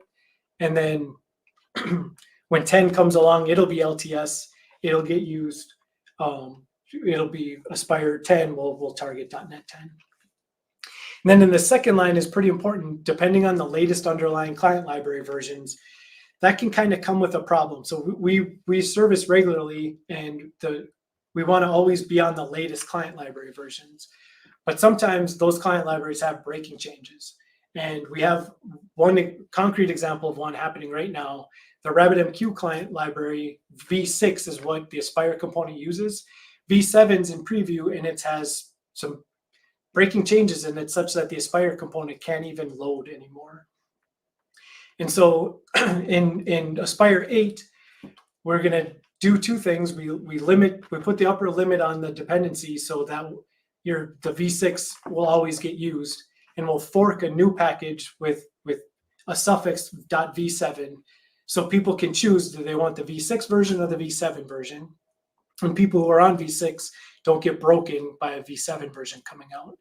And then when Aspire, the new version comes out, the major version of 9 comes out, we kind of flip those 2 things around. And so if the older V6 library is still in support, that one will get the .v6 suffix on it. And then the v7 one becomes the main package moving forward. So this allows us to kind of straddle these versioning requirements of not breaking people when a breaking change comes out in the underlying client library, but on a major version, when you're updating to Aspire, the new Aspire versions, now you have time to like take advantage of this new breaking changes. Or you can stick on the old one by using the -v6. So versioning is a little bit hard here because there's kind of two versions we have to work with. There's the Aspire version, the Aspire and .NET version, and then there's the underlying client library version. And sometimes you have to kind of pick which one you want to follow along with. So I think that wraps up all I have to talk about. I think that's the end of my. Hey, Eric, how you feel on this presentation, my man? I have a question. Sure. I don't know, production. If I don't have time, ping me. But can we get this question from Zui? I don't know how to speak your nickname. I apologize. So how can I expose health checks for my own components so they are reflected on a dashboard?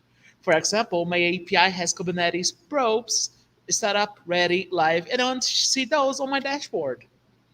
So specifically, the Aspire dashboard doesn't yet show health checks. It doesn't show those health endpoints, but that is a feature that we are looking at adding in a later release of adding health checks into the Aspire dashboard as well. Gotcha. So production pinged me because I have a question for Eric as well. Eric, I want to know one thing. You showed me a lot of great components, but you said like only Redis has already free components. So what should I take a look? What do you think we should look onto choosing the best component for my application? Because if they have some need to have some differences between them, right? Between those three Redis exactly components. So they're all like the plain Redis one is just if you want to use the Redis API directly and write your own code that's talking to Redis. The other two are built on top of that base one, and it depends on how you want to use it. So output caching is what I showed today, where ASP.NET has the feature of caching the output of a page. There's also a distributed caching where it's a higher level API where you can just get an iDistributed cache and you don't know the backend it's talking to, and you can inject Redis or maybe a SQL Server or some other caching technology. And so that's how you would decide if you want to talk straight to Redis using the APIs itself, if you want ASP.NET to talk to it, or if you want to talk to the higher level distributed caching. And yeah, I didn't show all the other components, but yeah, we have queuing components and Azure components, etc. So I just kind of dug into a deep one to show all the different ways, all the different design approaches of components. Gotcha. Do you have any last messages for us amazing viewers here at Aspire Devs Day? Nope, just try it out, give us feedback. We're on GitHub, open issues, tell us what's good, what's bad, discussions as well. So gotcha. You listen to Eric. We want that feedback. Give us feedback. We want our feedback. Thank you, Eric, so much for this incredible presentation on collections.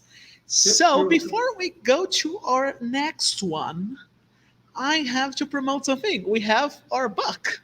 So I know we have to promote a book. I don't know exactly. So can you folks show us on the live stream? There we go. So Pragmatic Microservices with C# and Azure by Christian Nagel with 25% discount. You can go to aka.ms/.net Aspire Dev Day /discount or scan their QR code. So right here you can take a look at an amazing, it has a incredible world of .NET, C# and with Azure. So take a look at that, and as well. So there you go. Let's wait production magic, but production magic. I want like sparkle emoji, you know, that everyone, every single tech company is ever using it. And we have our event resources down here. I'm pointing down, but yeah. While this happens, folks, let's get ready as well for our next presentation. Is Jeremy there? I want Jeremy. Jeremy's here. Let's go! Yeah, Jeremy, welcome to Aspire Dev Day. How are you feeling? I'm feeling pretty good. You can see I've got my room purple for the occasion, so set and ready to go. My best I could do, I'm at the Reactor Studio São Paulo, so you can see like I have like those lights. So yeah, that's the best I can do for you today. Nice.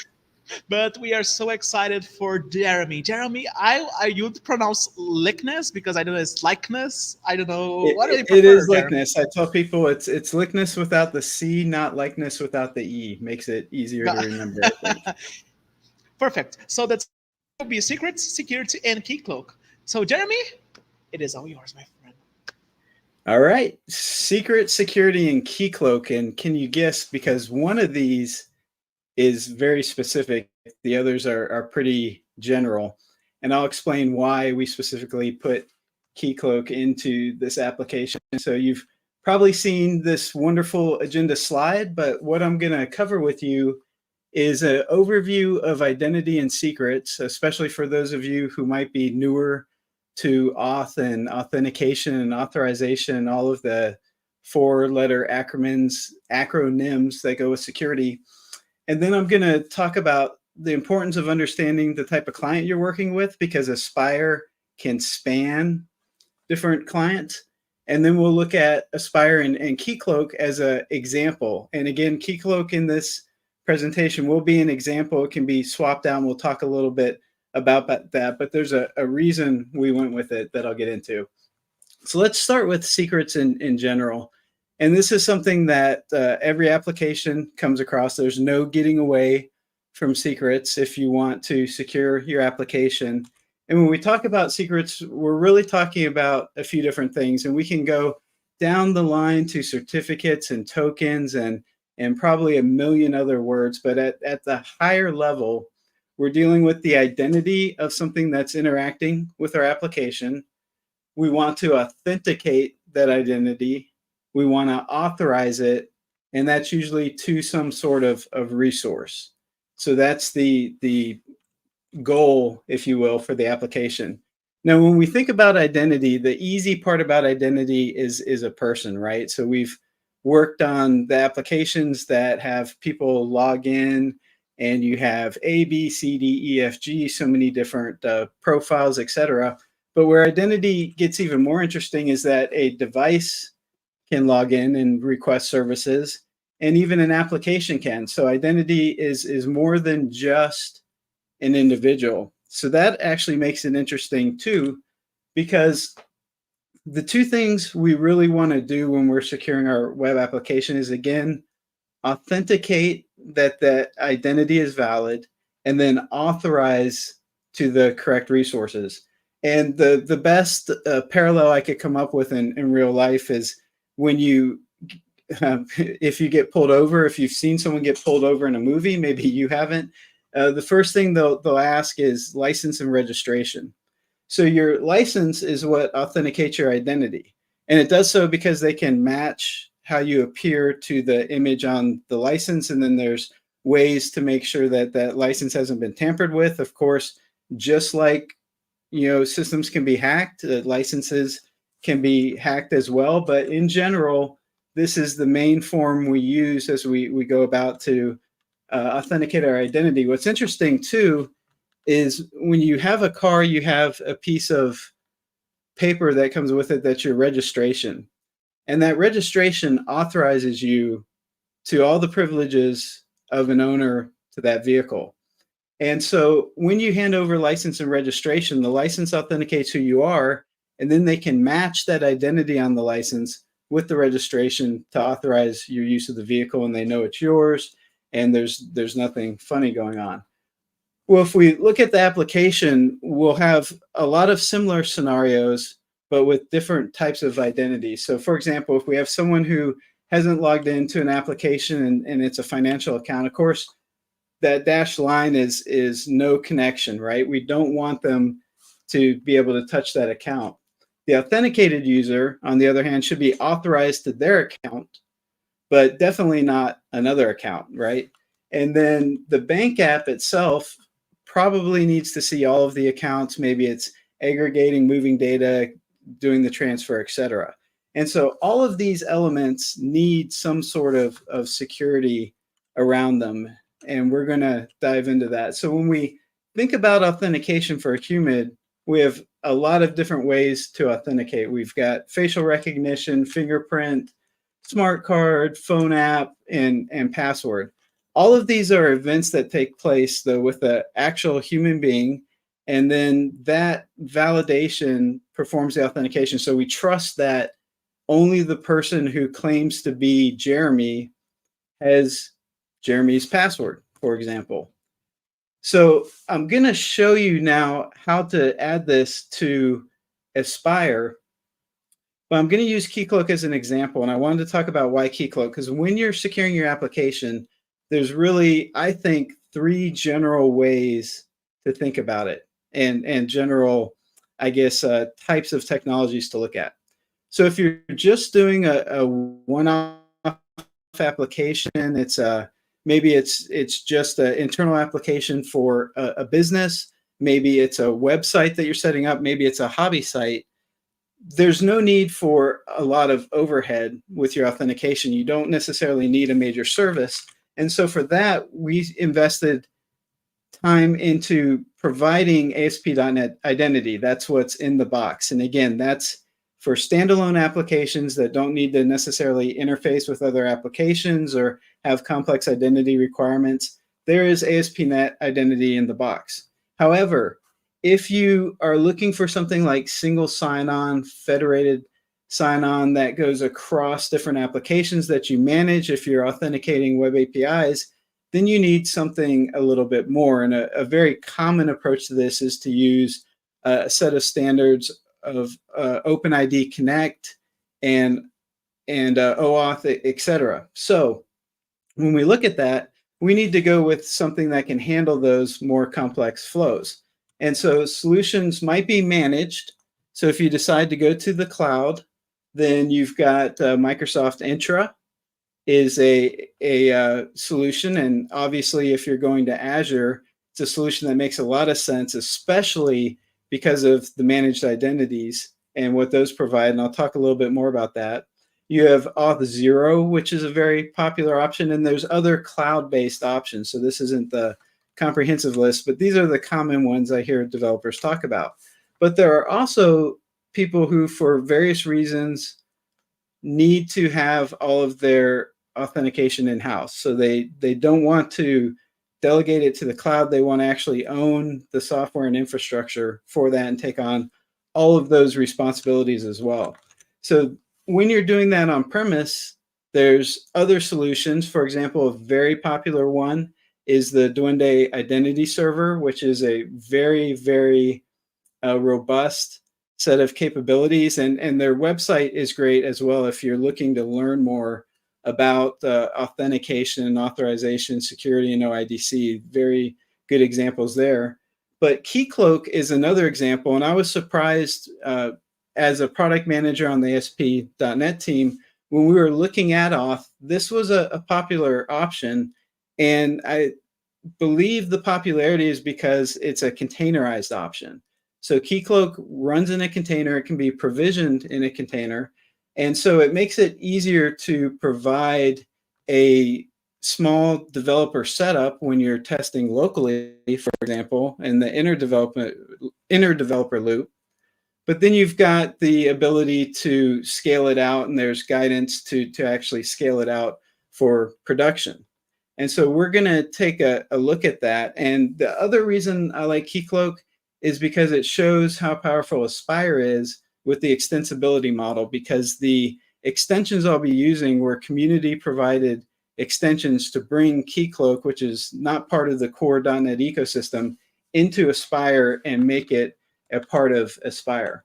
So let's go ahead and jump into some code and see what it takes. Now, what I'm going to show you is a very interactive piece so that you can see all of the components. There is a template that provides an out of the box, and you can file new. It'll import test users and set up what's called a realm. So all of that is out of the box. We're going to do it a little bit differently so that you can see what's involved behind the scenes. So let me pop over to my project here, which you can see is just a plain vanilla Aspire project. And it just has one API, the Aspirations API. And this is an out-of-the-box minimal API that I'm showing you. So it's got the weather forecast code. It's not secured. And one of the reasons I wanted to start here is because this is where a lot of people start. They have an existing application and they're adding auth to it. So they can't just use a template and spin up something new. So here you can see we have basically one resource, and that's our API. So if I go to the Keycloak website, there's a walkthrough for getting started with Docker. And so I'm going to follow that walkthrough. And basically it involves launching the Docker container. But what's nice about the way this is set up is there are flags that you can pass to get customized containers with customized features. So there's a lot of flexibility and dials and buttons that you can push. So as this is pulling down, the other thing you'll notice is that at the very end of the call to Docker, I've said start dev. I'm basically doing a developer mode version of it so that I can easily program and interface and connect. There is a production version of it, and that is not going to have admin, for example, as the administrator, user, and password. So what we're going to do is go ahead and jump into that console. So this is my local Docker container that's running, and I'm just going to set it up for my application. So I'm going to really do three things. The first thing is I'm going to create what's called a realm. And a realm is like a tenant. It's a group of related applications. So it might be the realm of a line of business or really anything that encompasses a suite of clients that work together. And realms can be hierarchical, and I'm showing you just the very tip of the iceberg in these 30 minutes. I'm going to create a user so that I can log in and show the authentication. And this is going to be pretty straightforward. I'm going to break all the rules with a bad password and telling it I don't have to verify my email and I don't have to change my temporary password because I'm in development. I want low friction. I don't want to have to do those things every time. I want to get it connected, make sure it works the way it's supposed to, and move on from there. So I'm setting the super secret password, which, spoiler alert, you will be able to see momentarily, but that's okay. We'll talk about that. And so now that I've got user set up, there's one more identity I need to set up, and that's the identity of my application, which is a client.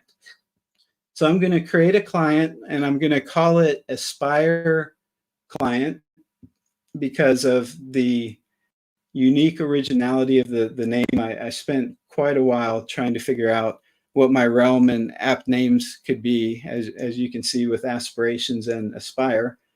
And I'm going to pretty much keep the defaults, although I'm going to set up client authentication. And that's important. We'll talk a little bit about that. The reason why that's opt-in is because it requires a client secret. And we need to make sure we can keep secrets before we set that up. And I'll show you what that means. So now this is set up, and we've got our container configured. So now I'm going into the Aspire host application, and I'm using that community contributed component so that I can host the resource of the Keycloak asset. So I'm adding the package reference to the Keycloak, and this will give Aspire everything it needs to know how to interface with the Keycloak volume, to spin it up, and to interact with it. And I'll show you what that interaction looks like in a second when we move over to the API portion of the demo. So now by adding that reference, I've made Aspire aware, and you can do, package add, .NET package, like whatever your preference is for adding a package. I just popped it right into the project header. And now we're going to go into the code, and we're going to create two things. First thing is a reference to the Keycloak container itself. So this is going to give me access to all the resources and assets in that container that are exposed, specifically being able to post to that container and request things like tokens that I need to pass between applications. And I'm telling it with data volume so that it persists and I don't have to start fresh with everything every time I run the application. So this will actually mount it And someone said it looks like the code view is frozen. Can someone just do a check? I'll keep going, but if I need to do something, let me pause. I think what we're just experiencing is maybe some bits are backed up in the pipeline, so we're going to let them flush out. And see, now everyone says it's working now, so that was perfect.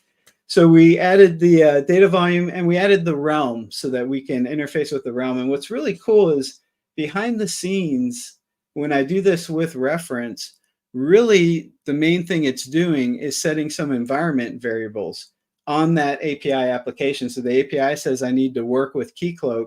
So it's going to open up that access and configure the settings that the API needs to be able to communicate with Keycloak. The other thing in Keycloak is when we configured the client for the application, it allows us to do this option called download adapter config. And this will give me all of the JSON I need to configure Keycloak. And what's nice is this format is what the adapter is written to consume, so I can drop it straight into my JSON file. Now, there is a client secret in there. I want to call that out and assure you that we will be addressing that secret momentarily. And again, if we get the screen back, let me know. Some people are saying frozen again. I think I'm typing too fast for this. Okay, so it's back. All right, so what I'm going to do is just name this Keycloak. And then I'm pasting the configuration that I pulled right out of the admin console. And so that is pasted in.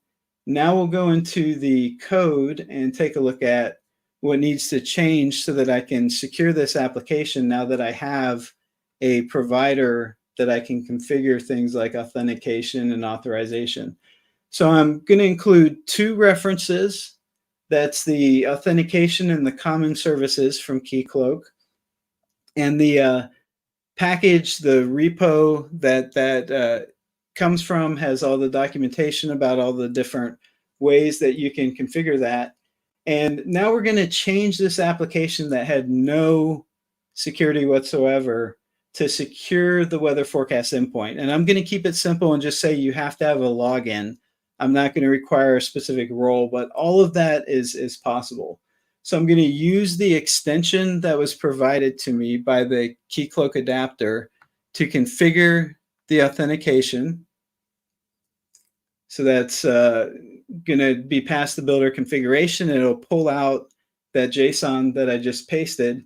And right now what I'm getting is, you can't see it on another window, but it's saying that Keycloak authentication is deprecated. It's more specific. We're going to add Keycloak Web API authentication. And that's the sign of a mature API, right? It's already has deprecated methods, so we know it's been out there. We're going to do a couple things here, and this should probably have a dev check behind it. The audience piece I'm not going to go into right now because there's that could be a whole talk on how to further secure interactions with audience.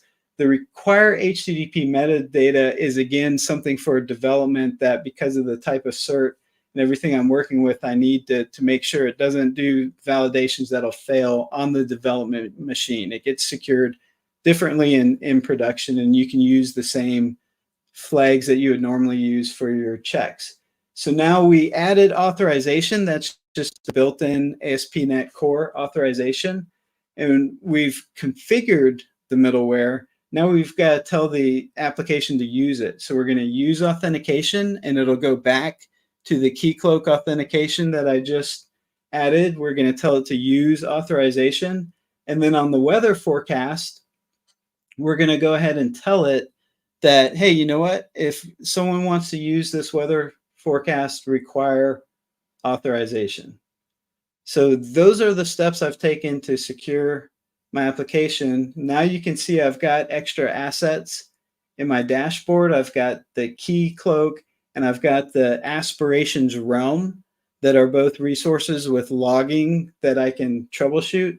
I go to hit the weather forecast endpoint and I get my favorite three numbers, 4, 0, and 1, which means not authorized. So I'm going to take you to the command line because I don't have time to build an entire UI for this, but what I can do is show you what it looks like to log in. So the first thing I'm going to do is use curl, which is basically hitting the HTTP from my command line. I'm going to go to the same weather forecast just to show you that I'm getting the 401 unauthorized. Now what I'm going to do is make a post. Now keep in mind, in your environment, this post would happen behind the scenes on the server. So this is the user logging in, the server talking to Keycloak and redirecting them. But here I'm passing a username, a password, a client secret. I'm putting it all out in the open just for the sake of a demo. But again, remember on the server, that'll be behind the scenes. So there's a well-known endpoint that you post to, and this will basically take me down to the name of the realm. So I've got my Keycloak address, realms, aspirations. I tell it the protocol I'm interested in, and I'm using OpenID Connect, which is possibly one of the most popular flows to use, and I'm asking it for a token. So give me a token so that I can access this API. If this was an interactive web application, you'd probably go with cookies, which would be perfectly fine as well. But because I'm on the command line, I'm going to do this. It's given me a token, and it gives me two. It gives me an access token and a refresh token. So the refresh token is what I can trade in to get another access token when that token expires, because it has a lifetime that you can configure in the system. And sometimes you want a way to be able to re-authenticate a user without having to force them to log in again. And so that's what the refresh token does. Now, with that token that I just got back from Keycloak, I'm going to place that in the header, and I'm just using a bearer token here. And I'm going to make that same call to the weather forecast. Dun, dun, dun. And now I get back the actual list. So that is securing the application. So now let's talk about the one thing that I feel was a little bit of when I was doing it, leaking secrets all over the place, right? So we talked about how we authenticate a human. How does a machine or a device authenticate? Well, there are several ways. One way is managed identity, and this is my preferred way, I would assume preferred way. I'm not a security expert, but I'm going to assume most of the time if you can use managed identity, and this is something that, for example, if you're deployed to Azure, the Azure services already have encapsulation of security and know how to securely communicate with each other. So this is allowing that infrastructure to take over and you not having to deal with the secrets and the handshakes and the back and forth. Another very secure way is certificates. I think that's probably everyone's favorite thing to work with is X.509 certificates, public keys, private keys, and a lot of mathematics to prove how strong the encryption is.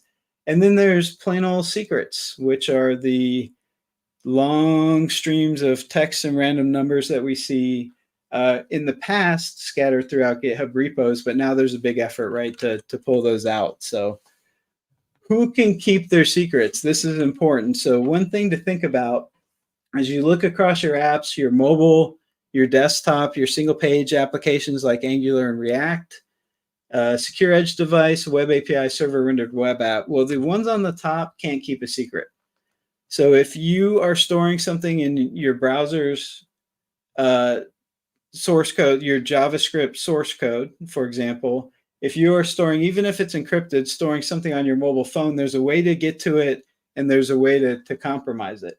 On the other hand, the bottom set of clients are considered confidential because they're able to keep their secret. Obviously, if someone compromises the server, that's a different story. But the assumption is that the end user doesn't have access to the server, so it can securely store that. Now, even having said that, there are ways to further protect it, even if it's a confidential client.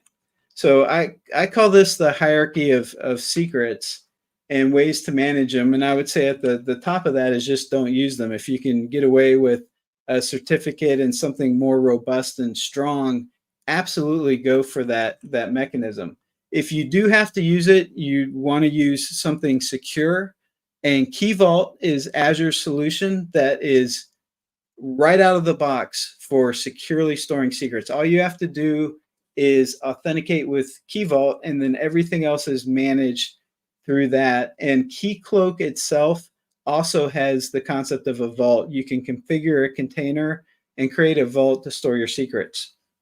If you do have to store it on your server, store it encrypted. There's tools to help you do that. And then never store it unencrypted. And please don't hard code it in your code. And I'm not even sure if that's possible now if you're using GitHub, because it's pretty quick to catch these. So these are two examples of vaults. There's the Azure Key Vault with .NET Aspire, the aka.ms link. I'm just pausing here because I know some people want to grab the links right away. And there's the instructions for Keycloak's vault.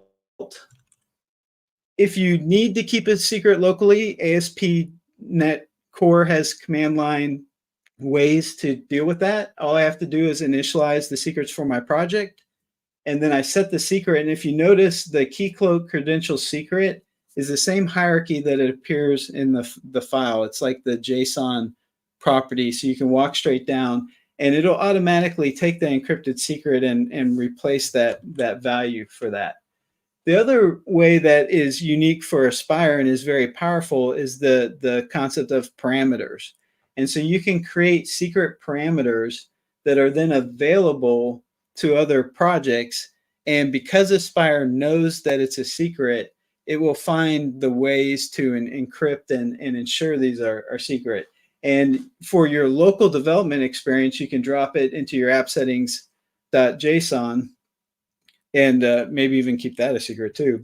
And then that'll fan out. But in production, you would set it in the environment or use Key Vault or some other mechanism for that. So that is the wrap up for identity and security. Hopefully, what you've learned is, if you're not familiar with security, some of the general concepts behind identity, authorization, authentication. But the other thing is how Aspire really made it very straightforward and easy for me to take that community component, pull it in, and configure security. And if you're looking for a solution that's on premises, Keycloak's something to consider, but remember there are other options like Duende Identity Server. And then if you're going to a cloud, there's a whole other suite of those. And with that, I am going to key it back to Pablo. Jeremy, I have a question. Why do I want to hunt hard-coded, man? I want adventure. I have fun. Come on, hard-code is the way. Hard-code is fun. I admit that, but it's excellent. Now the someone that I know by the name of Barry gets upset when that happens, and I don't like getting very upset. By the way, folks, I want to thank you, Lena Lux, for the raid. Thank you so much, and welcome everyone to Aspire Dev Day, where you saw Jeremy talk about a little bit on Keycloak and so much security. I'm searching for questions, Jeremy, for you. By the way, folks, if you have any questions, put them down, and we want all the questions right now. Let's take a look. So a question that I saw a lot here is about basically which library that you had, because they didn't have any people didn't take a look inside. What was the nugget that you added to that post? Yeah, we're going to go back in time, and I'm going to rewind to that, and then that production magic dust stuff I saw happen earlier can probably happen again, and we'll pop it right up. Oh, wait, no, I did that in the video, and I'm not going to rewind the video. Yeah, I'll pop these out, though. I've got the application actually right here. Okay, show to us, because I'm move that over. People want to know. What's people that? People demand the library. People demand, okay. All right, so here's the hosting library. Yeah, there right you go. Here, Keycloak auth services, Aspire hosting, and all of them start. Yep, and all of them start with Keycloak auth services. Mm-hmm. And then, if we go over to the API side, Then we've got, again, Keycloak auth services, authentication, and common. Mm-hmm. So congrats to Tom. You were right on the comments. It was Keycloak, auth services, something. It was actually of something. So, Jeremy, before we go, do you have any messages for us for .NET Aspire Dev Day? For the folks you have a lot of people watching right now. A lot of people watching. The pressures is so much. I'm just going to don't tell you. I feel mean, the you've seen pressure. it. I really, No. I My really man. don't have to add to it. I think we've seen today anything that I can share, which is that even myself adopting Aspire, I've been learning very quickly, and I'm very amazed at the ways things fit together and make sense and are easy to learn. So if you haven't tried Aspire, if these talks and forget like what you just saw, the whole day has been amazing. If that doesn't convince you, then I don't know what will, because it's pretty flexible, but also give us your feedback. I've heard that before, and I agree. Give us your feedback. Tell us how to make it better. Let's create the best developer experience ever. Okay, I'm done. Gotcha. Thank you so much, Jeremy, for that. And we appreciate it. I know you got some last questions, but we have so many things to show you folks, so we have more time. But right now, let's go to our next topic, which is deployment options for .NET Aspire apps with Brady and Maddy. Where are you folks? Let's go! Oh, how's everyone doing? I'm back. Does the microphone Maddy, work? you're a little bit very much compressed on your audio there. Not again. How's this? No, it's good. Okay. I'm just going to have to Okay. eat this microphone. It was actually really loud. I'm gonna read some comments. So loud, LOL. Okay, amazing comment. Thank you so much, David. Okay, now we are good. So, folks, what do you have for us today? We're talking about deployment, and I think a lot of you saw, the talk with me and Glenn this morning. And what we didn't really talk about was, deployment at all. And so we touched on it briefly, but we knew that Brady was coming here to, do the ultimate demo. The ultimate demo? Yes. And That's big pressure. You know and I what will you're not saying. touch the volume. Thank you, everybody. So, I'm gonna turn on my slides. I'm gonna stop looking at myself. My feedback from earlier, besides the mic should work, was look at the camera. Hello, everybody. But we're talking about deployment. And I think the first thing that I asked Brady, besides hi, was what even is deployment? Like, I get it, right? It's taking things from A and putting them on B. And so, you have to put the things that you developed locally onto something in the cloud. But there's a lot of things that come into it when it comes to automation, all the scalability and resiliency. And then there are also a ton of different places, and they all have different definitions. And I guess, Brady, I'm sorry, I should have let you introduce yourself, but you can do that when you start your demo. Brady's the best. He doesn't need an introduction. But yeah, so if you look at the eShop sample, which I know has come up a bunch today, the day of eShop, there are 3 different front ends, 5 APIs, 2 processors, which could be an Azure function or similar, 4 databases, the cache, the event bus, and then the separate telemetry solution. And so deploying all of those things, that's another 17 individual things that might have their own deployment mechanism, right?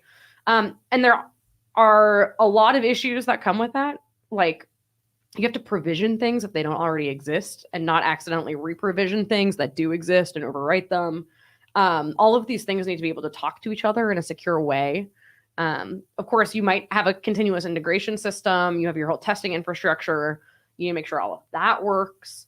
And then you have to handle the issues and push changes and rapidly react to things as the world does the things that the world does. And so, there are a lot of tools that can help. Kubernetes, I know Brady's going to talk about, is obviously the go-to in terms of just building really scalable, deployed microservice apps. But, you have to do YAML, bicep, whatever it is. There's going to be some amount of specialized knowledge. It's hard to do locally. This, meme cracks me up every time because it is true. Like, I tried to peel back the onion of Kubernetes and I put it away. I was like, nope, you know what? That's not for me. Nope, it's okay. Because it's gonna be a lot to learn. And there are people who are great at it. And with Aspire, you don't have to get rid of how you deploy. We don't overwrite anything. So don't worry about that. But if you do feel like you could use help with deployment, Aspire is a really good way to do that. So that's what we're going to talk about. We showed this slide earlier, but yeah, you can do it how you do it today. But what Brady's going to show is the Azure Dev CLI. There are ways to do it with AWS and, of course, with Visual Studio, which is what this video shows here. Right-click publish, everyone's like favorite / least favorite. Everyone loves to hate right-click publish, but it works. And when it works, it's great. And this is just using AZD under the hood. So lots of really cool, just like, things that the AZD folks and Brady and the folks on the Aspire side have done to make this a really seamless experience, especially, if you don't have an existing deployment infrastructure in place. So with that, Brady, it's all you. And I'm just going to sit here and heckle. So it's fine. Oh, no, my screen is still sharing. Unshare my screen, please. Oh, there. Sorry, I was muted. Thank you, Jeff. Oh. Yeah. Okay. There's my screen. That's perfect.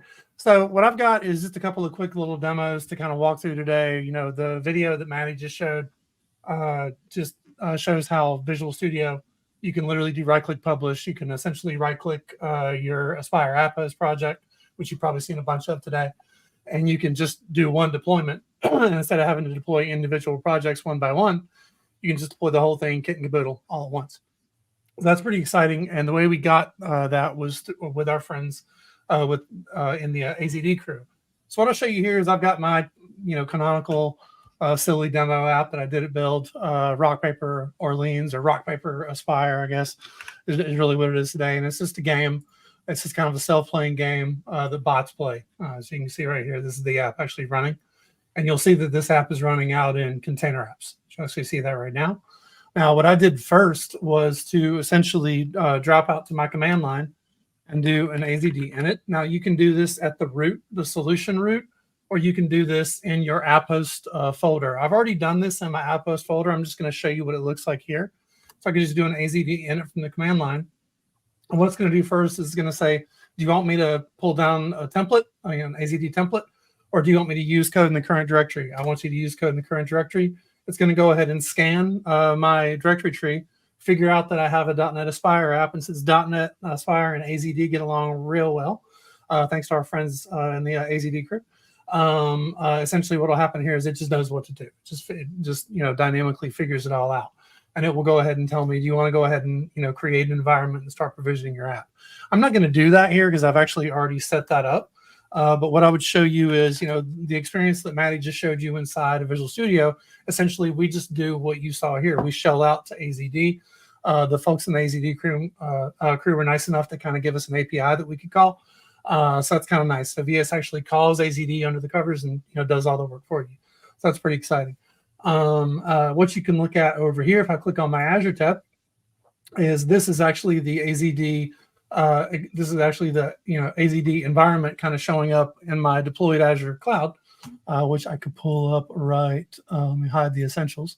I could pull up right here is what it looks like when it's actually deployed out to Azure. So you can see right there is the app all deployed. You can see 7 or 8 different container apps that are deployed, as well as my container app environment. If I wanted to turn on the dashboard, I could turn that on. And then if I wanted to actually look at those individual resources up here using the existing tools, I could go right here in my container apps node, and you can see all the individual container apps that I want to party on. So that kind of shows like how not only you could do this from the command line, but how you could also do this from within Visual Studio, since Visual Studio uses the same thing that's in the command line. But it doesn't stop there. Pull up this article real quick from our wonderful friends in the Docs crew. And you can see right here that this is, essentially how to do, everything in CI/CD. And if you scroll down in this, you'll see that we show you how to do this in GitHub Actions as well as in ASDO. And essentially, I've copied out a couple of these little things and augmented an existing pipeline flow that I've got set up right here. So if I were to show you my provision and deploy, which kind of does the whole thing, essentially I'm just pulling in some environment variables that I got in my Aspire in my repo here. And the way I did that was at the command line, I run azd pipeline config after I've already done that azd init. And what that'll do is that'll just inject all those secrets and everything that my actions are going to need to run directly into my repo instead of having to do it manually. It's a lot easier. Now what I can do over here is I can go into one of these secrets. Pardon me, it's that time of day. I'll change this one environment variable to be a 4. And before I change it, I'm going to move this over here so you don't see all the other ones I don't want you to see. And what that will essentially do is set me up to go ahead and create an entirely new environment directly inside of Azure. So what I'll do now is I'll just go over here and I'll select this provision and deploy all. Pardon me. And now I'll go over here and I'll say run workflow. And what this is going to do, this is one of the things that bugs me about GitHub Actions. Sometimes I have to hit F5 to see this. What this will do is this will actually use the same AZD provision and AZD deploy features that you would use both from within your command line and also within Visual Studio directly from within CI/CD. And what I've done is I've actually carved those up into 2 files like you saw. One of them is just provision and deploy, and then the other one is provision. And the idea behind this is I might want to just create my environment and not deploy anything to it, whereas this one would do, kind of a brand new environment, which is sort of what you would see over here in this running action running right now. So in a minute, we'll have a brand new environment out in my Azure sub. But Maddy, Brady, do you mind zooming in like just a touch? Sure. We'll do what now? Do you mind what? Just zooming in. Just zooming in a touch. Totally. Sorry. Thanks. I don't know if I'm clipping or if I'm too loud. Okay. That's great. Perfect. I can pause right here if you have any questions about this part that I haven't seen pop up in the chat because I don't want to use YouTube's bandwidth today. But do we have any questions so far on the AZD and Azure Container Apps type part of this? Sounds like lots of questions, just lots of excitement. Very happy about Orleans showing up, of course. Thanks, Napalm. And then a couple questions about CI/CD, but I don't know if you want to get into that rabbit hole just yet. You can go ahead and ask him since we're already running the CI/CD thing. My build just failed, so I need to figure that one out. But go ahead and what sort of questions are we getting about CI/CD at this point? So the first one I saw was from where is it? Scroll. Oh my gosh, we had a lot of chat. How do you deploy to existing resources in Azure if you already have container apps? That was the first one I saw, which hopefully is an easy answer. Pretty easy. I mean, if you already have existing resources running in Azure today, you can, AZD is smart enough to know, okay, I don't need to provision that. It's already been provisioned. I don't need to configure that. It's already been configured. So if you're already using AZD to do your ups and downs and whatever, you can just keep using it because, like I said, it'll figure out the diff and only deploy what needs to be deployed. If what you're saying is you want to, you have existing container apps into which you want to deploy your Aspire projects that are now Aspire, whereas before they might not have been Aspire. As Maddy kind of pointed out in the first slide of her presentation, everything that you've used before will still work. Anything that you've used in the past to deploy .NET Core, you can still, or .NET Core 5, 6, 7, whatever, you can still use with Aspire project. So anything that you're already using, if you're using Jenkins, if you're using TeamCity, if you're using any other CI/CD product, you can continue to use those as long as you augment it with one little tweak in your workflow file, which I would have to open up this and go right here to my GitHub. And I would just show you the one thing you'll probably need to add is going to be this set of code right here. You'd probably need to install the Aspire workload during your build. This is reflected in the docs. Thank you to the doc writers who submitted that. So you would need to do that in either your Azure DevOps environments or in your GitHub Actions environments. You would need to install the Aspire workload prior to doing anything with Aspire. So that is probably one difference between your pipeline you have today and your pipeline you would have tomorrow. So hopefully that answers that question. It did for me. The other one I saw was, does this work with Azure hosted CI/CD agents? Azure hosted CI/CD agents. Yeah. I am not familiar. What would that be, like a Kudu, or what would an Azure hosted CI/CD agent be? I wonder. That's a good question. We're gonna have to wait for the delay of the chat Yeah, if we're talking about Azure DevOps, then yes, the doc reflects that. Let me pull up the doc again. If I go back over to our document right here, you'll see we've also got Azure Pipelines. So we do have the Azure Pipelines option available as well. So you can see how to do that in your Azure Pipelines. Hopefully that's what you were asking. If not, you can definitely ping me offline on LinkedIn or whatever. It's easy. So. And then, of course, we're starting to hear some Kubernetes from Napalm codes. So I'll let you keep chugging along because I know I kind of maybe know what you might talk about at some point. So cool. Let's go ahead and switch gears. Okay, so what we've talked about here is one of my favorite things, PaaSes. You know, our fantastic container PaaS, Azure Container Apps. But what I've got over here is a simpler project. Essentially, this is just file new Aspire. And I have created repos so we can see the differences that we'll make as we chug along here. So I've got this open, and I'm going to flip to my beautiful terminal, which has a lot of details in it we'll talk about. You can see right here, this is my Azure sub. It's kind of a story in a console. I haven't updated in a couple of weeks, sorry. This is the Kubernetes cluster that I'm currently partying on, which you'll see here in a moment with VS Code. This is my gnarly rig. Thank you, Damien, for building it. And then this is the directory in which I've CD'd my app host directory, because the way you'll see in a moment with Aspirate, it kind of likes it when you are in a app host directory first. So what I'm going to show you here is an open source first project that was contributed that we've been collaborating on. It's called Aspirate. You can see here on the window. And I like it. You can see that I like electronic music. Back in the 90s, there was a band called Alternate. I'm making a lot of jokes about that. They were kind of ahead of their time. But what I'm going to show you here is some quick little features on how you can use Aspirate to do, Aspire with Kubernetes. So the first thing I've done is I've got my Docker desktop Kubernetes cluster running right over here. You can see that I recently clicked this fantastic button to reset my Kubernetes cluster. If you use Minikube or something else, that's fine. It's cool. But you can see I don't have anything running. All right.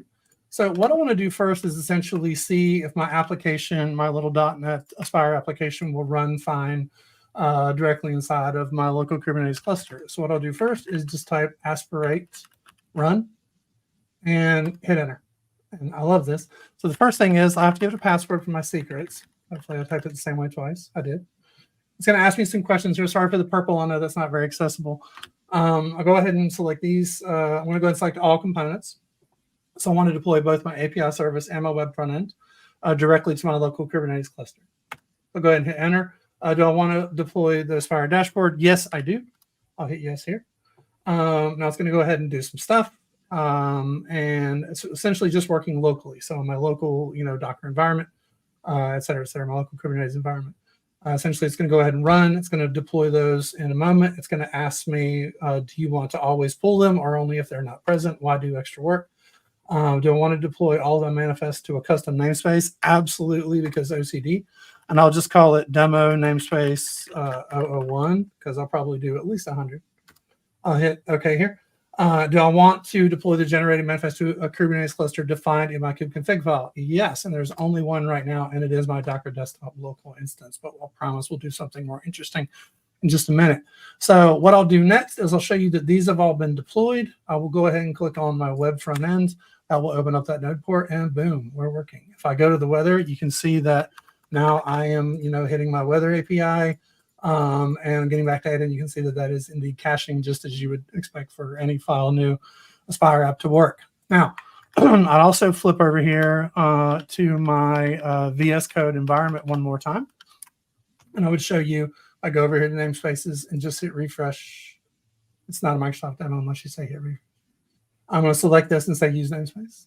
And then when I expand the workloads right here and expand deployments, you will see there are my deployments. Those are all the my Aspire stuffs that have been deployed, as well as the Aspire dashboard.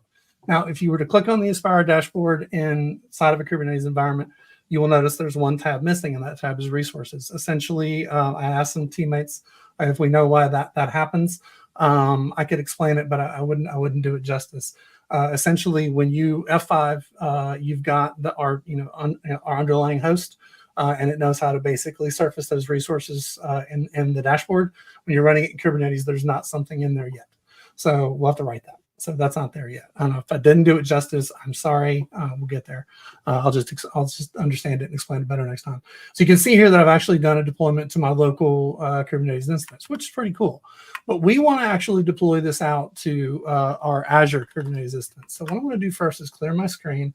And what I'll show you is that we've dropped a couple of files, aspirate state, and then my manifest, my Aspire manifest, which you probably saw folks talk about today. I'm going to delete those, because I don't want to inadvertently deploy to my local environment again. And what I'll do now is I'll go over here and I'll show you first that in another window, which is not the StreamYard window, right here you will see that I have a Azure container registry instance set up right here. And I'm going to expand that, and I'm going to copy out the URL for that instance. Okay, I'm gonna grab that right here. And what I'm going to do first is I'm going to type ACR login, and you'll see here I've got it. I've already done this before. So what will happen here is if I were to go through the process of trying to use Aspirate against a live AKS cluster, I'm going to need to have a live ACR registry to push my containers images into. If I haven't logged into that yet, I'm going to get an error. So I'm going to go ahead and do that using the ACR login command, which you'll see right here, and that'll just log me in really quickly. It's going to tell me that I can omit that in the future. I always forget that. Sorry. And now I'm logged in, and we can go party. So what I've got here first is, again, I've just got my source code, so I don't have any YAML or any Kubernetes-isms here whatsoever. So the first thing I'll do is I'll hit aspirate init one more time, and it's going to say, do you want to specify a default container registry? I absolutely do. So I'm going to want you to push my images there. So I'll go ahead and paste that URL in. Do I want to set the value? I'll go ahead and take the defaults for essentially the rest of it, and that's fine. I'll take the defaults here. So now I've done aspirate init, which is initialize this area, and what that does is it kind of gets me started and lays down a couple of files. In this case, it's probably going to save that Aspire Kate's demo ACR IO one of its JSON files. So that's good. So now what I can do is I can go over here to my AKS cluster, which I'll show you running right here. Again, I'm not going to show you some of my details. What I'll show you is I've got this connect button, and when I click that connect button, it's going to open up a handy little window for me to copy out a command, and I will paste that command here.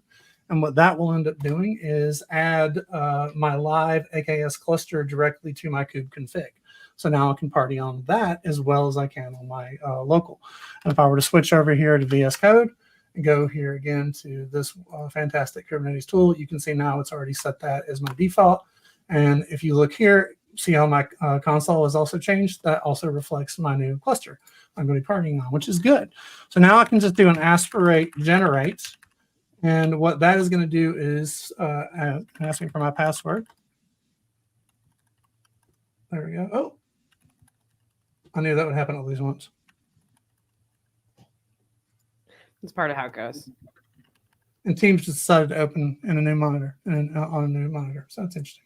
I'll go ahead and select all components here again. Do I want to deploy the Aspire dashboard? Sure.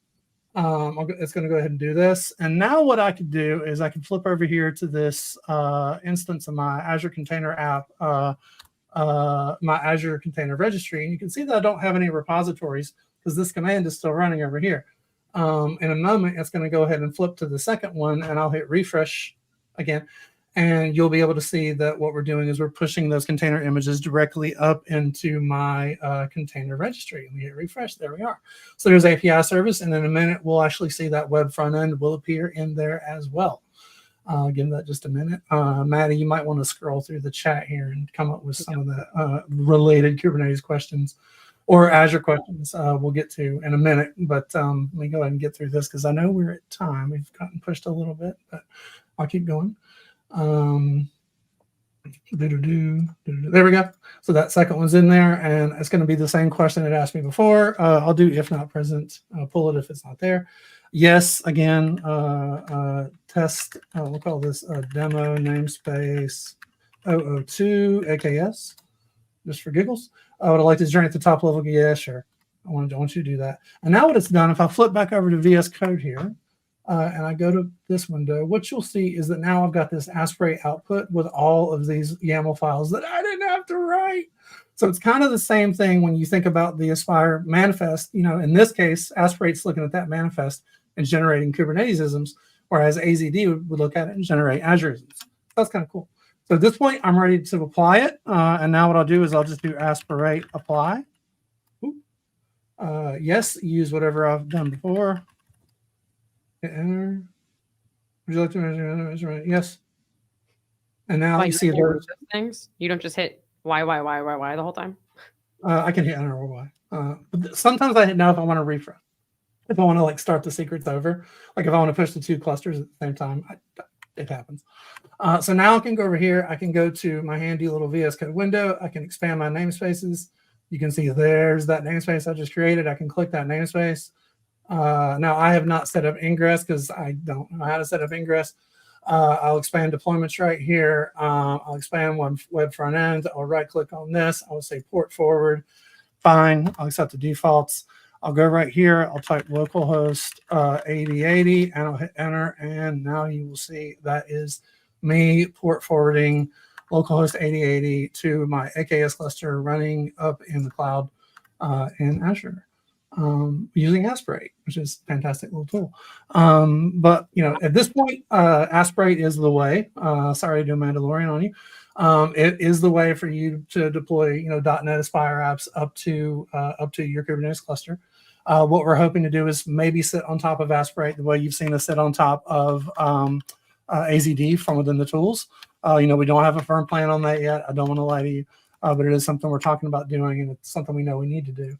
The last thing, if you like to clean up, I'm going to go ahead and over here and just do aspirate destroy and hit enter.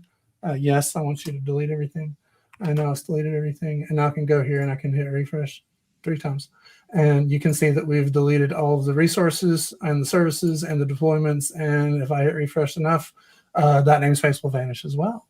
So that kind of shows you how you can just spin in an AKS environment using, or in any Kubernetes environment using Aspirate the same way that you would spin in the Azure container paths using AZD.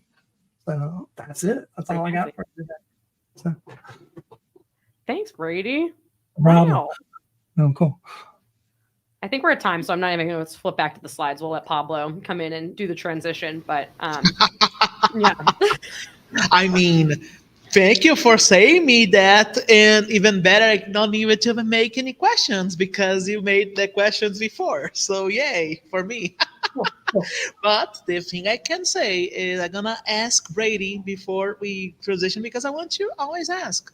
Do you have any last messages? Maddy, I don't know if you're going back, but Maddy and Brady, any last messages for us in this incredible .NET Aspire Dev Day?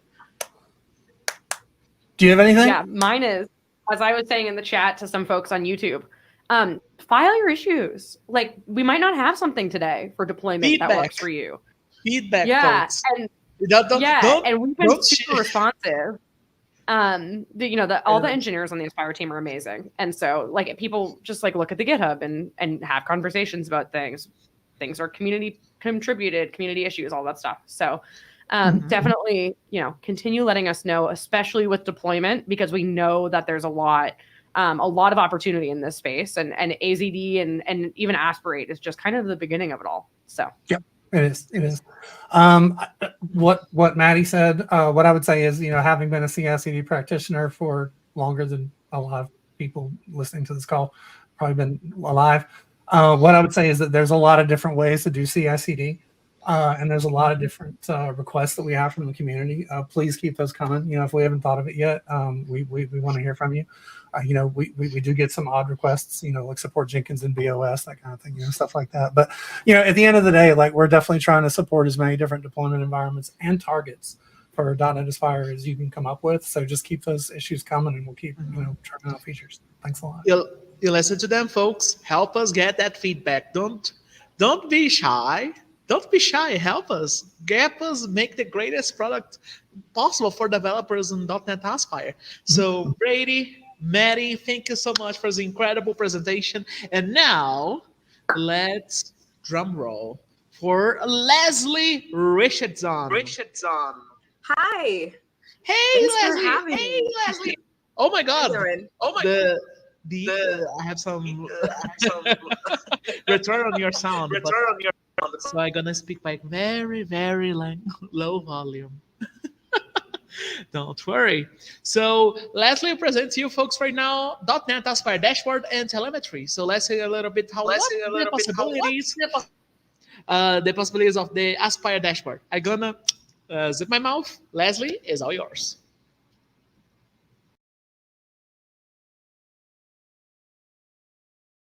Manager on the .NET team. And today we're going to be talking all about the .NET Aspire dashboard, which hopefully you've seen make cameo appearances all throughout this stream, but we're really going to focus on it for the next 30 minutes here. So let's start with some slides real quick, just so we're all on the same page about what's going on. Hopefully people can see what I've got. All right, so we've got a couple of things on the agenda today and a lot of ground to cover, but if you're new to this stream or you're new to Aspire, no worries. I'm gonna get you caught up with a brief overview about the dashboard. And for this particular session, we're really gonna focus a lot on telemetry. So specifically how telemetry or OpenTelemetry works in Aspire and how ultimately it works with the dashboard to give you all of that wonderful diagnostics data that you know and love when working with an Aspire app. That said, the beauty about Aspire is that a lot of that telemetry is set up for you. So you don't even have to touch it if you don't want to. But if you do and you want to add your own custom metrics, traces, or logs, you can. And so I'll walk you through an example about how you can do that. And also, good news, if you don't even have an Aspire app, first of all, you totally should. Hopefully the stream is convincing you to give Aspire a try if you haven't already. No worries there. But if you don't have an Aspire app, that's okay, because you can take advantage of the standalone dashboard experience. And finally, we will also talk a little bit about environmental variables that you can add to that standalone dashboard experience for your customization needs. And I was originally going to talk about deployment, but I think Maddy and Brady covered that very well in the session that was right before me. So feel free to rewind back and check that out after this talk if you want. Yeah, but due to time, probably not going to get to it, but that's okay. They did a great job. So with that, let's go into a quick demo and I'll give you the grand tour of the dashboard. Cool. So I am currently using VS. I have currently got the eShop app running. This is an open repo that you can take advantage of. It's just called eShop. I was expecting it to pop up more throughout the stream, but I actually haven't seen it yet in the times I've popped in. So cool, welcome. It's a really good, old, reliable app that is great for demoing things, such as the dashboard. So when you first run your Aspire application, hitting F5, you'll be greeted with this wonderful dashboard that is your one-stop shop for all things diagnostics, health monitoring, general observation, and other kinds of inspection that you'll want to do while you're developing your application. So it's a really great spot for that, and it provides you a lot of resources, many of which are powered by OpenTelemetry, which we're going to talk about in some detail today. So let me start from the top. We've got our resources page, which gives you a list of all the different containers, projects, executables, Postgres data, and more that make up your application.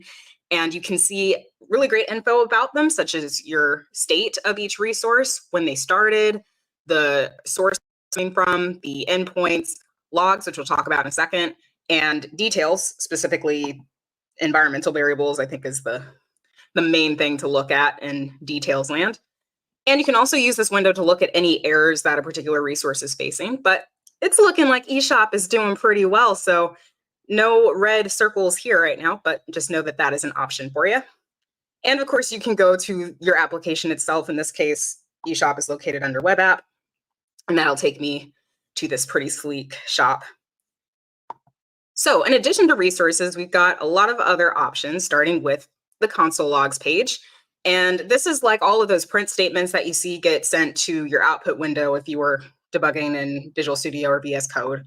And you can break this down by resource. So you can see all of those print statements that probably look very familiar to you if you're in an IDE and all that. That said, if you want to have a more filterable or structured experience with this, you can take advantage of the structured logs page. And this is really great if you want to start to narrow things down. There's certain logs that you're interested in. So maybe you can view by a resource. You can also view by things like errors. So here's an error message here. So you can filter just by those and view that information. And of course, you can view additional details about each log entry that's happening here. Additionally to that come my two favorite pages of the dashboard bunch, in my opinion. So leading into traces, which you can access via your log entries if it's relevant, or just going to traces. And this is a list of all of the different activities that are spanning your processes. So lots of different work and actions that are happening, lots of HTTP requests when you're working with a web app, for instance, that you can take advantage of. And in addition to getting this tabular view that lets you see that information, like let's look at this get HTTP request here. You can also click view under details and get this really cool Gantt chart, timeline, whatever you want to call it, that lets you see the timeline of events that revolved around this particular HTTP request. So there's all of the different resources that make up this activity. You can see how long each action took, and you can see when they started and when they ended in the context of the wider whole. So this is a really nice way to be able to break down things such as performance, like are certain actions and behaviors taking longer than they should? Maybe it's a good idea to take a look at this. Or are the actions even happening at all? Or maybe they're happening too much. So all these things you can use the traces page and the dashboard to try and diagnose. And last but not least, we've got the metrics page, which lets you view lots of different stats, basically, about your resources. I like this page a lot for when you're trying to do some general health monitoring or when you're trying to examine some perf or reliability concerns. So you've got stuff such as like garbage collection, which is not a great example here because you can't see any data, but let's choose one that does have data, like active requests, etc. So you can go through a lot of different options here and take a look at them. And of course, you can also create your own metrics, which I will talk about in just a few minutes. So the dashboard, it's a really nice option for being able to observe, inspect, debug, diagnose anything that's going on with your app in design time in real time. So as an example, there actually is an error that I have with this eShop app. And that's when I click on one of these items, I'm noticing it's being rendered on the page twice, which, I mean, I like a helmet, and, you know, safety is important, but not this much. So I can go to the traces page in this case and further examine that HTTP request where I clicked on the item and go to view. And here I'm noticing that I've got two of the same API call that is happening here, which is probably overkill. I think I only need this once. So based off of that, I can then go to Visual Studio. And I believe that rendering issue is probably happening under my main layout page. Yeah, and sure enough, I've got the body of that page being rendered twice by accident. So let's get rid of that. And hopefully with the PowerPot reload, that issue should now be addressed. Yeah, so it's gone. Pretty sweet. I know it seems like a simple issue, but that was actually based off a real world issue that the Aspire team we had a couple weeks ago with the project template where a body was inserted twice in a spot where it wasn't supposed to be. So that is a great example of how you can use the dashboard to examine potential issues with your application. So now let's talk a little bit more about telemetry and what's happening behind the scenes here. How are we getting all this data at the end of the day? So back to slide land. Telemetry in question consists of three major components, or I think components is a bad word, let's say elements. So we've got logs, like our console logs, our structured logs. We've got activity, which is like our traces and all the different spans of work happening across processes. And we've got our metrics, which are like our stats. So all of these pieces of telemetry data have to pass through something. And in this case, we're using OpenTelemetry, which acts as a standard for how all this data is getting processed, collected, and ultimately exported to a backend that will then create a holistic view of all that data for you, the end user, and hence how we get the dashboard. So usually what happens in this process is that the backend is going to be represented by an APM or an application, oh gosh, application process manager. Excuse me if I got that abbreviation wrong. But examples of this include things such as application insights for Azure, or you've also got other ones like Grafana, Splunk, Datadog, just to name a few. Actually, there is a talk right after mine that's all about application insights if you're interested in that in particular. So also when you're setting up this telemetry for your application, usually you also need to do a lot of instrumentation and configuration on your end. And again, the great part about Aspire is that that work is done for you with the power of both Aspire and its components. So for example, if you added a Redis component, all that work is already set up for you. You're going to get all of that related distributed tracing without having to do that setup on your end. And we also need exporters, which are going to take in that data and then make sure it's in the proper format before it's being sent to the back end. So there's lots of different exporters, such as Azure's Monitor exporter, but by default in Aspire, we typically use the OTLP exporter. And of course, this brings us back to the dashboard. So our back end in this case is going to be the dashboard, but I think it's important to note that the dashboard is not the same as an APM. The main difference between the two is that there's no real storage involved. There's no real storage involved within the dashboard. So the dashboard was designed more from a developer standpoint and being able to diagnose issues at design time, not while your app is in production. Although that is certainly available, it doesn't come equipped with all those extra analyses that something like Grafana might have.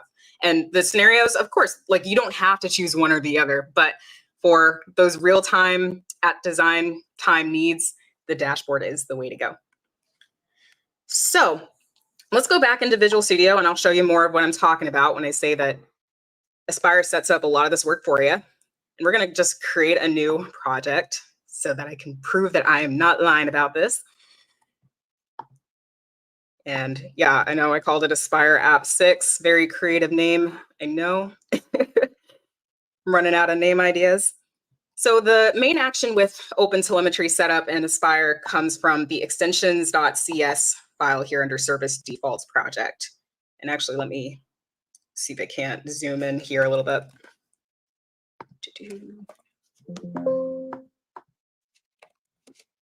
Cool. All right, so there's two major methods to take a look at. The first is configure OpenTelemetry. This is what's doing a lot of that legwork that you don't have to worry about when you're working with an Aspire app. It's setting up metrics, it's setting up traces, it's making sure logging is all put together. And then you've also got the add OpenTelemetry exporters method, which is setting up that OTLP exporter in this case. Although we did add the code for you if you want to take advantage of the Azure Monitor OpenTelemetry experience. So if that's something you want to use, feel free to uncomment that. And now that we're here, even though this is the default, you might want to add your own metrics or your own additional telemetry. So let's take an example and go do that. So this is a basic starter application I've got. If you haven't seen it before, it's like seeing a Blazor web app where you've got your default Hello World page, and then you've got your counter page, and then you've got your weather page that's generating 5 forecasts. So we're going to add some telemetry related to the weather specifically by going to program.cs under API service. Cool. So in here, there's a couple steps that we're going to need to do, but specifically, I want to add a metric and a metric that will count the number of forecasts that have happened across the app's execution. I'm going to add a trace that's going to indicate when a new forecast has been created, and also create a log that shows that same information. So we're going to do all three.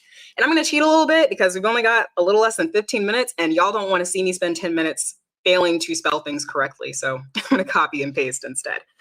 So I will walk you through what's going on.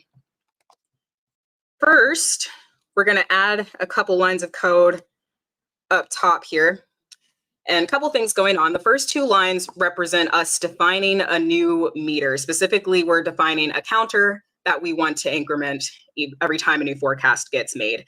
So here we're defining the name of the metric that's going to show up under metrics in the dashboard called forecast.count, and also giving it a description here. And Next, we're going to add an activity source, and this is the class that's going to enable us to actually create a trace or a span of activity. So here we're using the same name weather backend as we did up top with the meter, just to make sure everything is tying together. And now we're going to add a couple more lines of code.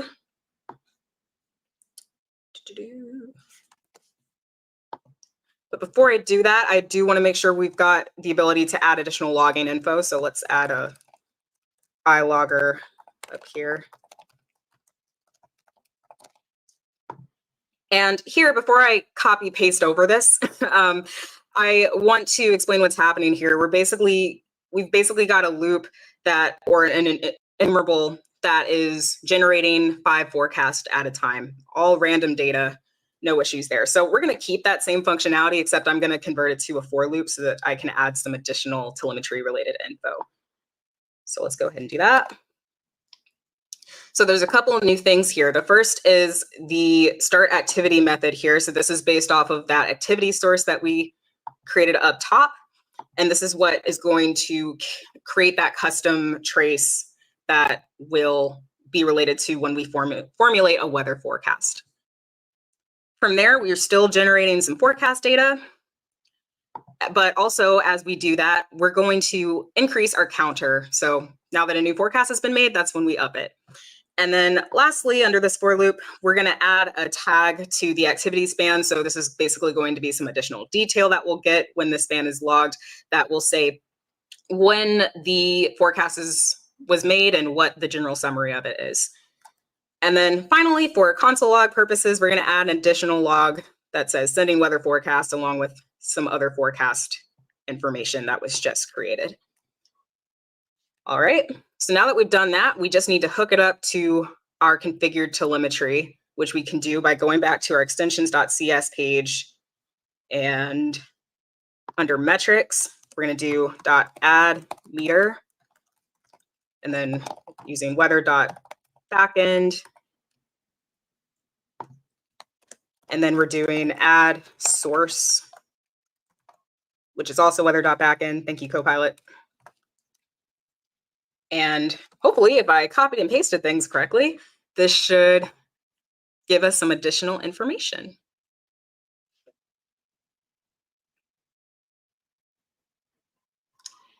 So obviously, this is a more basic example here, but the good news is there's a lot of documentation about OpenTelemetry all up.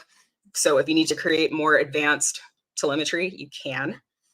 All right, so we're back at the dashboard, and we're going to go to our generic Hello World app. Specifically, we're going to check out the weather here, and I'm going to refresh a couple times, see if I can't get the data to refresh. There we go. And so now there should be a couple locations where we can see our new custom telemetry. First is under console logs. We can go to API service. And now you'll notice some new logged information here that we just set up, sending weather forecast with all of that additional info. We can also go to structured logs and see that similar information, just in a tabular format. And then we can go to traces and take a look at the weather call that happened here when we moved over to the weather page. So if we look at that and timeline, chart, graph, whatever you want to call it, here is that trace that we created called forecast activity. And if we take a look at the extra data, you'll notice that extra information that we specified. And then last but not least, we've got metrics. Going back to API services, we can scroll down past all of our defaults, and hey, check this out. It's our brand new counter. So complete with definition and what it's all about, and you get a nice little graph of information. So from the time that this app has been running, we've had 10 weather forecasts be made. Although if you look at the table version, you can see that we started at 5 and we went up 5 more to 10. So that is an example of how to create your own metrics. It's pretty nice. The good news is, again, if you don't want to have to do any of that, you don't have to, because Aspire gives you plenty of default information in the telemetry space without you having to do any extra work on your part. So now that we talked about telemetry under the context of an Aspire app, let's talk about telemetry when you don't have an Aspire app, because you can still take advantage of the standalone dashboard despite not having one. So I'm going to X out of this. And there's a specific command that we're going to run. Again, I'm going to cheat a little bit and copy paste it in order to successfully run the standalone dashboard. And I'll walk you through what's going on here. Cool. So the way the standalone dashboard works is that it is being containerized. So we're going to do a Docker run command in order to access the container from that image. So we're calling it Aspire dashboard, and it's coming from the mcr.microsoft.com image listed right here. And then a couple other critical things. We've got a couple port mappings up top here. The first is establishing the dashboard port and mapping it to the host port. And then we've got what I think is the more important one in our case, the 4317 port being mapped to 18889. It's a lot of beats. But 4317 is specifically where the OpenTelemetry is currently located. So that is the port where OpenTelemetry is going to be receiving all of that app data and then sending it to the dashboard. So we want to make sure that with our OpenTelemetry enabled application, even if it's not Aspire related, that ultimately we've got a port exporter. Ultimately, we have an exporter that's being taken to 4317. Otherwise, we're not going to get any data. So there's a couple other pieces of info going on here, and I've added a couple environmental variables, all of which are documented with all the different possibilities. So by default, if you were to start up the standalone dashboard as is without any of these -E environmental variable options, you'd have to log in using an access token that would show up under your command line of choice or whatever it is that you're using usually. But if you're in a secure spot and maybe you think that's overkill for the moment, you can use an environmental variable like this, .NET dashboard unsecured allow anonymous equals to true. That is a mouthful in order to bypass that. Other examples of environmental variables you can use in this context include the dashboard telemetry limits for the logs, the traces, and metrics. So I believe the default is 10,000 entries for each of those. Don't count me on that. It's pretty high, but it's a lot higher than 1,000. But for whatever reason, if you don't want that many, you can change your max log count to whatever you want to do as other examples. And of course, there's a giant list of other variables that you can take advantage of here too. So we can go ahead and run this command. Okay. And then I can go into Docker here and I can see the Aspire dashboard container that's listed here. I can of course see the image it came from under images here. And I can also access the dashboard from here too. So I'm gonna click on the port. Notice I did not need to log in this case, which you might have seen before if you've ever used the standalone dashboard up to this point. And yeah, this is not very useful at the moment, and that's because there's no data, and that's because we actually need to start up an app to go with it. So going into Visual Studio, because I only have 4 minutes, I already set up one for us, but I'll let you know what things you need to make sure you do. So I am opening up a basic Blazor app. Again, it has nothing to do with Aspire whatsoever, no app host, no Aspire, nothing. However, I did configure it to include some OpenTelemetry setups. So making sure that you have a call to configure OpenTelemetry under your program.cs file, for instance, and then having the same methods that we explored a little bit about when we were creating our custom telemetry earlier. So plus the add OpenTelemetry exporters. You need to make sure that you are actually adding those related OpenTelemetry packages if you don't already have them. So make sure you add the following package references here. And last but not least, this one is super important. I actually messed this one up when I started using the standalone dashboard. And that is making sure you go to either appsettings.json or your launch settings.json and adding, oh gosh, it's OTLP exporter. I'm blanking on the name, but that's, again, why we, no. I always mix up OTEL and OTLP. I don't know about y'all, but that's just me. But making sure that you have this specific line. So OTel exporter, OTLP endpoint. So as I mentioned earlier, we need to be able to connect our app to the spot where OpenTelemetry is actually going to read in that data. Otherwise, we're not going to get anything in the dashboard. So that's not cool. So we need to set our local host, in this case, to 4317. And now that we've done that, we can run this app, and hopefully we'll see some actual data populate that standalone experience. And you know what? It's just so they're on the same page. Let's go to access it here. Here we go. Cool. So you'll notice something I didn't mention right away when you have the standalone dashboard is that you don't get resources or console log pages as is. That requires you to have Aspire, an Aspire app. But the good news is you can still take advantage of all of this when it comes to the OpenTelemetry related content, such as your traces, such as sometimes your structured logs, and of course your metrics, which won't appear until I actually do something probably on this. So let's see.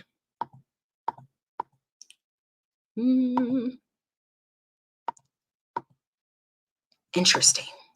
Well, metrics should appear there, but I might be experiencing a bug at the moment.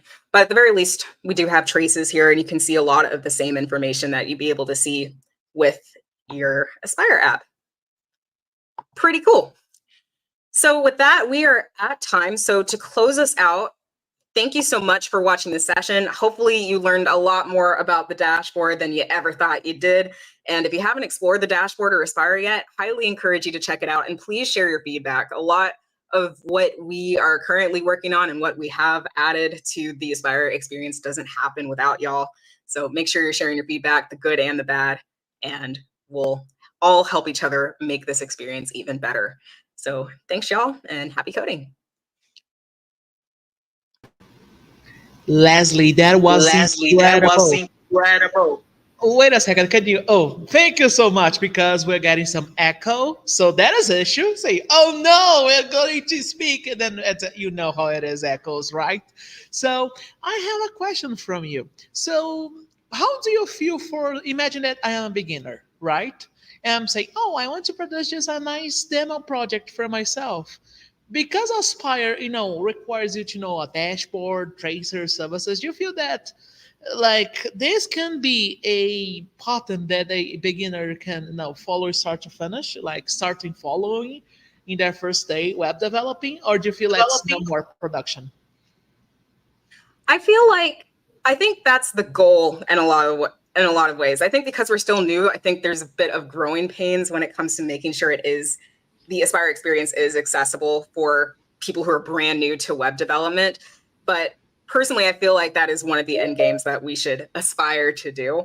So I think one of the perks about Aspire is that a lot of that additional legwork that you'd normally have to do by yourself or figure out on your own when you're creating your own web app is done for you. So not having to worry about how all these different components connect together, not having to worry about how to manually add telemetry for all those additional health checks and monitoring things that you might want to do. It's all done for you. So I definitely feel like that's a great perk for somebody who's brand new to the world of web development, where ultimately you don't want to focus on that at the end of the day. You want to write some cool code that helps a lot of people and that is actually enjoyable to do, rather than having those frustrations of just making sure everything's connected the way that it should and having to feel overwhelmed by just how many different components there are. Two things. First, I'm gonna tell you one thing. Do you have effect sounds on your clicks? So everything had like a bubble. Was kind of funny when you're explaining it, then pop, pop, pop, pop, pop. Just a small fun fact. And lastly, any final message for us at this incredible .NET Aspire Dev Day? Yeah, I hope you've been enjoying the stream. If you haven't seen everything, please go back and check out my awesome colleagues' talks, which are fantastic.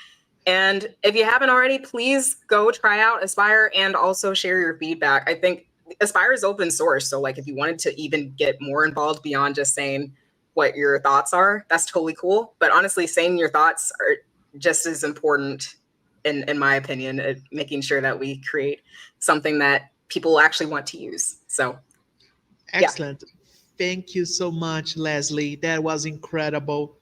And now introducing, please, and welcome to Matt McCleary.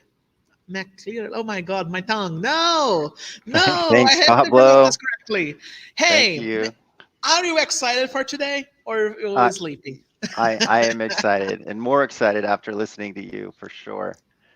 Man, if the session is boring, I want to fun. I believe that at least if I speak personally, live sessions and demos should be fun. Fun is the top notch. Even though, oh, but that's tech. Don't worry. Fun can be everywhere, including in tech. So Matt, don't worry. Don't be pressured. You can do it. Let's go, man. You have the It's energy. fun, it's real. Hey everyone, it's a joy to be here with you. I'm Matt, a product manager on the Azure Monitor team, and I've worked in the data and analytics space for 10 years, 8 of that in monitoring. Today, I'll cover a few questions. First, what is production monitoring? How do I enable Azure Monitor? How do I transition from .NET Aspire Viewer to Azure Monitor? Thanks, Leslie, for that great demo. And what is the Azure Monitor roadmap? First, what is production monitoring? This is not comprehensive by any means, but these are my thoughts. I think the .NET Aspire Viewer is great in the development cycle.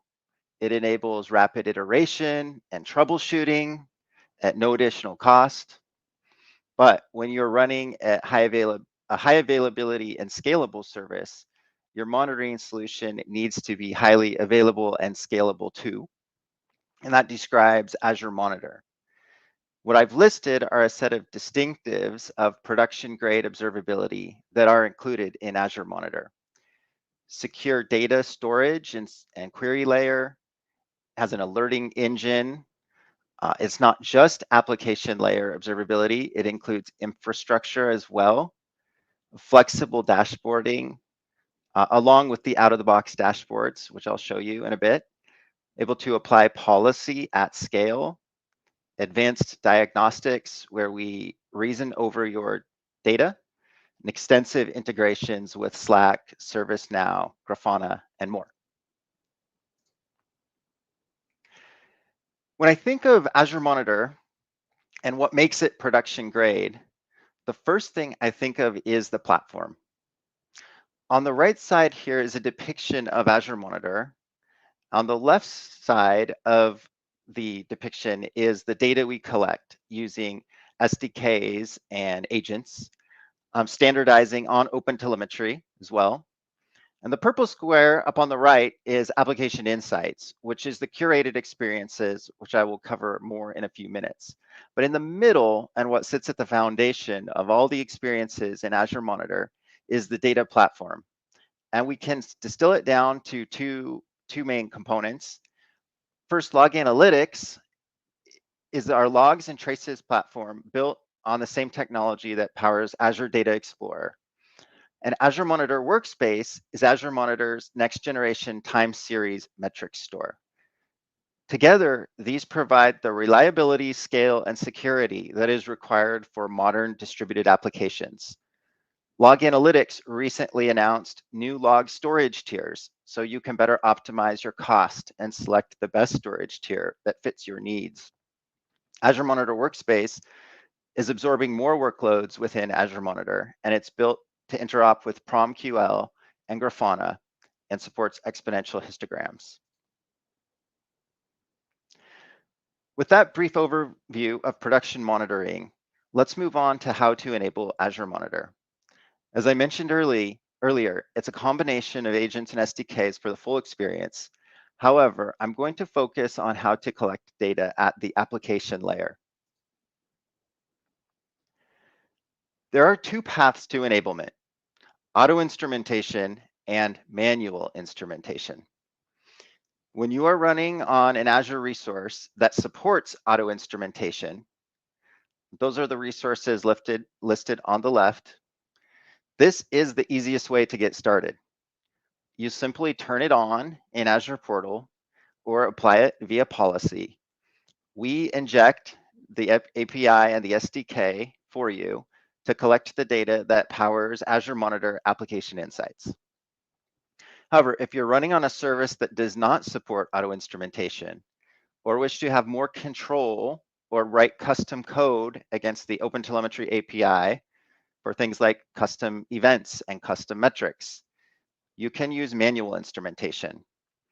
The Azure Monitor OpenTelemetry distro is a single package that bundles the OpenTelemetry metrics, tracing, and logging SDKs with popular instrumentation libraries and the Azure Monitor exporter to offer a first-class OpenTelemetry-based experience on Azure Monitor, basically a one-stop shop. And of course, it's extensible, so you can add additional open source components, such as processors or instrumentation libraries to collect additional data. And when it comes to languages where we do not offer a distro, we do in .NET, but these are languages such as Go, Rust, Ruby. We are building out the infrastructure to support the ingestion of native OpenTelemetry protocol, often referred to as OTLP. On this diagram, what bubbles 2 and 3 show is that we are investing in a path to ingest native OTLP, first via Azure Monitor Agent, which many folks already have running on VMs, and eventually via a cloud endpoint. You can read more about this vision in a blog linked in the references slide at the end of the deck. Bubble number 1 shows what is available today. As the image shows, the Azure Monitor OpenTelemetry distro is a thin wrapper around the OpenTelemetry SDK. And I want to share how I was able to take the eShop that, that Leslie just showed and use the OpenTelemetry, the Azure Monitor OpenTelemetry distro to enable Azure Monitor Application Insights. So here are the steps I took. First, I downloaded the distro, the package, azure.monitor.opentelemetry.asp.NET Core. Second, I added the single line of code that enables the distro in extensions.cs under eShop.service defaults. Again, so this would be, so it is available to each service. 3, I added my connection string in secrets.json. The connection string was copied from an application insights resource I created in Azure Portal. The application insights resource is like your bucket for the data, and the connection string is the address for the bucket. And 4, finally, I configured program.cs to reference my connection string and add it to each service in eShop. So let me show you in Visual Studio.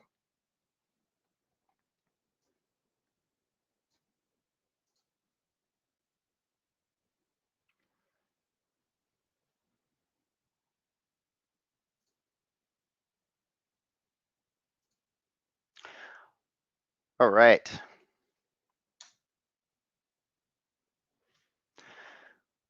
All right, so here's the package that I added in the eShop service defaults. And this also added a reference to the same package in the eShop.serviceDefaults.cs proj file. And then in extensions.cs under, again, the eShop service.defaults, so it impacts all the services. I added the single line of code to get started to enable Azure Monitor Application Insights, wrapped it in an if statement in case the connection string is not found. And then secrets.json, which I got to by going to eShop.apphost and then clicking manage user secrets.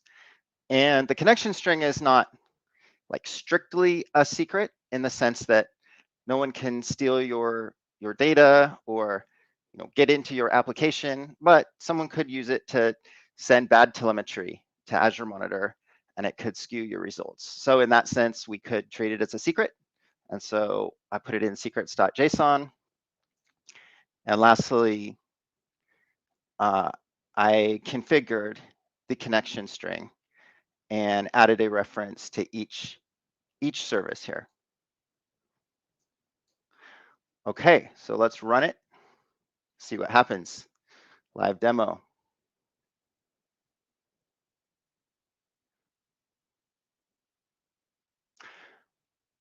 Okay, so we have our Aspire viewer, .NET Aspire viewer. And then also, at the same time, we have our Application Insights resource. And this is running in the cloud in Azure Monitor. And as I showed before, I just took this. This is where I got my instrumentation key. This is where I got my connection string and pasted it into secrets.json. And first thing I want to show you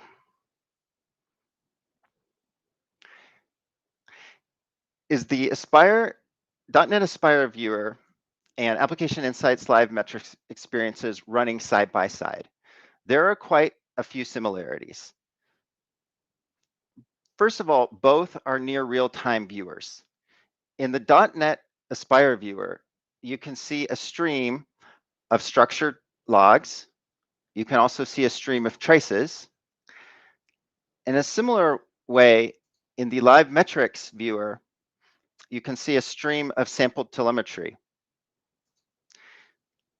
And so just to show you, this is the same event in both places. Close connection to localhost 63094 ordering DB. You can see the event details here, and over here in Aspire viewer, we can see the same log. On the metrics front, the Aspire viewer lets you select a service. Oh, one other thing I wanted to show. In the Aspire viewer, you're able to select the type of telemetry you want to see, logs, traces, whereas in Application Insights Live Metrics, you have a stream with all the telemetry types by default, and you're able to filter down using the query builder on the specific stream that you want to see. So they're very similar, but they work a bit different in that way.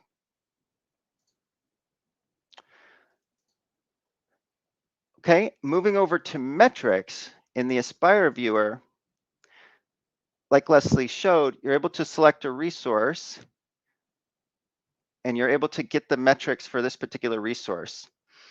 Whereas in Application Insights Live Metrics, it is still based on OpenTelemetry, but what we do is curate a set of metrics. And by default, these metrics are in aggregate across all of your resources. And again, you can filter down to an individual resource here. So for example, we could filter down to the basket API in the same way. And additionally to filtering down to the resource, you could also filter down even further. For instance, say that you were getting a stream of exceptions and you wanted to filter down on a specific exception message. You're able to filter down to exactly the metric that you want to see. So now you can see they're very similar, and it's reasonably easy to transition from one to the other. But Application Insights as a production monitoring tool does much more. And we do that by creating compelling experiences that draw your attention to problem spots and guide you to a place where you can take next steps. We reason over your data to surface up insights and recommendations. And one example of this is the application map, where you can understand your service in a topographical map.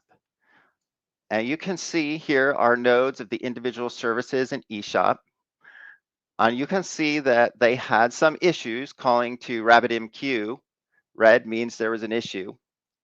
All of these, call them edges, are able to be drilled into further. But I also want to show you that Another way we're using machine learning in application insights is with intelligent view.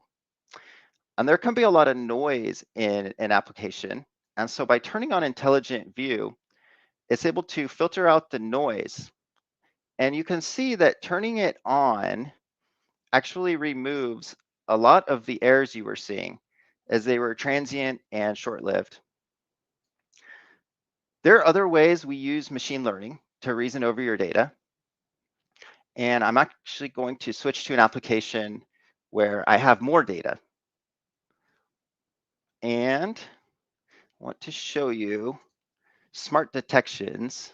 And I'm going to increase the time range so I can get more telemetry over time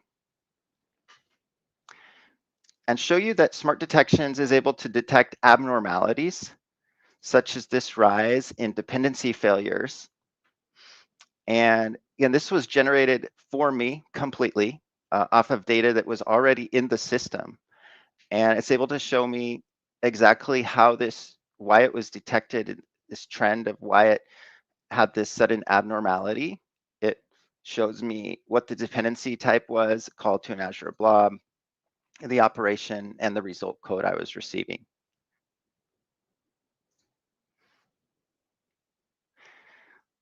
Yet another way that we are using machine learning is in Code Optimizer, where we scan your code for opportunities to optimize your memory usage and CPU consumption.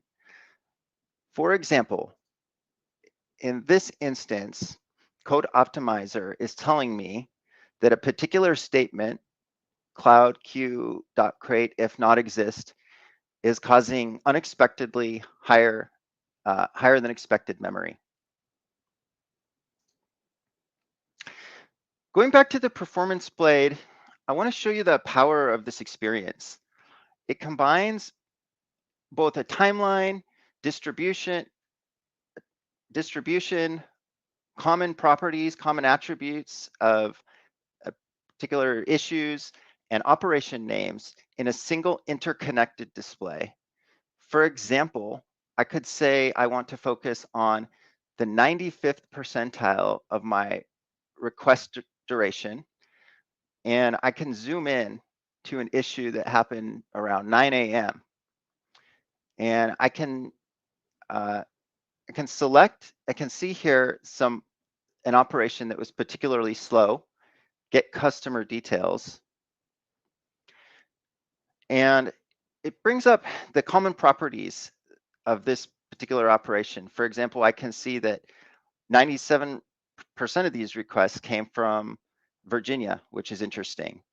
I can even further drill down on the distribution and say, I really only want to focus on those requests that were particularly slow, say above 50 to the 99 percentile. And at this point, it gives me some samples. And Application Insights on its own will suggest a sample. So this duration is 9 minutes. Something's clearly very wrong here at 9 minutes. And by clicking into this sample, I'm able to get the full distributed trace for this slow request. And I can see there were a couple of retries to get customer details to a SQL server. And in both cases, it returned an exception. And in this case, the exception tells me the failed method.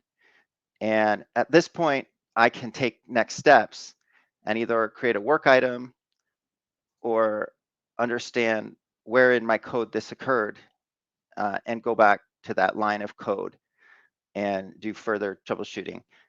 There's also something else I can do when it's a real user who's running into issues. We are able to, with our JavaScript SDK, collect browser telemetry, and we're able to connect these exceptions and traces to real user flows. And for example, this takes me over to what we call user flows, or as a Sankey diagram. And this one's not particularly complicated, but what you're able to see is how users are traversing throughout the application.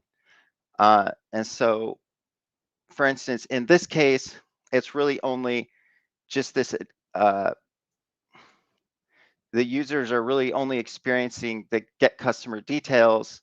And then at this point, the system is going through multiple steps.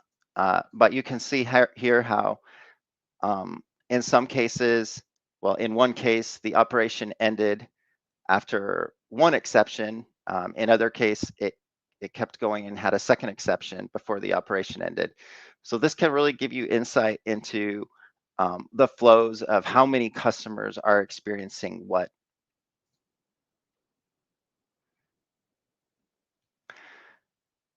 So that is the performance blade.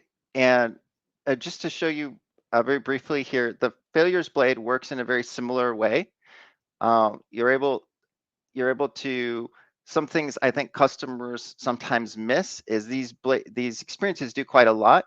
You're able to pivot by dependencies, you're able to see the specific dependency calls that are causing issues. You're able to pivot here by the top exceptions and pivot by the roles, so you can get a sense of how many of these are occurring in what underlying infrastructure, which namespace, which app service. And all of these blades are dynamic. So say you're particularly interested in the 404s, well, you can add 404 and it just becomes a filter. And now all of these views are just filtered by 404s as we scroll through. All right, with that, we'll have a few more slides.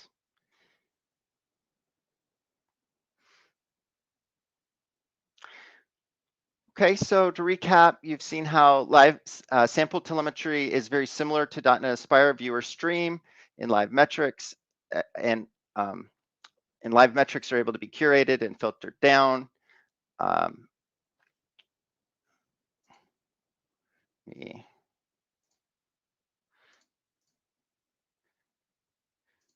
me switch back here, sorry.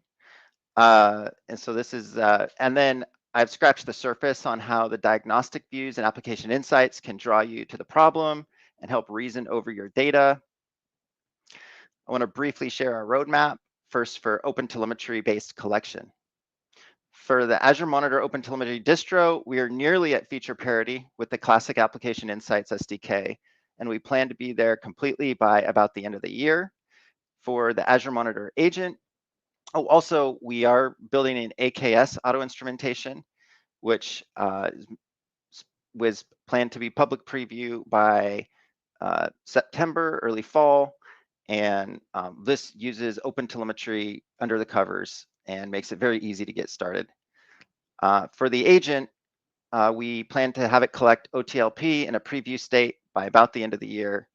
And for our direct OTLP ingestion, the work is in progress, and we aim to have a private preview by the end of the year. More broadly, here are the investment areas for Azure Monitor in 2024. Some of the highlights include the recent release of Azure Monitor Pipeline for Edge Observability, which does support OpenTelemetry.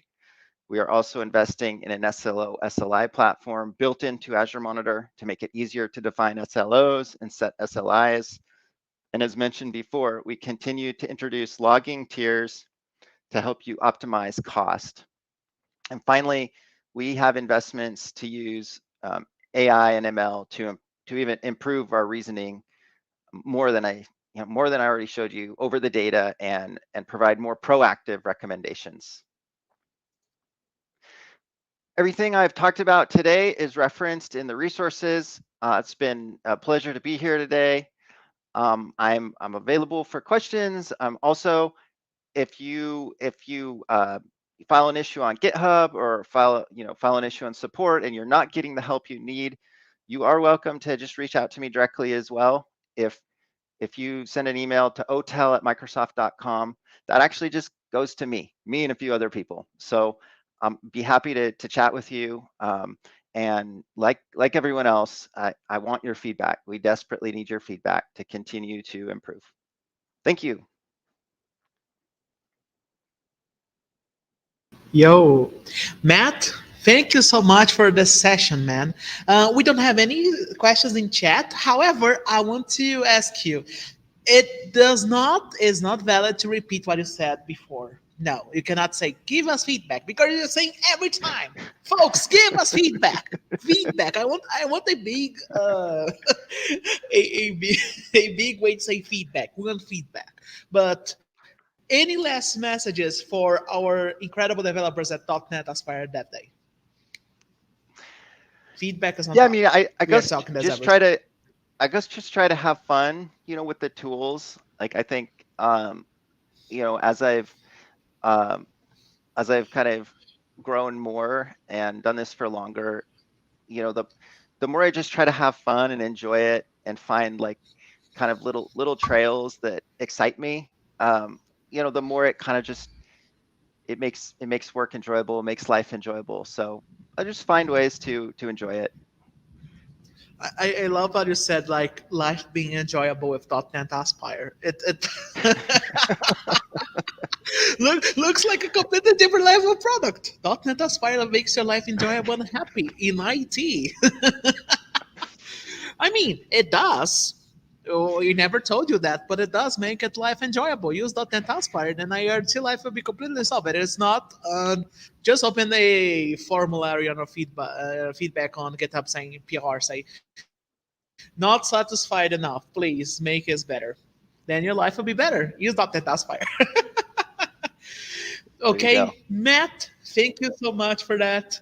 And if anything, folks, please ask the questions as well. But for now, thank you, Matt. Let's go next. So, do we have Harry here? You're on mute, Harry. Yes, I am here. Hey, Hello. So, are you happy for presenting today OpenTelemetry with New Relic? Yeah, I know you work Yeah. for New Relic. So, what do folks has to show us today on this day? So basically, I'll be showing off some, nice ways on how to use OpenTelemetry. I'll be using New Relic as the observability backend, but basically everything that I'm showing is based on the standard OpenTelemetry practices.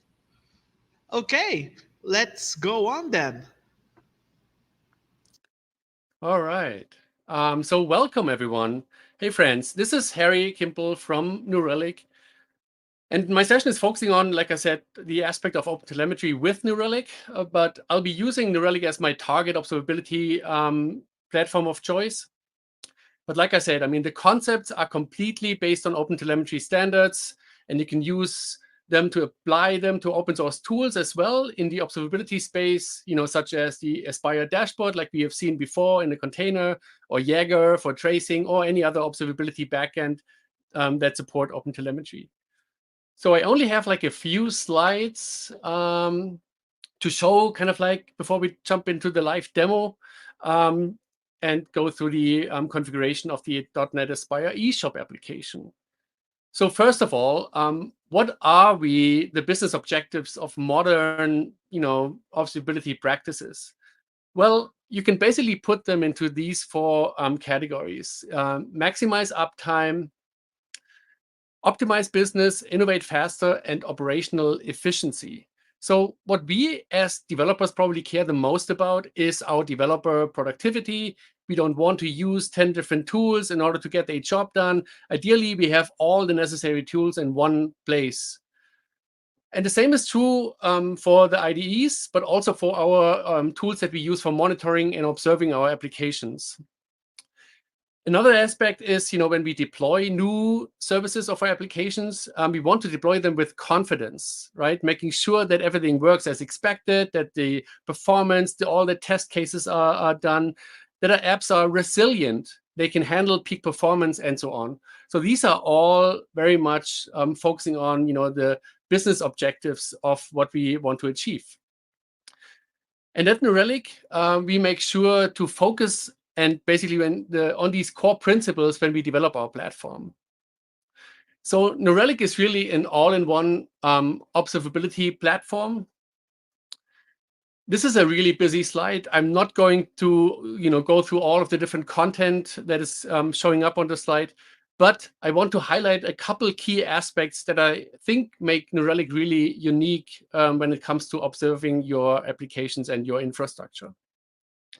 So the first one is, and we have seen that before as well on the Azure Monitor side, is kind of like the telemetry, right? We also focus on ingesting, allowing people to ingest all the different kinds of telemetry. There's the standard telemetry that you typically see also from OpenTelemetry, like the metrics, logs, and traces.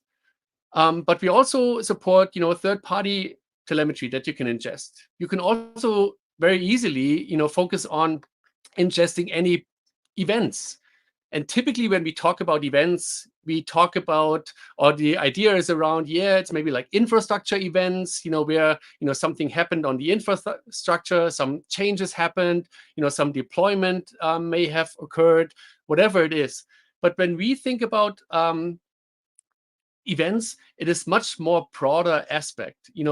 It's kind of like it could be a user clicking on a website, on a button on a website, or it could be, any custom event with any kind of like attribute attached to it that you can imagine. And so these are even, custom events that you can, send in easily using our ingest pipeline. The second aspect is, of course, New Relic is a pure SaaS service we run in the cloud. And so New Relic is really built from the ground up as a SaaS service that scales with our customers' demand. We ingest up to 3.1 exabytes of data per year. Every minute, 12 billion events are processed by our pipeline. And we support tens of thousands of concurrent customers that are using New Relic on a day-to-day basis. The last aspect is probably one that is probably most important: high cardinality. And what I mean by high cardinality is probably best explained by using a simple example. So imagine, in the case of the eShop application, you're using it, you're deploying it, your customers are using it and interacting with it. But imagine you have like 1,000 issues that are occurring in your application. How can you make sure that, or how can you analyze and identify whether or not, 1,000 users have one issue, or maybe like one user has 1,000 issues? And so having this type of additional metadata that you can attach to your typically telemetry like metrics, traces, and logs is so important, especially in the case of a root cause analysis. So basically, if you have, for example, a, hashed user ID, definitely not some PII data, or maybe some product ID or some product category that you can also attach as a custom attribute to your telemetry, is so important when it comes to the analysis and the root cause analysis of when troubleshooting.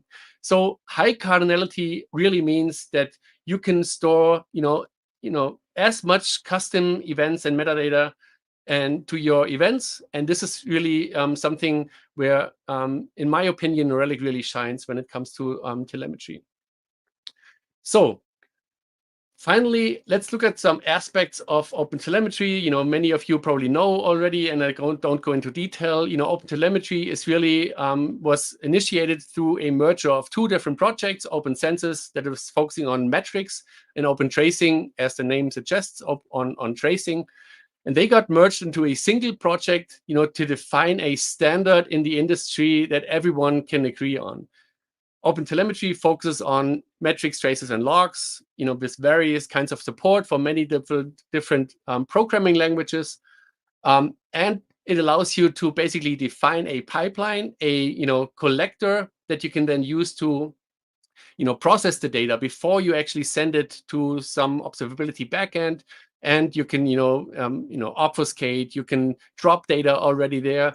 And then, finally, you can use it to send it to an observability platform of your choice. And this is really what OpenTelemetry is all about. I have a slightly different picture, but it basically explains the same kind of concept that Matt also already talked about. There's typically some design considerations and guidelines that you want to keep in mind. One is like the auto instrumentation, and the other one is the manual instrumentation. And I have this picture in mind, when I, try to, when I want to, like, make serve a cake to my family, right? I can either bake it my own, I can choose the ingredients, and I can choose all the different flavors. I can custom make it locally at home, or I could go to a bakery, and choose one that is maybe out in the display, and I can choose it whatever suits me. So there's various kinds of pros and cons when thinking about these two concepts. When it comes to auto instrumentation, the benefit is, of course, really, there's no much setup required. You can basically attach an agent to it, configure where you want to send the data, and then you're basically done. But the con is that you only get that much level of visibility into your services. And this is really where the manual instrumentation then comes into play, because here you have full control over what is happening, what spans you want to create with maybe logs and custom metrics that you want to create. But it comes with the con that you have to maybe add some dependencies into your applications. You maybe have to add some custom source code to actually create these custom attributes, these custom events or tags to your activities. So both of them have their pros and cons. You can get easily started with auto instrumentation, but then when it comes to getting more deeper insights into your applications, then definitely manual instrumentation is what's needed. All right. I will actually show a couple examples in the demo that we'll run through in a second that will actually highlight both of these aspects. And this already brings me to the demo portion of the session. So let me share my screen. And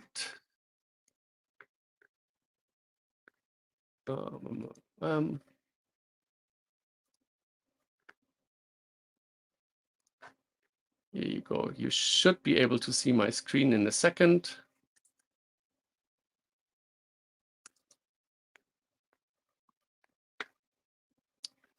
All right. So this is my local machine. What I have done here is I used the standard eShop application that I cloned to my local machine. You can see this is running already on my machine. Let me hop over to my browser. I can look into the Aspire dashboard, look at all the different services. What Leslie also shared earlier, there are some issues on my machine that are occurring here. And I can also then look at the details of all the different resources that I have deployed here. If I click into the details of the web app, for example, this brings me into like a lot of environment variables that are configured automatically by using Aspire. One of the important things that I want to highlight here are the OTel exporter OTLP endpoint and the OTel OTLP headers. These are typically the two things that you have to configure when you want to export your telemetry to an observability backend. So in this case, automatically Aspire my application when I'm running it locally to send in the data to the Aspire dashboard.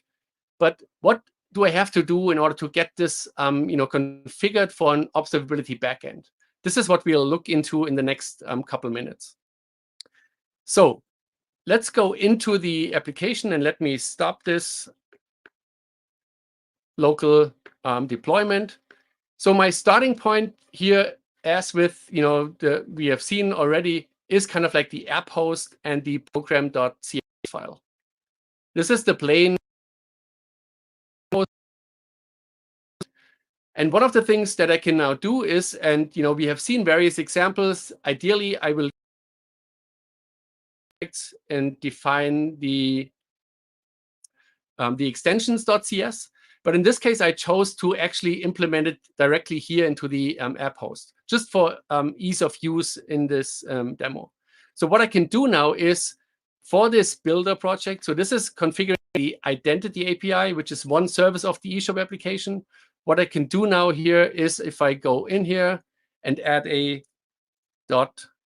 .environment reference, I can then easily create some environment variables that I need. And in this case, what I want is actually the OTel _exporter New_OTLP endpoint. It already comes up with a suggestion. Thanks, GitHub Copilot. So in this case, I'm not using the local host, but what I actually want to use is my New Relic endpoint. New Relic has a cloud endpoint that is able to receive any kind of OpenTelemetry data from various kinds of programming languages. .NET is one of them, but it's basically a standard OTLP, OpenTelemetry line protocol endpoint that you can use to send in any kind of OpenTelemetry data. So in this case, I'm using HTTPS, // and then hotel.enna-data.net. Here you go. Oops. All right, so this is the first aspect. So I'm configuring a OTLP endpoint.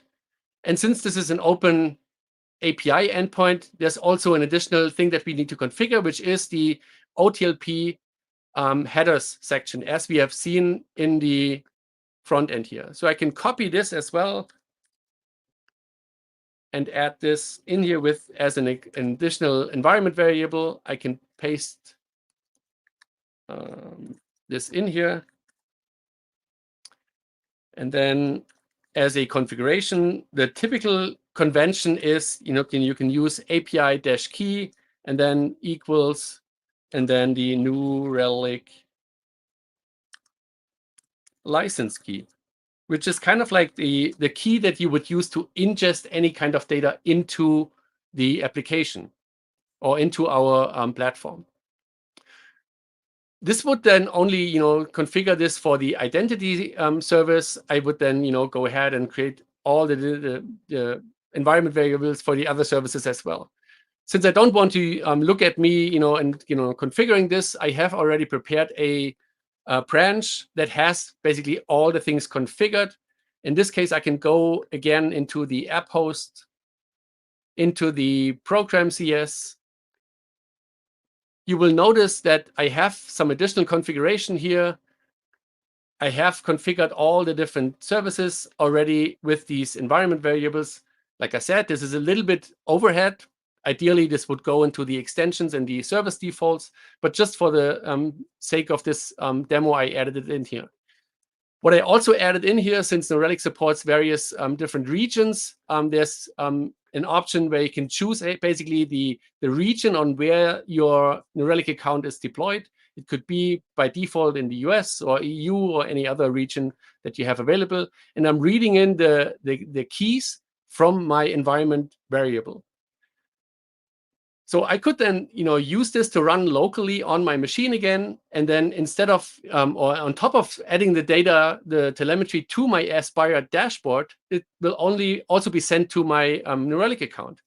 I already deployed an application into my Azure account, so you can see I used ACD up to deploy this into my Azure account. This created this resource group, and you can see all the different services that are running here. You will also notice that, when you do ACD up, there's also an .NET Aspire dashboard already, linked and created for you in the cloud. So I could then also look at, on my Azure Container Apps environment, I could also look at the various services that I have up and running. I can then also use the application as you would. I can, click into this. I can, select certain products. I need to log in to purchase. Yes, and then I can add this to my cart. Going back, use also this nice watch, and boom, something happened. Don't worry, this is on purpose just to show you something in a second. So once I have that deployed, I can use all the configuration that is happening behind the scenes. So if I go into my web app and look at the environment variables, you will notice that all of them have the correct endpoint configured. Let's look at this, and this should point to my New Relic OTLP endpoint. If that click works, oops, it's not for some reason. So this is already up and running. I can then hop over to my New Relic account to look at all the different entities that are getting created by ingesting the data into New Relic. So when we talk about entities, an entity in our perspective is kind of like an application or service. It could be a host, a Kubernetes cluster, whatever you use to group things together. This could be like an entity. I can see and look at all the different services that are sending in data from my Aspire eShop application. You can see some high-level information about response time, throughput, the error rate, and so on. You can see, the OpenTelemetry as configured as the provider. I can then jump into the one of these applications. This will bring me into a summary page. The summary page basically shows me then the most important metrics, information, data points that you would typically look at to make sure that your application is working as expected. So the summary page should come up in a second, which will show me like the response time, the error rate, the throughput of my applications. And this already gives me like a nice overview of, the most important information. And then it also allows me to say, make an easy distinction between, is my response time going up just because I have more throughput on my application, or is something else happening, right? So in this case, I'm seeing like a spike in response time, but I'm not seeing like a spike in throughput. So there must be something else going on. I can look at the error rate, I can look at the distributed traces, and so on. We also have a so-called service map that we automatically create from looking at all of the data that we ingest. So how are each services talking to each other, what data is being submitted, and so on. I can, of course, then also look into all of the different traces. And let me maybe expand the time window a little bit. I can, of course, look at the last 30 minutes or the last 6 hours, which will show me this scatter chart of all the different, traces that we captured. I can use this table also to filter, sort, and so on. If I click then into one of these traces, this will bring me into a similar waterfall diagram that we have seen in the Aspire dashboard as well, where you can look at what was the overall response time, the overall duration of a single trace, and how it breaks down into various different services in my application. What you'll also see in a second is kind of like another aspect of what we typically do in the New Relic platform, which is we try to correlate as much information as possible to our to each and all the different telemetry that we collect. So I can look at, for this single trace, these 3 instances have been involved. I can also look at the timeline if I want to. I can see the overall response time was, X, and how does it break down into various sections of within my application. So similar view that we also see in the Aspire dashboard. What we also correlate here already is all the logs for this single trace that we captured, and I can then look at all the different logs that were part of this single trace. So also a nice way to make sure that all the things are connected and visible in the same context without me clicking around into different sections. Here you go. So now this will show up the logs for this specific trace.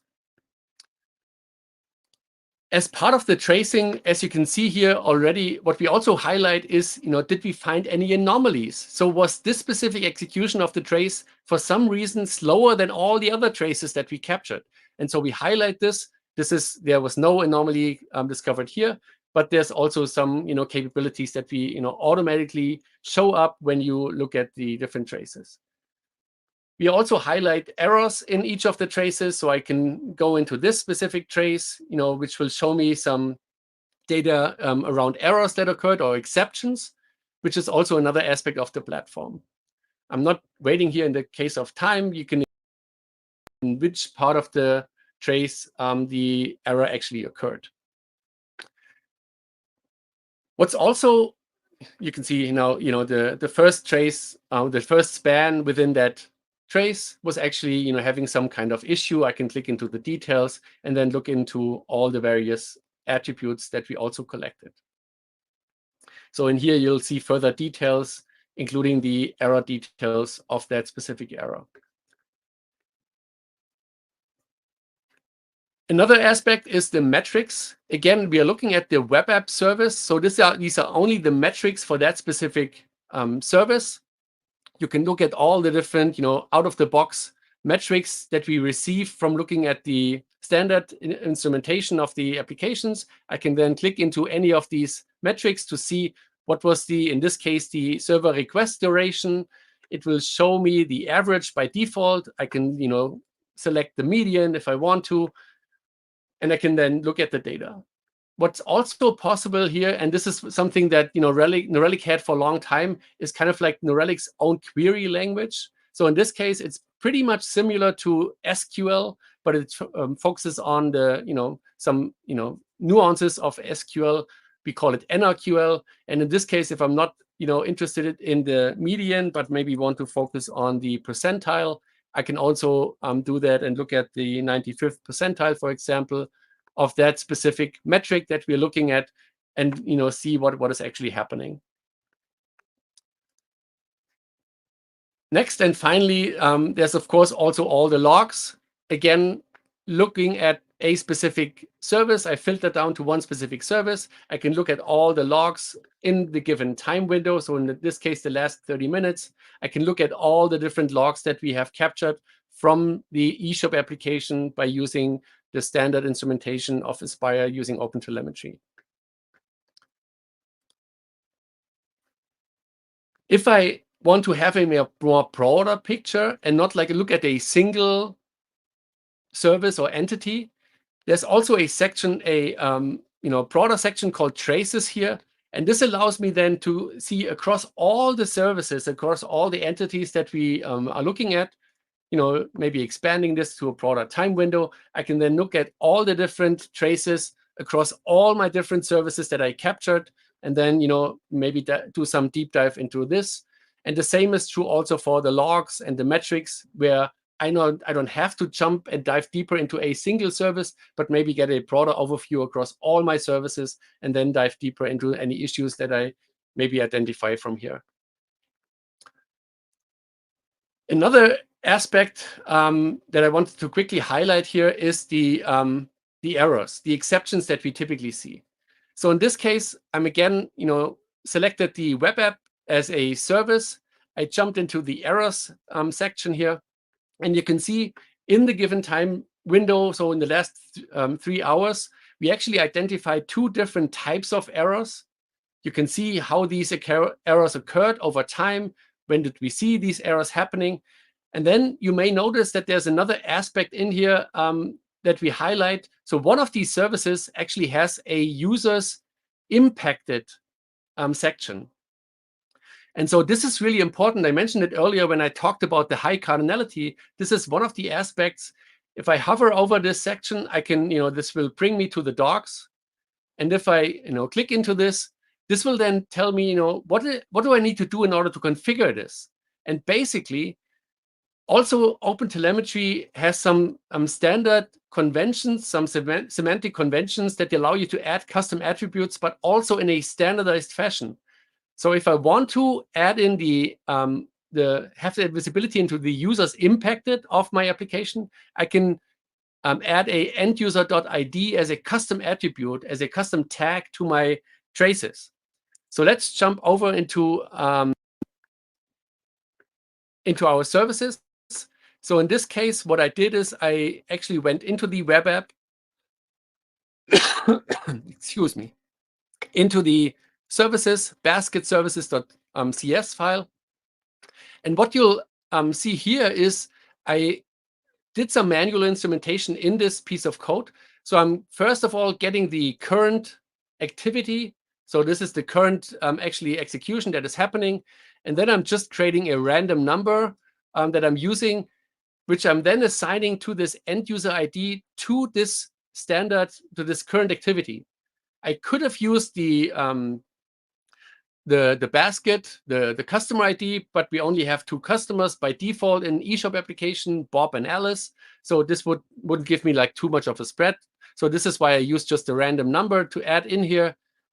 And then what you'll also see here is, I added in some, simulated error if a certain product is used. you may have noticed it in the beginning when I actually clicked through the eShop application that with a certain product, it had some issue. And this was on purpose. I just added in some, exception in here. There's also, OpenTelemetry allows you to record some exceptions and some additional information about errors and exceptions that occurred. So if I look into my New Relic account again, I can then jump into this section. And this is exactly what you see here with these users impacted. I can see in the last 3 hours, there were 3 users impacted by this specific error or exception. And we only had like 3 distinct occurrences of this specific error. So this tells me that it is not something where a single user has maybe like 3 issues, but like all the 3 users that we have seen has similar experiences, and they all experience the same issue. So this is a way to customize your experience with OpenTelemetry. Like I said, this is fully based on OpenTelemetry standards. If you want to, you could also then, and New Relic allows you to create then custom dashboards that actually show you additional information. You can use any kind of telemetry that we collect from all the various services. This could be metrics, traces, and logs, but also any custom data and custom attributes. You could then put them on a custom dashboard. In this case, I created this .NET Aspire eShop application dashboard. And you'll notice in a second, this shows some custom information that I think is valuable for me when I look at the application. So in this case, I can see what were the total requests that we have seen. Again, in the default time window, in this case, this is the last day, how many unique users were affected. I can see how many users did we see in total, how many of those had issues. So I can use the same type of data to look at the data at various different aspects. I can look at what were the favorite products, because I'm also capturing the product ID when people put something into the cart. So a lot of very custom information that is maybe valuable for me when looking at, is my application behaving as expected. All right, let's jump back into the slides to finish this off. So basically, I added in a couple of pieces of information into the slide deck. I think we'll share these after the session. Finally, I added in some custom resources just to show you all the things that I'm using in today's session. So I have links here to the Aspire documentation on how to use telemetry in the application. I have links also furthermore into like how to configure a Relic for OpenTelemetry. The link to the OpenTelemetry documentation, also in getting started guide with .NET. And finally, also the link to the Aspire eShop application. And that's it from my end. Thank you so much for having me being part of this. This was exciting, and I hope you enjoyed this session. Come on, Harry. You know it's not like that. You know I'm gonna not let you before you answer some questions. So I'm trying to. I took a look on some of the questions, but I need to comment one thing. I saw David Fowler in the chat. I don't know if this is the real David Fowler, but it is. Please put a good word for us, for Satya. I'll be very glad on that, to be honest. If you folks don't know, David Fowler is an incredible piece on the .NET history, and he is still doing things with us, including Aspire. So, Harry, I want to ask one thing about observability. I understand how we introduced some best practices, etc., with New Relic, but what do you think is the strongest part of us using that with Aspire? It's more about the why. How do you feel this can improve our experience with .NET Aspire? Right. So in my opinion, I think .NET Aspire definitely helps very much earlier in the process. And maybe, developing my application, I can test it locally. I can make sure that, no obvious things are occurring locally when I'm developing my application. And so I can apply the same concepts when it comes to observability. I can make sure that, it is working as expected. I can, deploy it into various different stages from my local machine to maybe staging, dev, and QA. So a lot of the same practices apply also when looking at Aspire. The only differences, in my opinion, is it's very much earlier in the development lifecycle. Gotcha. And other than feedback, by the way, if you say feedback, I can just show this like feedback. I don't know, it's like inverted the string, but I'm gonna just, so please don't answer feedback. This is like this, folks. If you have any problems with Aspire, please open a PR on GitHub.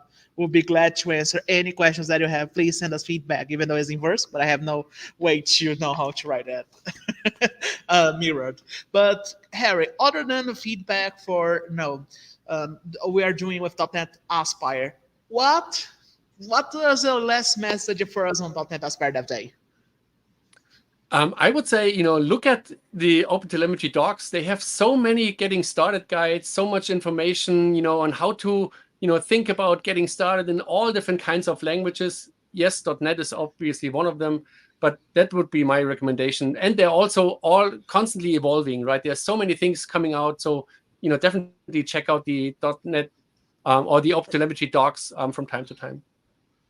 Gotcha. So thank you so much, and have incredible rest of day and a rest of incredible .NET Aspire Dev Day. And by the way, if people see the chat that I got right, yeah, baby, I will not say 1-0 because then chat will challenge me on everything. So I'll prefer not to do that, especially on a live event. I'm not that daring. Thank you so much for that. But before we go to our next session, I want to, we have to talk a little bit about our buck. Where's our magic graph to show us the buck? There we go. Yeah, I know. I just said it very on point. Where's the buck? I want you to promo the buck or .NET C# integration with Azure.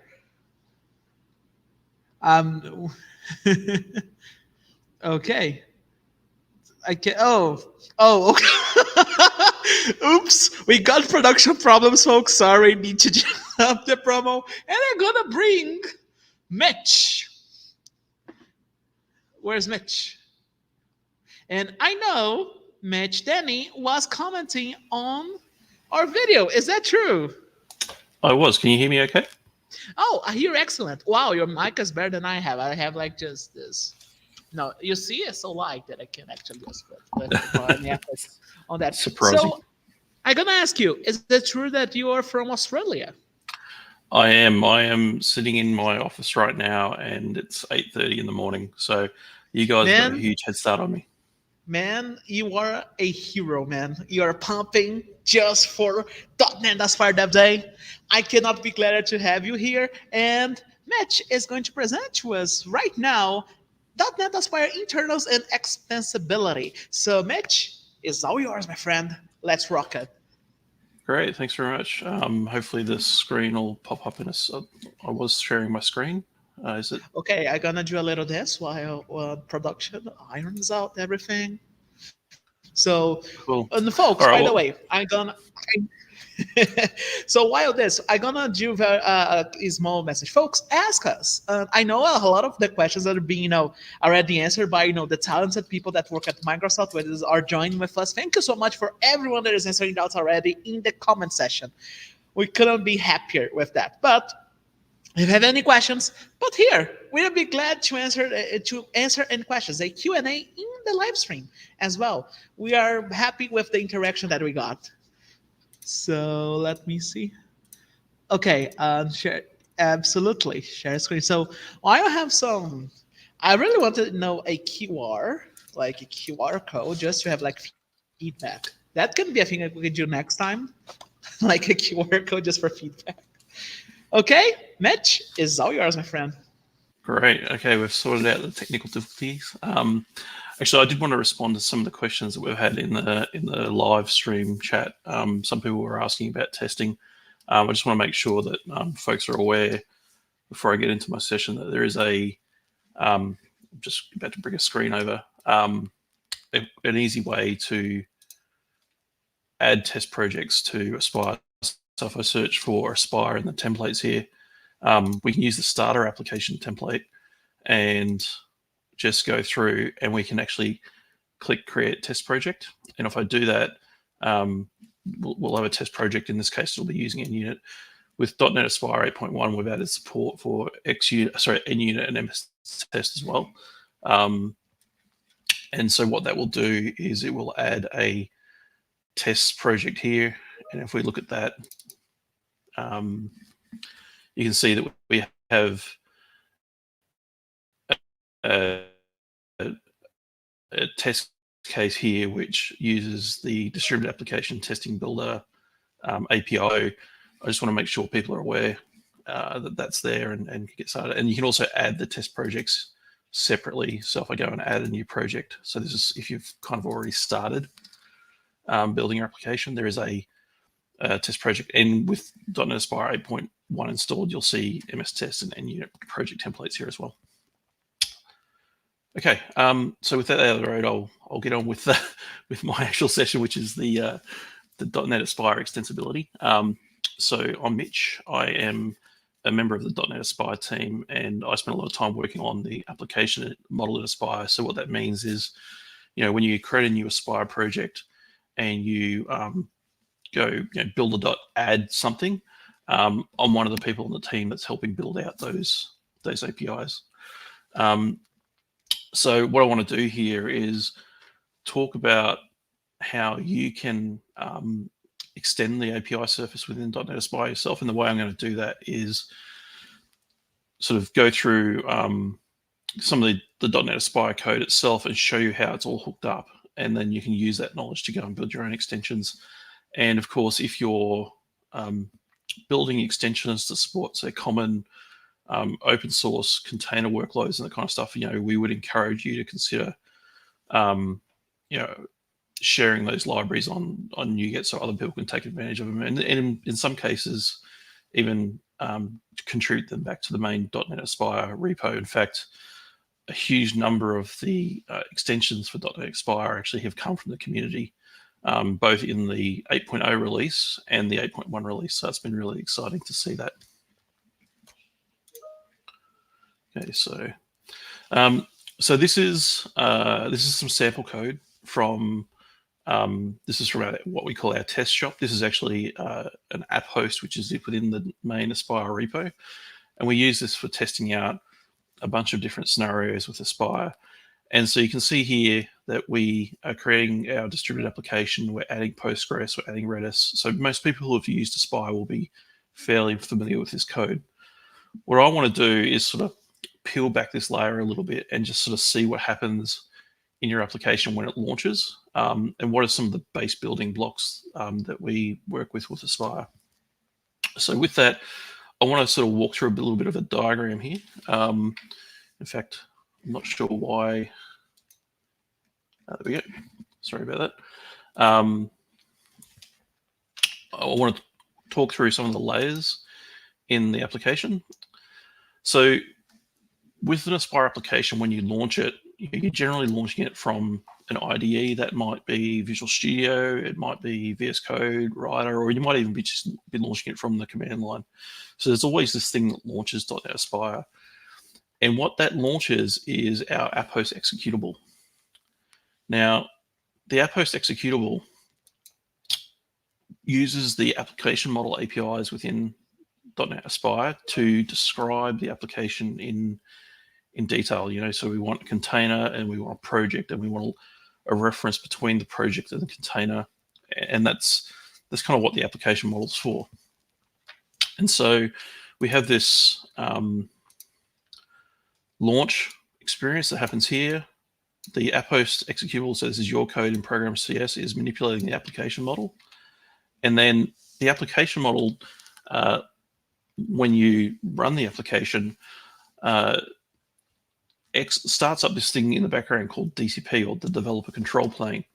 And the job of the app model is to translate what you've put in your program CS into a series of resources that DCP understands. And so DCP, what it does is take care of things like launching the dashboard. So we tell DCP to launch the dashboard, and the dashboard itself controls what is rendered on the screen by talking back to a resource server which is running on the app host.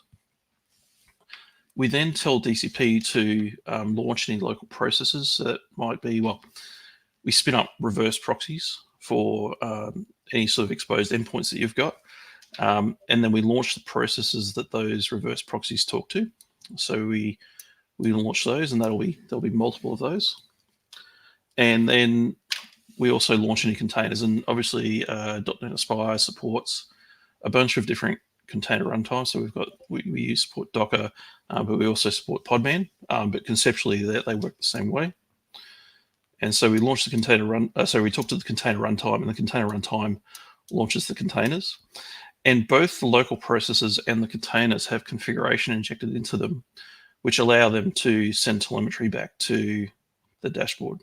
So those containers are sending OTLP telemetry. We've already seen a few sessions this morning around OTLP, and so the dashboard is kind of like the OTLP endpoint. Also, console logs and all those kind of things go back into the developer control plane, and we expose them to the dashboard via the app host. So that's like the 30,000-foot view as to how the system hangs together. Now, when we talk about extensions, I know that Eric has already done a session today where he talked about Aspire components. This session, I'm going to focus more on the extensibility of the actual app host itself. So the things like add Postgres, add Redis, those kind of things. But they obviously have sort of partner components that run within your actual service code. So let's look at that code again, and this time let's look at this with the lens of what is an extension within this app model. And so if we look through the code here, we've got a lot of common elements which are just part of the core model within .NET Aspire. So we're creating the builder, but things like add Postgres with data volume, with pgadmin, add database, they are all extensions within .NET Aspire, which we ship out of the box, but they use the extensibility model. And so if you think about all of the things that an extension that you want to write needs to do, well, chances are we've added support with it within the .NET Aspire application model, because we have every single extension in its own little package to kind of enforce some core principles. Okay, so let's jump in and look at some of those primitives within .NET Aspire. So one of the key takeaways from this session is .NET Aspire itself is built upon a relatively small number of key concepts or building blocks. And so we talk about resources and we talk about annotations, which I'll show in a second, which you're not immediately exposed to when you use Aspire for the first time. And all of those together control how the application launches. So let's jump into it. Oh, away from my pen. Okay, so let's talk about builders and resources and annotations. So I'll jump into Visual Studio here. So this is that same code listing, and we're inside Visual Studio, and I've actually got the Aspire code base opened at the moment. And what I'm going to do is I'm going to launch this application, and I'm going to set a breakpoint, and we're going to drill into some of the underlying data structures just to sort of get a sense of how things like annotations are used to control the launching of an application. So we have our builder API that returns an iDistributed application builder. And then on that, we have things like add Postgres, which is an extension method which injects another resource. We're going to drill into that in a second, but I'm just going to launch the application first, and we're just going to look at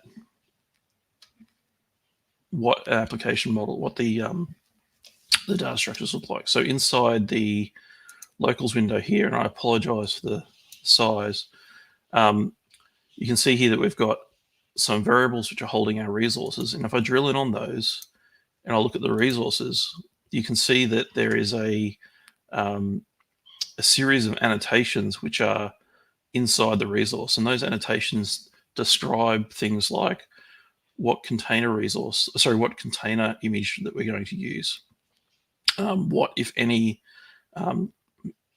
data mounts that we've got on the container, as well as a few other things like network configuration endpoints, like an endpoint annotation, and even some callbacks to configure the command line arguments on the application. And so when we continue running this application, those annotations will be processed by .NET Aspire and turned into calls to DCP to control how a container starts or how a process starts. Okay, so I'll just stop debugging that now. Okay, so when we look at building a hosting extension, we're really talking about providing some extension methods for this builder API. And so I'm going to look at, just as an example, the add Redis extension method. And we're just going to drill down on what's inside that. So I'm going to go to definition. So this is the add Redis extension method. And you can see here that it extends the distributed application builder. It's got a few arguments. So one of the things that you always have to provide for a resource is a name. But then you might have some optional arguments, which might be super common, like specifying a port. Sometimes there's like parameters that you can pass in and that kind of stuff as well. But this resource is relatively simple. We have a Redis resource. And if I look at this Redis resource, you can see that it derives from a container resource. It also has this interface here, which is it's a resource with connection string. So .NET Aspire has a bunch of I resource with X interfaces that you can implement. And often there's no methods, they're just a marker interface. And that gives it the ability to participate in the builder API model that we've got here. So let me go back into the add Redis method here. So we're creating the resources, we're providing the name, and then we're taking the result of the add Redis resource, which is an I resource builder around Redis resource, and we're decorating it with endpoints and other metadata. So here we're saying we want an endpoint that points to the default Redis port that is used within the container image that we're using. We tell it what container image we're using and what registry we want to use. And that's kind of it for building an extension, right? So you can see how there's very few core building blocks under the covers here for creating a resource. Now, when we run these extension methods, sometimes they need to participate in the life cycle of the application. So if you look at the APIs here, we have things like with pgadmin and in this case with Redis Commander. So if I run this application and launch it, and then we just drill in and have a look at the dashboard, just want to point a few things out.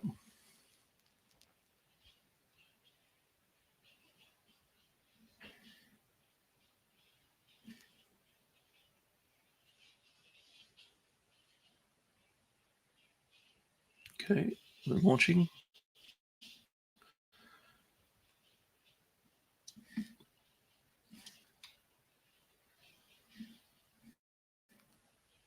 Oh, it's looking at the wrong window. Okay, so we can see here that we've got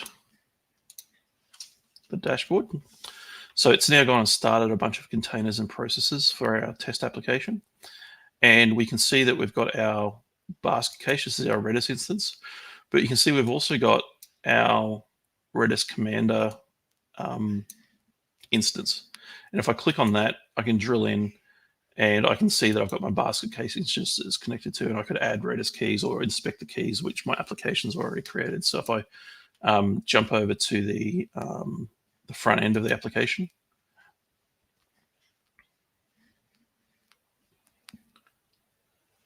and add something to the shopping cart and check it out, we should be able to go back to Redis Commander and refresh. Oops, I shouldn't have checked that out. Let me go back and refresh.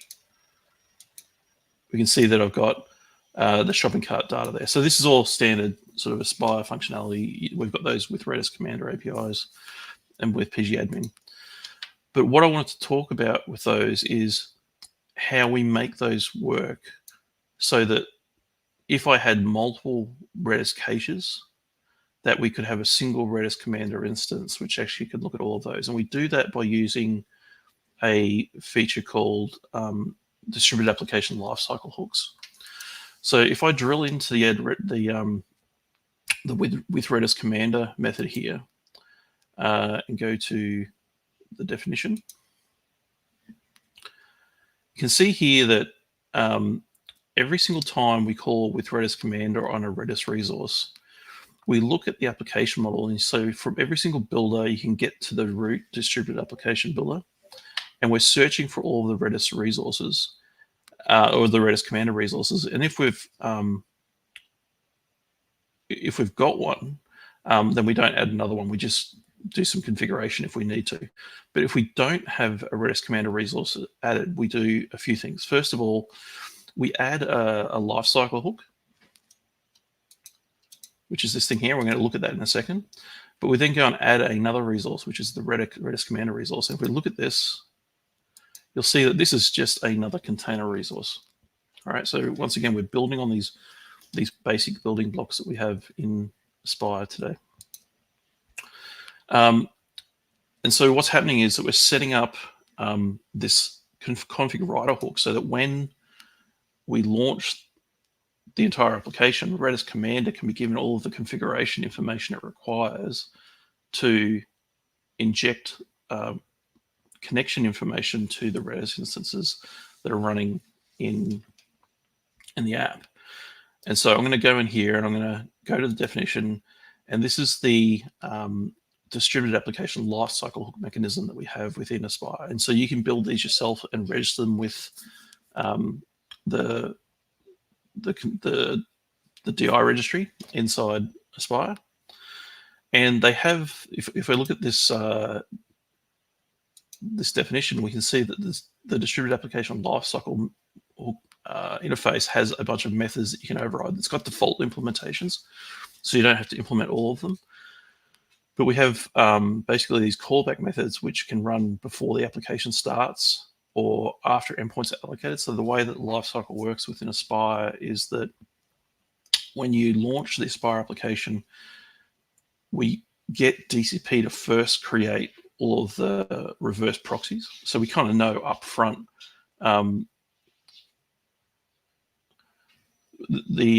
we know up front that all the endpoints, so port mappings, IP addresses, and that kind of stuff for the services. So we spin up proxies for those.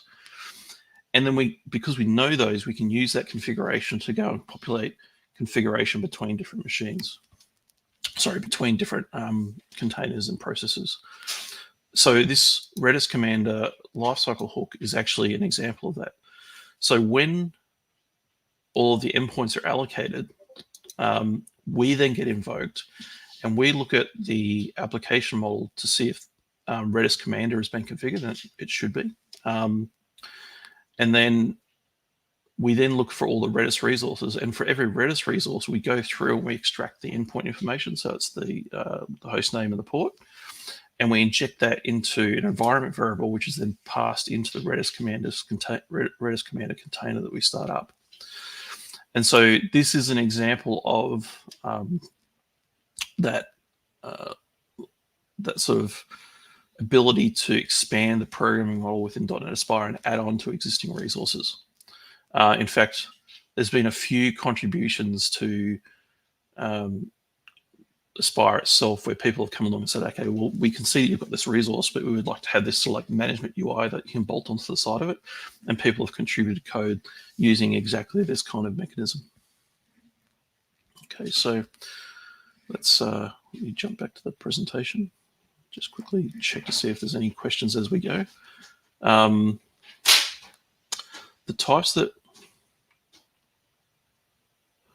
so from Simon here, we've got the types that iResource Builder works with to define the Extensibility API. Are they definable by extension, or are they common between all extensions? yeah, so we have some base types within .NET Aspire. So we have like executable resource, container resource, project resource. They are like the base level, but ultimately there's just like an iResource interface. You can define your own resources from scratch. And the Builder API is designed to work with anything that implements iResource. But then we have some extra interfaces that you can add to your APIs to light up different extension methods. So as a concrete example, let's go and look at container resource. So if I go back to program CS here and I look at Redis and I'm going to drill into it, you can see that the Redis resource derives from container resource, and it also implements the iResource with connection strings. So if a resource implements this interface, this means to Aspire that this resource can actually provide a singular connection string value. And so that's useful for things like Redis, SQL Server, Cosmos, all those kind of things. But if I drill into the container resource itself, you can see that container resource just derives from resource, but it also implements iResource with environment. So that means that a container resource can actually have the with environment extension method applied to it. And so if I go to program CS, you'll notice that because it's a container resource, there's a whole bunch of extension methods that are available here. In fact, one of the things that we've just added in .NET Aspire 8.1 is the ability to override the Docker file that's used for a particular resource, so you can customize it. But we've got things like with environment here. So even though this is a pre-existing resource, like a typed resource, a Redis resource, I can still treat it like a container and extend it and modify it. So the application model in .NET Aspire is quite malleable, and that means it's actually quite easy to extend as well. So you can either just extend it within your specific project by having a few extension methods, or you could build your own NuGet package and share that extension with the world. And if you think that it's applicable to every .NET Aspire application, you should file an issue in the Aspire repo, and we can have a chat about adding that API surface to the core product. We've had lots of those contributions. Hopefully that answers your question, Simon. Okay. So how are we going with time? So we're pretty much at time. That's most of what I wanted to cover. So yeah.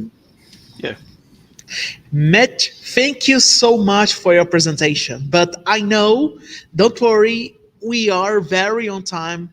But it would be unfair to not ask that question. But you have just one word. What do you represent .NET Aspire Dev Day to you? One word only, just to get it quick. Not to be unfair with you. I am excited to see how many people are interested in Aspire. Like it's amazing.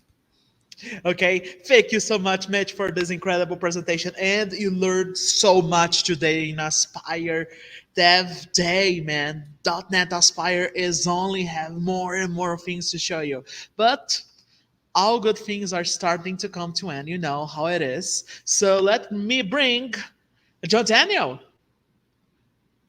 Where's John? Oh, I saw that you folks had the survey there, but I said to go. I was heard to go quick, so I got to go quick.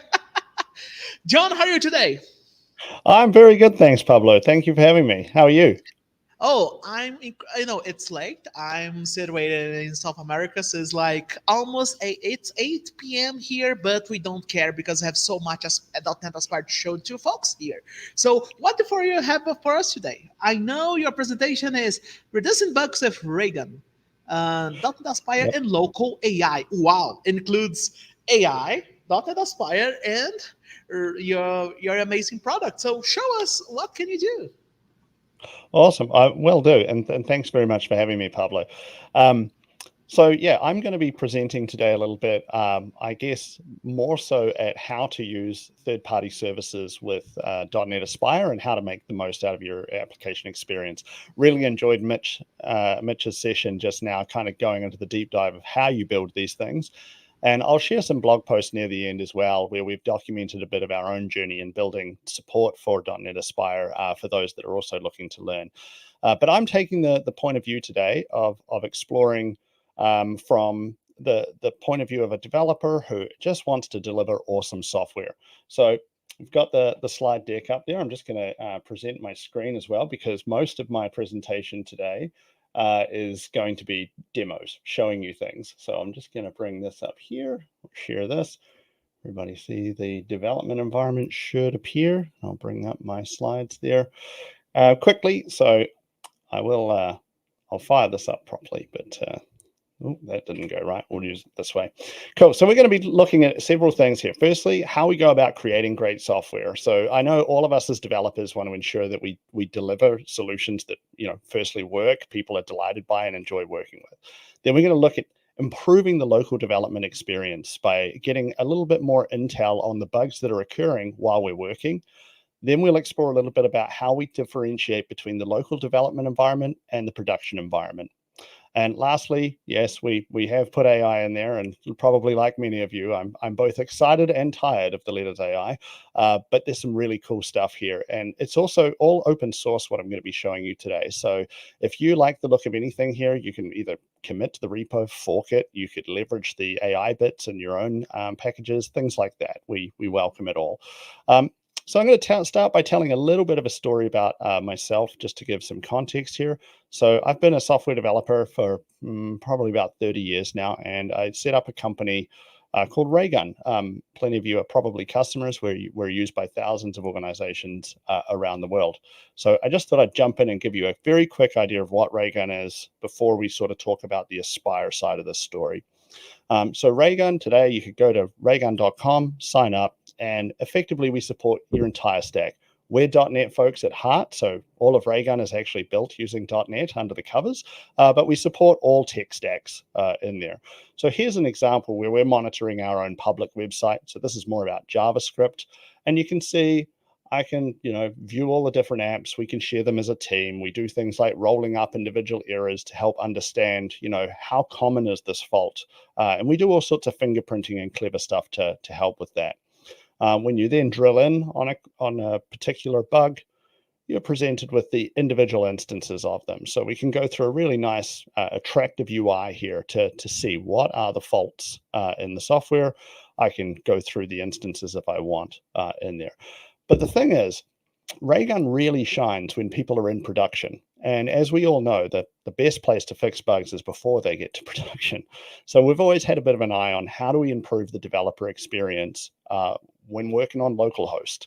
And that was where, when we saw that .NET Aspire was coming up, we thought, this is a really great answer to how could we provide some capabilities of Raygun to developers before they even get to prod.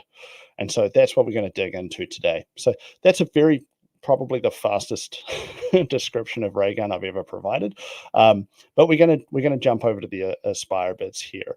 I'm going to minimize this. We'll just jump back to there. Oopsie. Bring this up. Firstly, I wanted to talk a little bit about creating great software.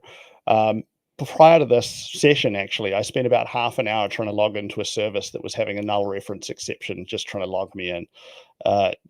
It drives people nuts, and software faults are far more prevalent than people believe. I will say a really common thing we see at Raygun is people being surprised that, we start our plans at 25,000 errors a month. Because they think there's no way I have that many. And then they try it out and they go, oh my God, I have 2 million errors a month. So software is pretty broken. And I will say it's quite humbling being on the receiving end of billions of software exceptions.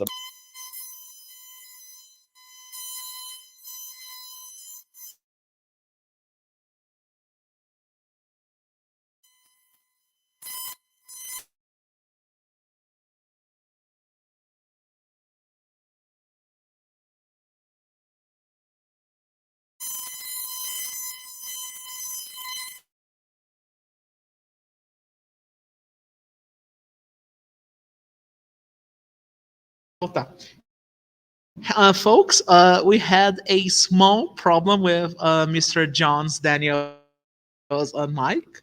We apologize for all things. It's the classic technical problems, there's nothing you can do. But look, now I have branding. Look at my incredible branding that I have here on the side while we are fixing some of the issues. I saw some people are commenting in oh, in Hebrew as well. Yeah. John, apologies. I think your mic is dead. Yeah, can you restart that? Thanks. Yeah, I know it's sad, man, especially right now, right? You think, oh no, my mic exploded, not now. Hey, Is that let's go. better? Are you back?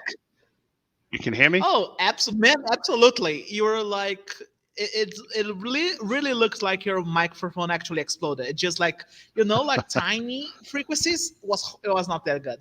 Okay, folks, you don't need me anymore. John, is all yours back again. What's really awesome about that is that it was perfectly timed for me talking about how everything in technology breaks. And I didn't set that up on purpose. So I'll move that one out of the way. Interestingly, it was registering the sound here, so I'm not sure what happened there, folks. But anyway, what I was adding in here is there's a lot of different packages you're going to be told to install around Aspire. There's all this good stuff going on. I would highly recommend just doing a Google search for Raygun for Aspire. You're going to find our repository here, and that's going to have all of the documentation, all of the code. Also a great example if you want to build off what Mitch's session was on looking at how somebody else has built some of these providers for Aspire.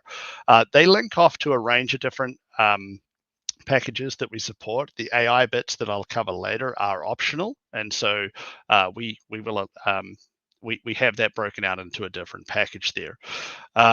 We also have blog posts, things like that, that'll walk you through the actual here's what to set up. I'll show you in my IDE here though, just quickly what we're doing. So in the app host here, you can see that we are creating this resource builder, and we're adding the Olama package.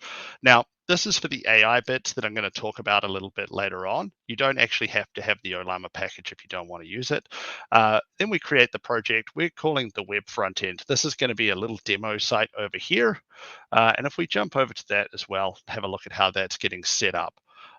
In here. It's all the usual things you'll see, but because we've got the package available, we can add Raygun in here.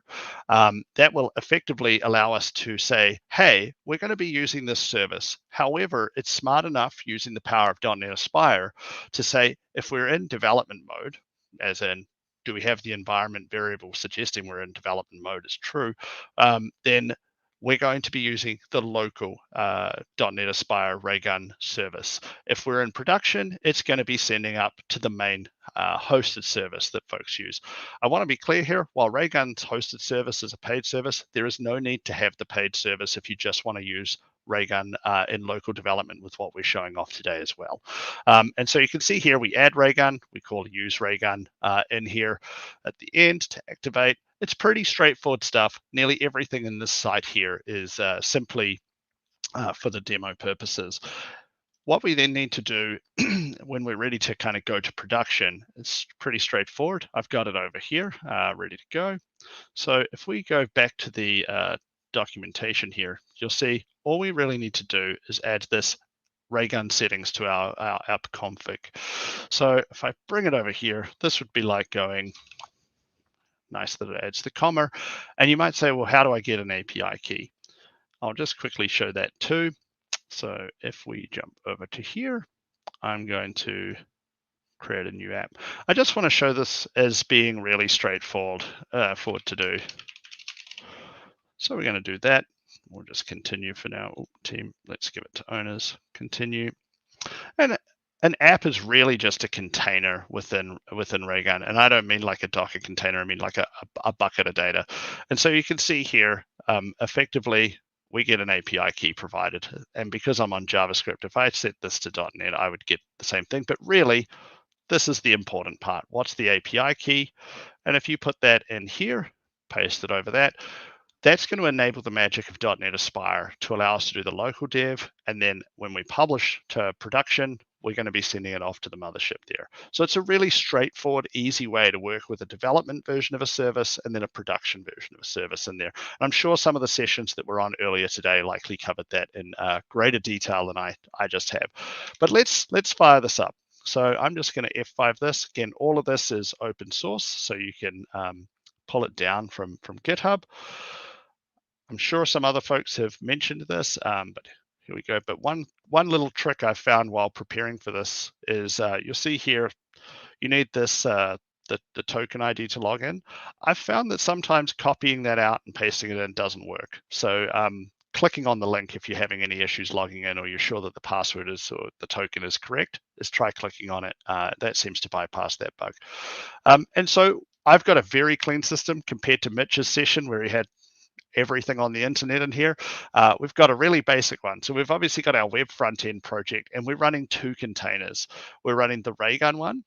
This is the mini site. So this is the idea of how could we provide something to developers to improve their local development experience. And so, and then lastly, the AI piece. So if let's just go and have a look at the little demo site here. It's a very beautiful website.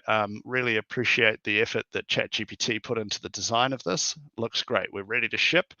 And if we click around and boom, hey. And look, it's really great being a developer where you can at least get this information on your screen at the time when you're in development, give you some ideas. But what's also happened here is because we have Raygun with .NET Aspire enabled, and we can, you'll see if we jump into this container, this is like a slimmed down version of the hosted Raygun service. So you can see here, we've captured that error. And if we click into it, we kind of have something that looks a little bit like the service. What's quite nice here, I've found in playing around, is just the fact that I can kind of refer back to the old errors. So if I jump back over here and I was to cause more errors in my system, let's go back here. They're all going to be the same here. And we refresh this, we can kind of see them come through. So if you're wanting to keep a track of some of the things, or you've improved a bug that you're working on, but you want to remember what was in the earlier error, you can jump in there and get it. One of the things that we do with this is all of this data, of course, is stored within a container itself. And so I'm personally a big fan of using Docker Desktop on my PC. So I'll just bring this over here. And what I'm going to do is we're just going to look under the images here. I'll go and find the Raygun one somewhere. Should be a Raygun one. Let's go back up here. Maybe I've removed it while I was, volume, sorry. Raygun data. So if we click into this, you can see we have a folder here called errors, and this really is just the raw data that comes through. So if you're looking to tidy this up or delete things, you can come in and simply right click on those and delete them. It's pretty straightforward how all of this works. Even this web interface is open source as well. So you can manage your data inside of that data container and come in here and see a nice WYSIWYG sort of UI on it. As I say, don't need any API keys or a Raygun account to use this part here. Cool. So now that we're in, actually, before I jump forward, I will just flag one thing. Because this is running without HTTPS, you may also find that you need to have the Aspire allow unsecured transport to be true as an environment variable on your local machine. If you do need to do that, you'll get a really self-explanatory error telling you need to do that. So I won't give a demo on that. And then if we jump back into one of these, you'll see we have this AI error resolution button up here. And so that actually is very much the same as what we have in Raygun crash reporting. So if I jump back here, we have AI error resolution here. Now what this feature does, and it's been really popular with our customers, is in the hosted service, it hooks up to your OpenAI account. And so if I'm looking at an error like this, I can bring it up. And because I hit this earlier, just testing before the demo, it's already had the question. Now this question gets asked automatically, but it gives developers a walkthrough of some ideas to kick around. Now, to be honest, folks, I've been coding for 30 years. I feel like I've seen just about every bug, and I have found this feature really, really powerful. And the reason is that it's kind of like rubber duck debugging, if you've ever heard the term. Rubber duck debugging is when you just explain the problem to a rubber duck on your desk. We sometimes find this, of course, when we are demonstrating things to our peers and they're not working. And as we're explaining how it's not working, we kind of realize why it's not working. And that's what I feel like AI error resolution has helped me with personally, is sometimes remembering a situation or a case where an error could occur that I might not be thinking about by default. And so once we were seeing folks really loving this feature in the broader platform, we sort of asked the question, well, you kind of need that as a developer when you're in local development. Now, you could copy and paste every error message into ChatGPT or Claude and ask the questions yourself, but, you know, I don't want to copy and paste. I just want to be given the answer. And so that was why we wanted to extend the .NET Aspire integration for Raygun to bring this feature to developers. Now, one of the concerns we had with this is, well, when we're working with .NET Aspire, the whole point is really to help give a great developer experience on your local machine, as well as facilitate going into production. And so it seemed to be a little bit wrong, I guess, that we would want to call off to third-party services when doing local development. And so that was where we challenged ourselves to say, well, what could we do with AI locally?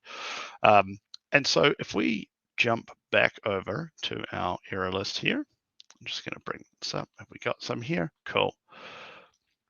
We actually do have AI error resolution baked in. However, this is not requiring you set up OpenAI or anything like that. If we click this, it's going to go and do some thinking. The first time it does it, it goes a bit slower. It will speed up in a moment. And what we're using is we're using OLlama behind the scenes to use a llama model. And so you can see here, .NET exception, it's giving us some ideas on what we might want to go and look at. The other thing too is once it's done one of these answers, it goes quicker throughout.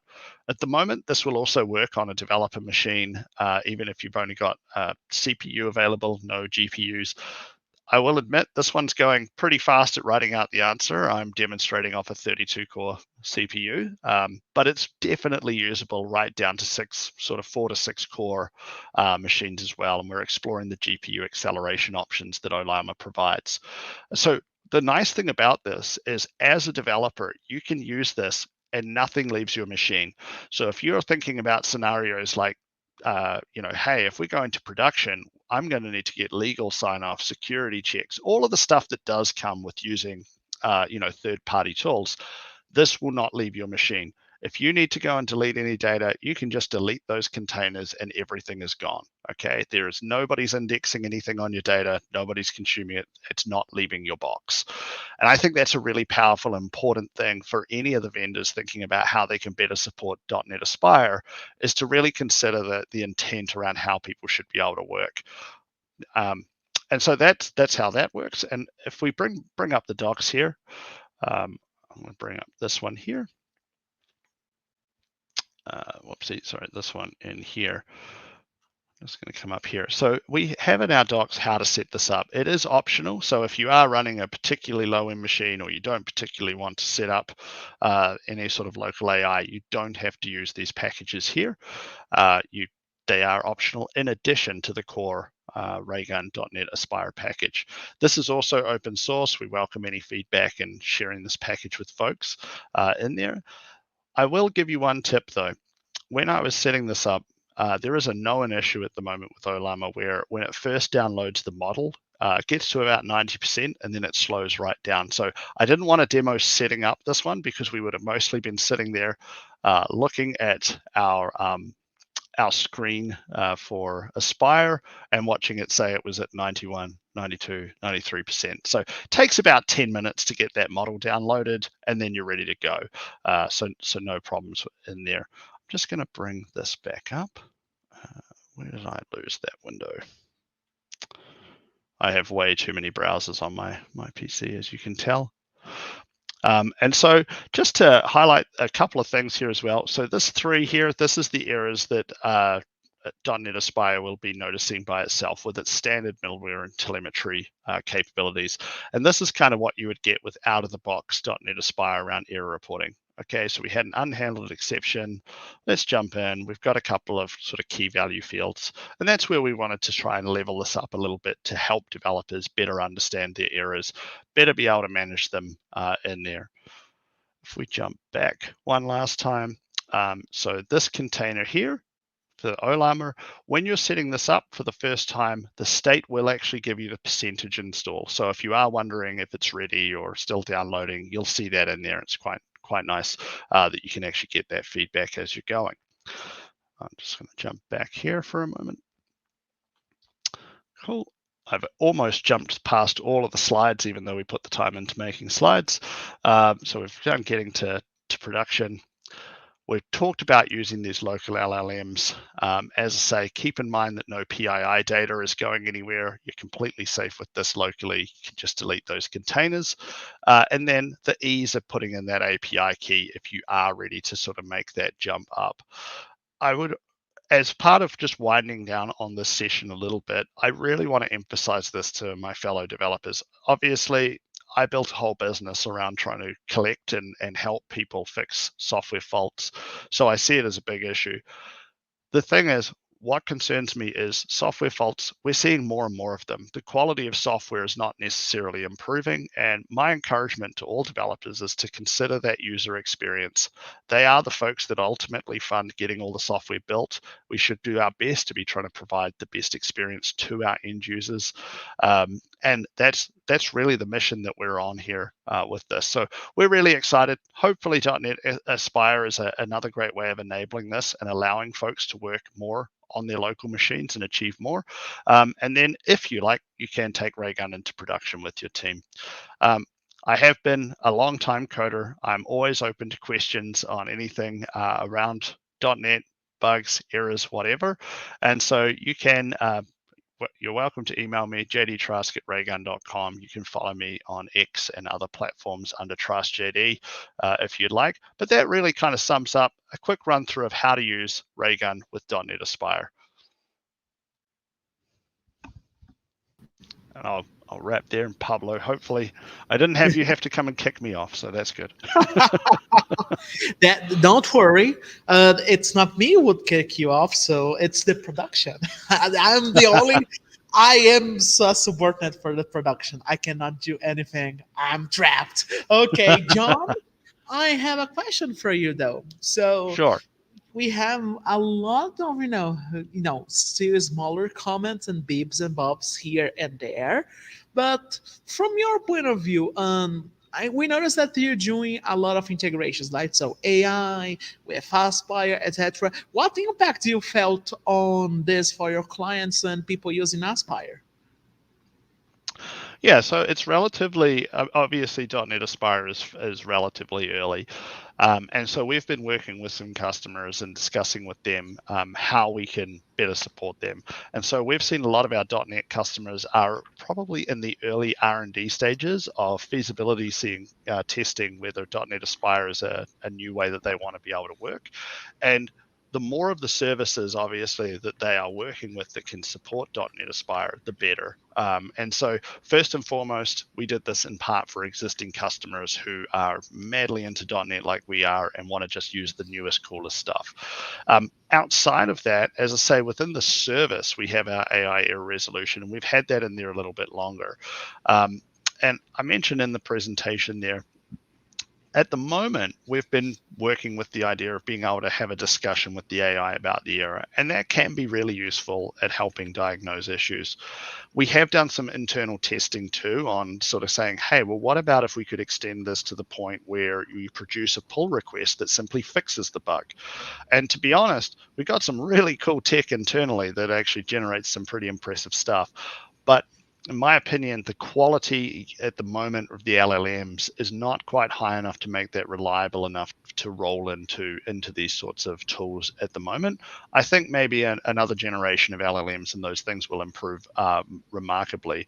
And I think that's going to be a huge boom for improving the quality of software. I know there's a big debate at the moment, will LLMs simply mean we create a lot more code with more bugs? I kind of think maybe in the short term, but in the long term, they should get a lot better because the actual LLMs improve. Mm-hmm.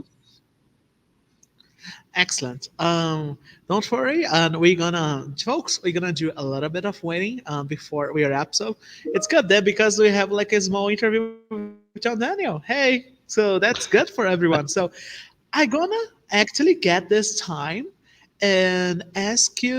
Let's see. I want as well, folks. I have doubts. If you had any doubts for what we had here, let us know. You'll be glad to be answering your questions right here. So, John, about the classic question that I gave for everyone as well. What's your last message for the folks that are watching us in .NET Aspire that day?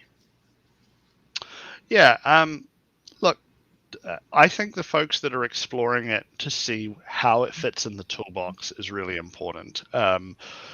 We shouldn't take any technology at face value, but what I'm seeing with .NET Aspire is really encouraging. We've obviously got the very first version of it out.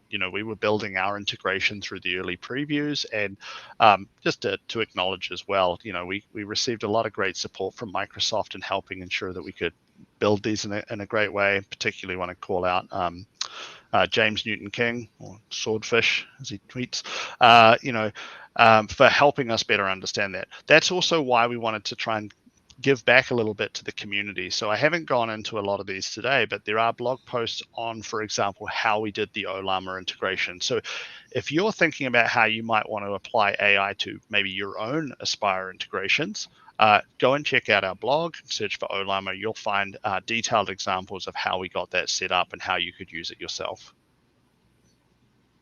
Okay, gotcha. So, John, thank you so much for an incredible presentation. And I don't know what I'm thinking right now, because I'm gonna do some small CTAs. So, some CTAs. By the way, do you accept feedback on Reagan? Are you accepting feedback on that as well? It might be getting a bit late. I was going to say it's 8 p.m. where you are. It's just coming up lunchtime here in New Zealand. So I appreciate you staying up late with us. It's crazy. Hey, don't worry. I'm here for the community. I love the community. I love talking with you folks. It's incredible to have people watching us all around the globe just to know more about .NET Aspire. But I share your view, and maybe if we've got 1 minute there, I just encourage everybody. I've been in the .NET community since I got Visual Studio. I think it was 2002 at university, and one of the things I'm really looking forward to coming back is the user group and the community. I think COVID put a lot of pressure on those, and I really miss them. They were such a great experience for everybody in the industry, and I really think that the new people joining the industry benefit from them a lot. So really hats off on running these community events, and let's see if we can get a lot more community events going in the .NET category over the next year or two. For me, it's a pleasure. Thank you so much, John. That was incredible having you here. And folks, let's finish with some messages. First, feedback. Let me pick the right feedback. Please put feedback. We want feedback from you folks both in the event. Please scan the QR code or go to aka.ms/.NET Aspire Dev Day/survey. But if you scan this QR code, it'll be a lot easier. So what we are doing right now is gathering feedback. So if you have any feedback on .NET Aspire as well, go to your GitHub and open a PR on an issue. We'll be glad to answer you and get more feedback to improve this amazing product that we are. You see, we had we had so many time for this content, almost 8 hours. So that's the event survey. And let me see the other. Let's go. So remember, we still have a bug. So we're going to have the pragmatics, microservices, C# and Azure from Chris and Nagel. We have 25% of discount. Go to aka.ms/.NET Aspire Dev Day/discount. It is valid between July 15th until August 14th. And you can scan this QR code as well. Let me see the comments. So some people are memeing with the classic joy of a live broadcast. It's normal.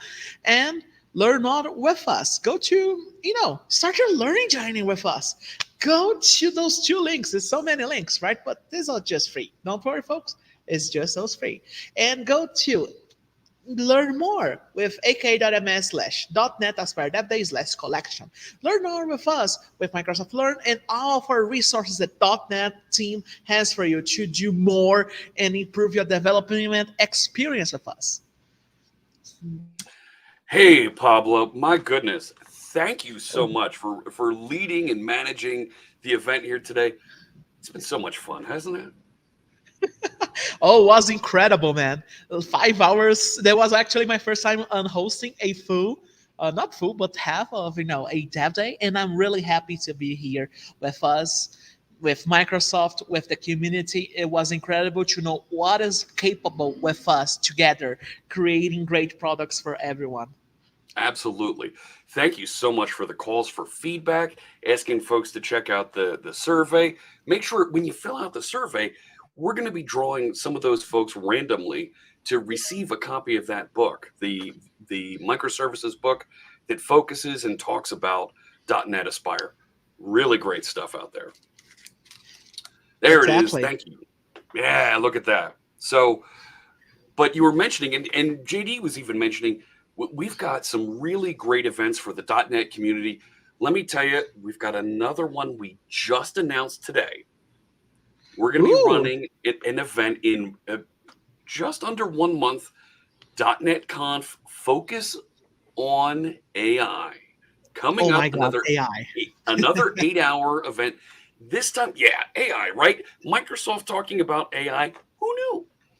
But we're going to spend the whole day talking about how .NET developers, we can get our hands on artificial intelligence capabilities, language models, and work with them and get them baked into our applications, whether it's using .NET Aspire. We saw our friend Steve Sanderson earlier today showing how to use a little bit of AI with Blazor with .NET Aspire, but we're also going to show you how you can get it into your other applications as well.